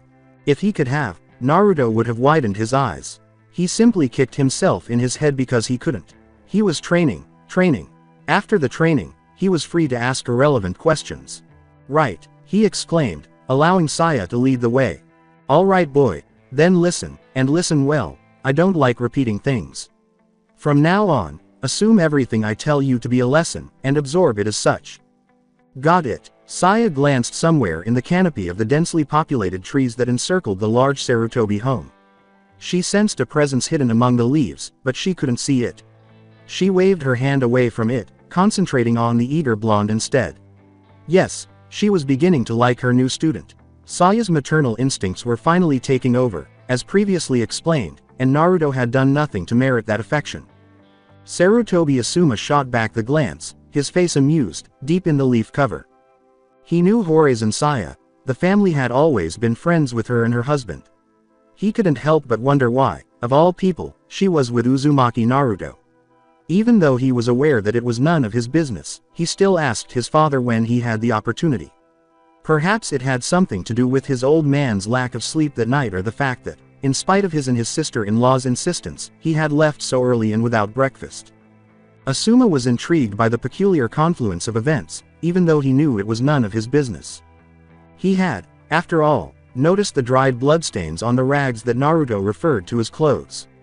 Precision, attention, perfection. These three words are important for every shinobi, and to you they'll be critical. Repeat those three words, Naruto. Precision, attention, perfection. Got it. Naruto and Saya were in what could be referred to as Konohagakure's metropolitan area, after departing the Sarutobi grounds. The building density, however, was significantly less than what Naruto was used to. Naturally, this is due to Naruto's infrequent visits to the sizable eastern portion of the village, which is devoted to the most infamous clans and families. The streets were abnormally deserted. This was a direct result of the previous night's revelry. The majority of Konohagakure would not wake up for some time. The only people getting ready for another workday were the shinobi. Precision, Naruto. Precision implies no unnecessary actions. Only do the absolute minimum required to accomplish the desired objective, with the appropriate caution.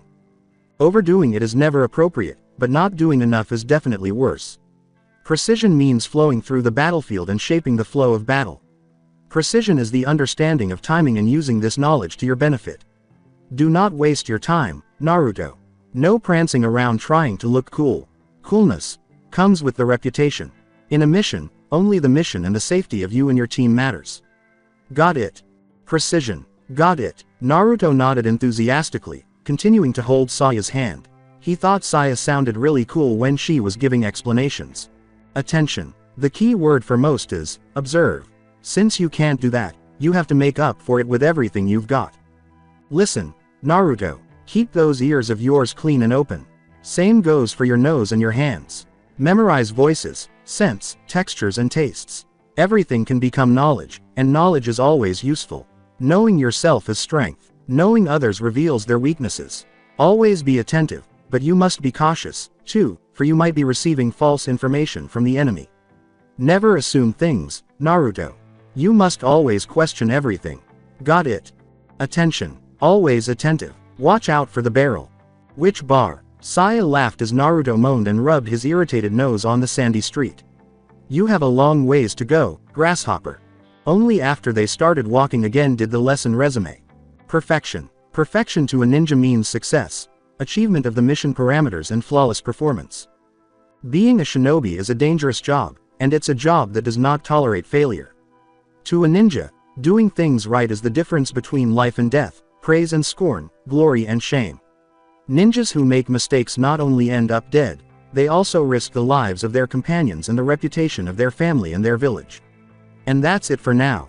We have time for one question. Stop walking. Naruto figured out the clue. He needed to quickly come up with the best possible question. Though he had a lot of questions in his mind, he guessed that since they were supposed to be doing perception training. Yamanaka Ino, age 7, had a rough start to the day. Her mother woke her up with the first light of the day to assist with household chores, even though she didn't have classes at the academy that day. Her emerald green eyes gazed languidly around the flowery garden in front of the main entrance while the tool in her right hand sprinkled the numerous blossoms. She was wearing a simple white sundress. Her sense of style was not yet as developed and necessary. Her bored mind and the body that demanded a few more hours of sleep found little respite in the deserted streets. With all the eating and partying the previous evening, she had stayed until very late. She was a huge fan of the Golden Festival, which is an unofficial term for the celebration of the defeat of the Nine Tails and a crude and rather pathetic allusion to the fourth. When she noticed two presences in a corner of her field of vision, she asked an invisible god why she had to get up so early when all the non-shinobi in Konoha were still asleep. She was shocked to see that she knew both of them. Because of her memory, the girl would visit the house or the flower shop at least once a season, bringing Ino's mother rare, exotic, or even out-of-season flowers. Even though she wasn't entirely sure why, the boy was the one nobody spoke to. Several girls and even some boys she had even dared to question had told her that their parents forbade them from even approaching him, allegedly because he was dangerous, rotten, and evil. When Ino questioned her parents about it after spending an afternoon in a local park where she truly felt sorry for his obvious loneliness, they gave her no explanation, but they also, more like her mother, but it would take Ino some time to realize this, insisted she should avoid the child. In reality, Ino is a very inquisitive young woman. A few years later, this would turn into blatant gossip, but for now, she's just a bit more inquisitive than the typical child, though not nearly as much as Naruto. This is most likely why she silently gazed at the two people who walked slowly and almost purposefully toward her, forgetting Ino's watering. There was nothing at all for her to dislike about the boy. His wild blonde hair, which was darker than hers, actually appealed to her. She wasn't ashamed to acknowledge that she was only 7 years old. However, she was a little leery of his unkempt, and rough appearance. She saw right away that he appeared especially untidy and filthy that morning. His face appeared clean, but his no longer so white anymore white t-shirt no longer deserved the moniker, t-shirt. Why are his eyes covered like that? Is it some kind of game? The dirt and holes outnumbered the cloth. Cammy wondered if the child had been involved in one of those savage pretend fights that kids her age seemed to love so much. The young lady's lovely attire, graceful demeanor, and calming smile created an odd contrast. In addition to seemingly doing the majority of the talking, she appeared to be guiding the boy, who was clearly blinded by the bandages covering his eyes. The woman's other hand held a basket, which Ino also noticed. She guessed rightly that the woman had brought her mother more flowers. When the woman led the boy headfirst on a massive barrel, Ino laughed. Anyhow, why was the thing there? In the market or in the business district, she could anticipate a barrel.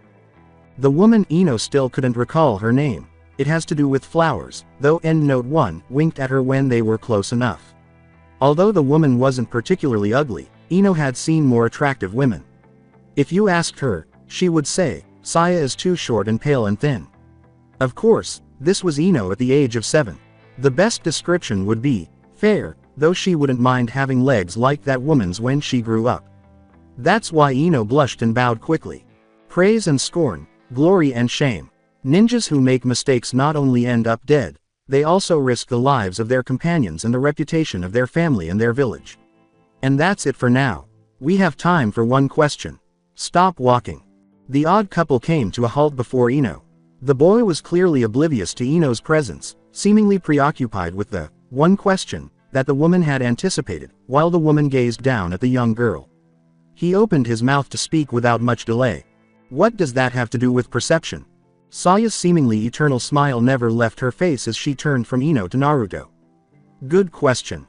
He looked up and gave her his biggest smile. Saya was more than happy to give Naruto praise when he performed well because Naruto loved praise. Precision is impossible without good perception. To know what to do and how to do it in the most efficient way, you need perfect awareness of the situation in every way. Attention is an element of good perception, and, in both mission and battle, you must pay attention to everything. The opponent's position, the way he moves, the way he acts, the way he speaks, his choice of weapons, the jutsu he uses, the layout of the place, all sources of sound and smell. Everything can be important. Everything can be tool, and a tool you don't use will be used against you. Finally, perfection is the end result and what you must always strive for. If you fail at the previous two elements, you'll never reach the third. Right, I think I get it. Good. Now, a question for you. Alright, what am I carrying with my other hand? Naruto was clearly perplexed. You're carrying something, Saya Nichan. How am I supposed to know that, anyway? Saya used her knuckles to lightly strike Naruto's head. What did I say about attention, Naruto? Now, what does your nose tell you? Flowers. It smells of flowers. Lots of them. Like in the garden. Naruto scowled and sniffed throughout the area. Exactly. We are standing in front of Yamanaka Inoichi's house. There are lots of flowers on the entrance, so you probably caught their scent.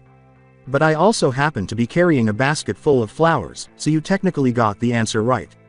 Remember, Naruto, attention. Naruto enthusiastically nodded. Okay, he said abruptly, but he frowned. There's something else. Saya's smile turned slightly sardonic. Impressively, he was able to catch her scent as well. That would be, Saya had to lean over and give Ino a small bow. You will have to excuse my rudeness, but may I ask your name again, daughter of Yamanaka? I seem to have forgotten. After becoming engrossed in the unusual conversation, Ino was taken aback by the abrupt demand for her attention. Yamanaka Ino, she cried abruptly following a full bow. Pleased to meet you. The pleasure is mine, Ino-chan. My name is Horizon Saya, and the little runt next to me is Uzumaki Naruto. Naruto swiveled his head toward where Ino's voice was coming from. Hello, wherever you are, nay, Saya Nichan. What is it? I think I've heard that name before, Yamanaka. Naruto made his signature facial expression. It was kind of funny what Ino did with his nose, he had to admit. Was his final exclamation. Flower Yamanaka. Ever since he was old enough to walk around independently, which was much earlier than the typical child, Naruto has taken a lot of aimless walks and developed a great deal of knowledge about the layout of Konohagakure. Aside from training and aimless strolling, which constituted the majority of his schedule until last night, he also occasionally visited Ichiraku Ramen after learning about the amazing stand, occasionally went to the Hokage Tower to engage in idle conversation with the elderly man, and very infrequently visited the library. Yes, yes, Yamanaka, ah, Ino-chan. Together, Saya and Ino blinked. Among the young and old residents of Konoha, Naruto knew a lot of names. Long before he met her, he had put Saya's advice on attention into practice. Besides, it would be handy to know their names, according to the little part of him that still hoped one of the children would invite him to play someday. Additionally, Naruto repeatedly placed his face against the looking glass to admire the exquisite flowers in the Yamanaka store. Naruto described his mental image of one Yamanaka Ino, hurling shame out the metaphorical window. Yeah, I remember Ino-chan. Short hair, sorta like mine, but all nice and shiny, green eyes, really, really cute. He said. After that, all Saya had to do was raise an eyebrow. She found Naruto's word choice to be quite humorous. It was a nice touch when Ino blushed and blinked. To use words, I'll say that the child has a. It's good to see you appreciate beauty, Naruto. Yes, Ino-chan is certainly very cute. Ino's once pink cheeks turned a much less subtle shade of crimson. Saya congratulated herself in her mind. Now, Ino-chan, can you go get your mother and tell her Saya is here? Ah, sure, Ino exclaimed as she hurried out, a smile starting to appear on her round face. Even at such a young age, Ino appeared to not mind receiving compliments on her appearance, much like Naruto is a sucker for praise. When Naruto and Saya heard a particularly loud female voice coming from inside the house, they knew something was amiss. They couldn't hear the exact words because of the walls, but Saya could tell by the tone that the issue was serious. She instinctively put an arm around Naruto and drew him to her.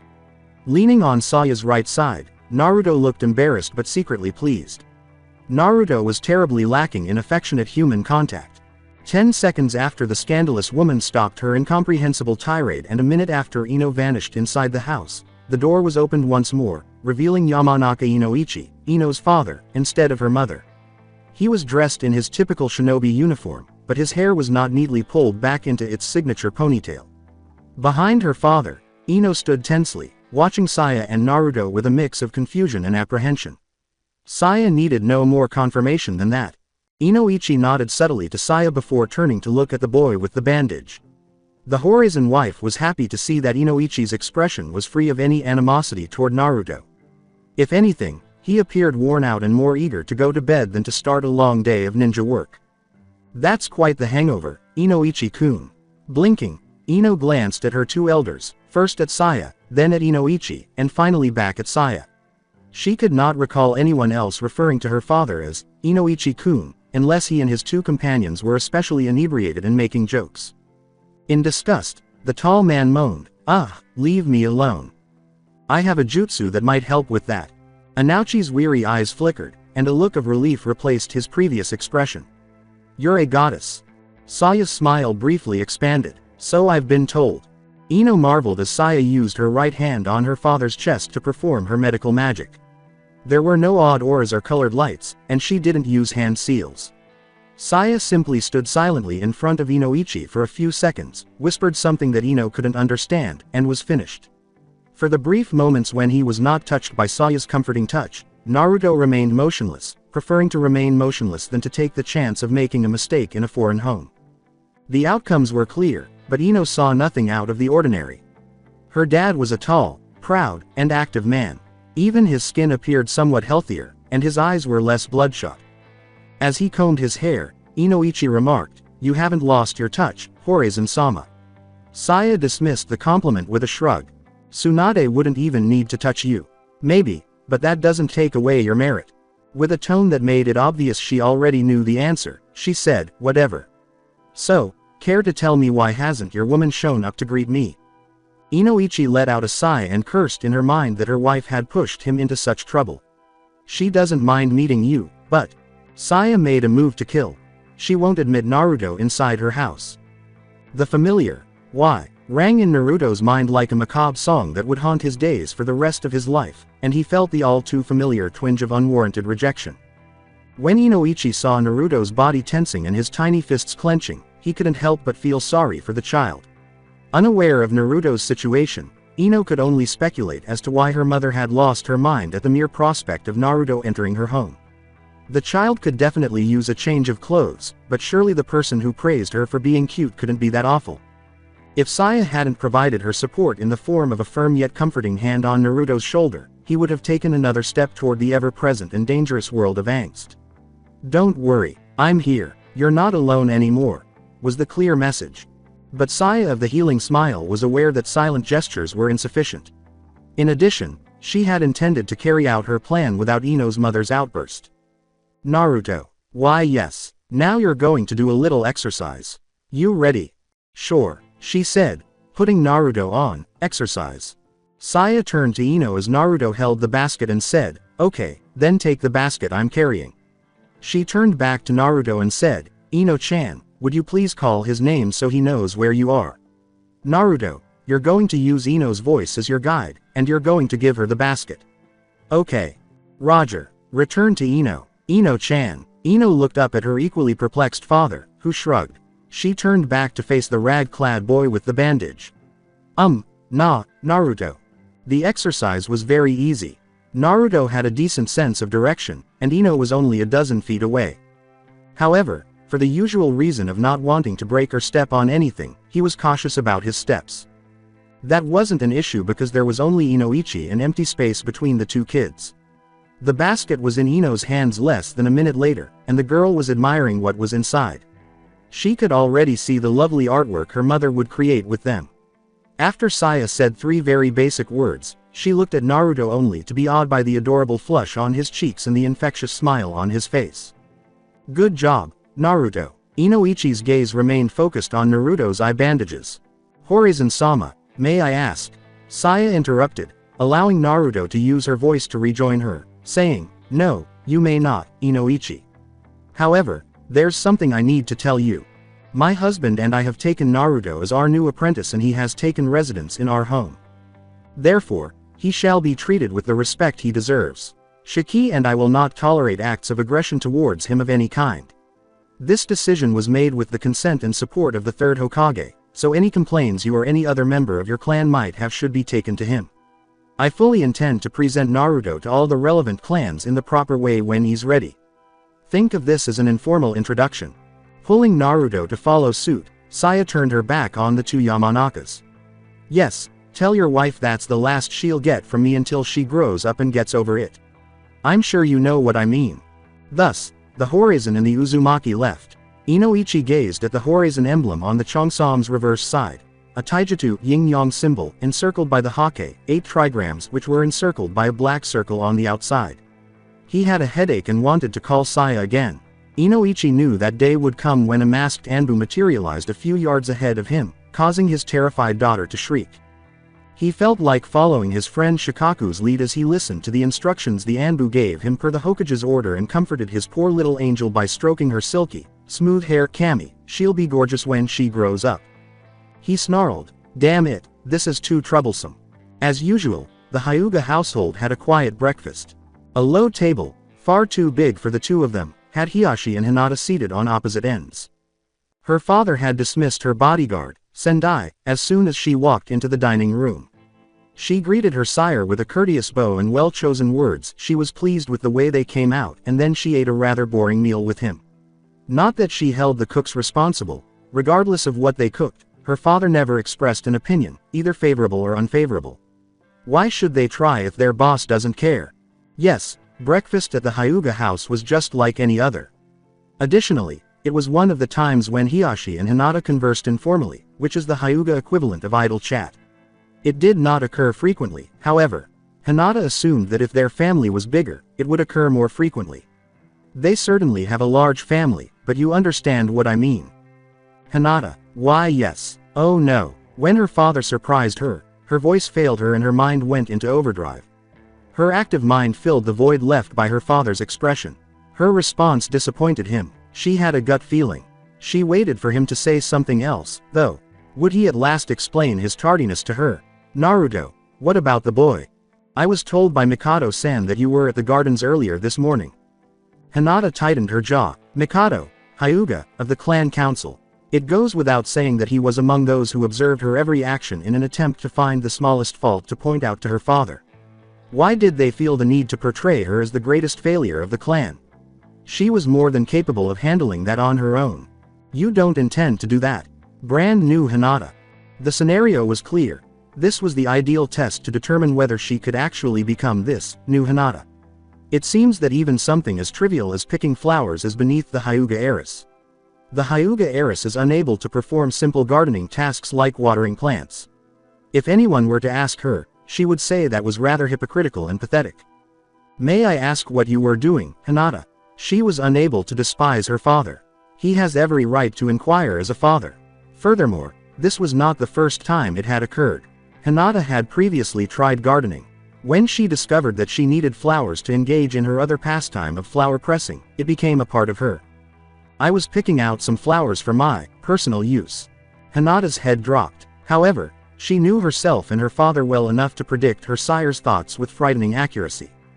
She had not yet developed the ability to read emotions by combining Byakugan with natural insight and basic psychology. She had been told her father was very good at this, after a very lengthy explanation on the meaning of the word psychology. Her head had dropped. Her father was most likely anticipating the typical rambling barrage of pathetic excuses, apologies, and hollow vows to do better while crying. This final fact surprised her and made her feel good about herself. She did not experience the onset of tears of shame, a sensation she had become all too familiar with since her private tutors advanced her education.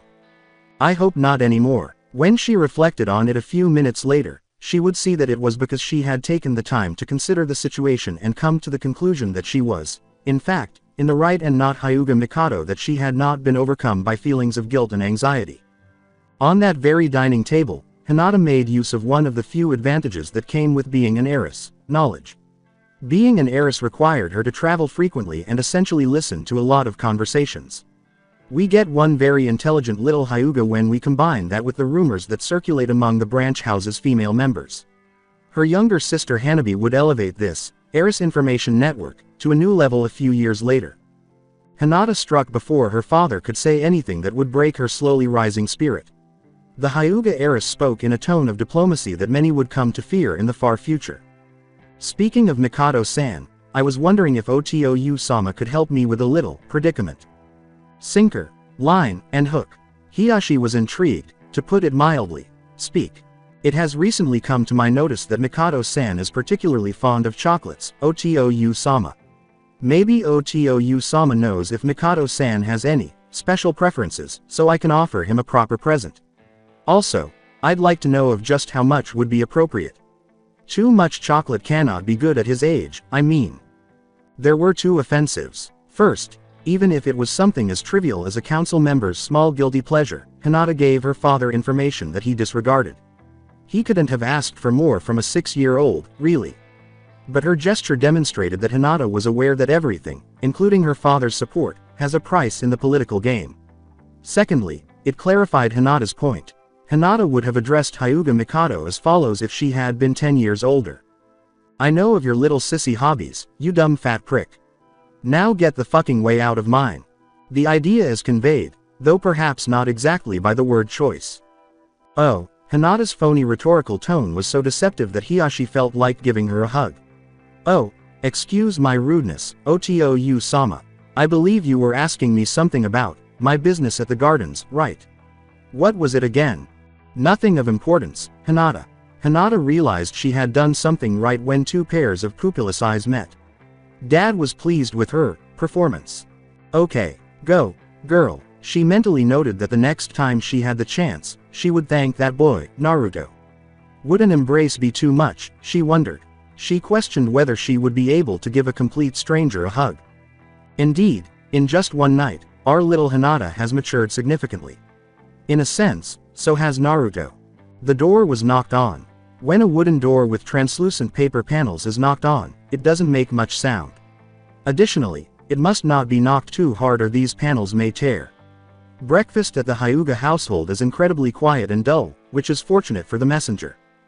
Hiashi said in a stern, neutral tone, "Come in." The sliding door was opened quickly, and a random member of the branch house bowed briefly before kneeling in front of Hiashi, who was holding a scroll. After Hiashi had consumed the contents of the scroll with his eyes 15 seconds later, the scroll quickly turned to ashes following a series of seals that startled Hinata. In addition to the unique, sophisticated Juken techniques she had heard so much about, the young girl was shocked to learn that her father actually practiced Kaden. Jutsu. Naturally, Hiashi was aware that he should avoid using any of the few jutsu techniques he was familiar with in front of any council members or their associated servants. Hinata had recently shown him that she was more perceptive than she appeared to be, and the messenger's loyalty was undeniable for a number of reasons. Hinata was thrilled to learn that her father was truly making an excuse to his daughter when he said, "Hokage-sama has requested a meeting. I must depart immediately. What prevented me from thinking of this determination thing earlier?" Hiashi dismissed the messenger, took a final gulp of his boring breakfast, and got to his feet. He reopened the sliding door to depart, and Hinata bowed to his back. "Have a nice day, Otou-sama." Hinata. "Yes, Uzumaki Naruto is alive and well. However, he has been rendered permanently blind. We will talk later." He then left, leaving a new Hinata to think by herself. The morning seemed much brighter for some reason she couldn't explain. I will continue the story in next part. Till then, be Weeb offline.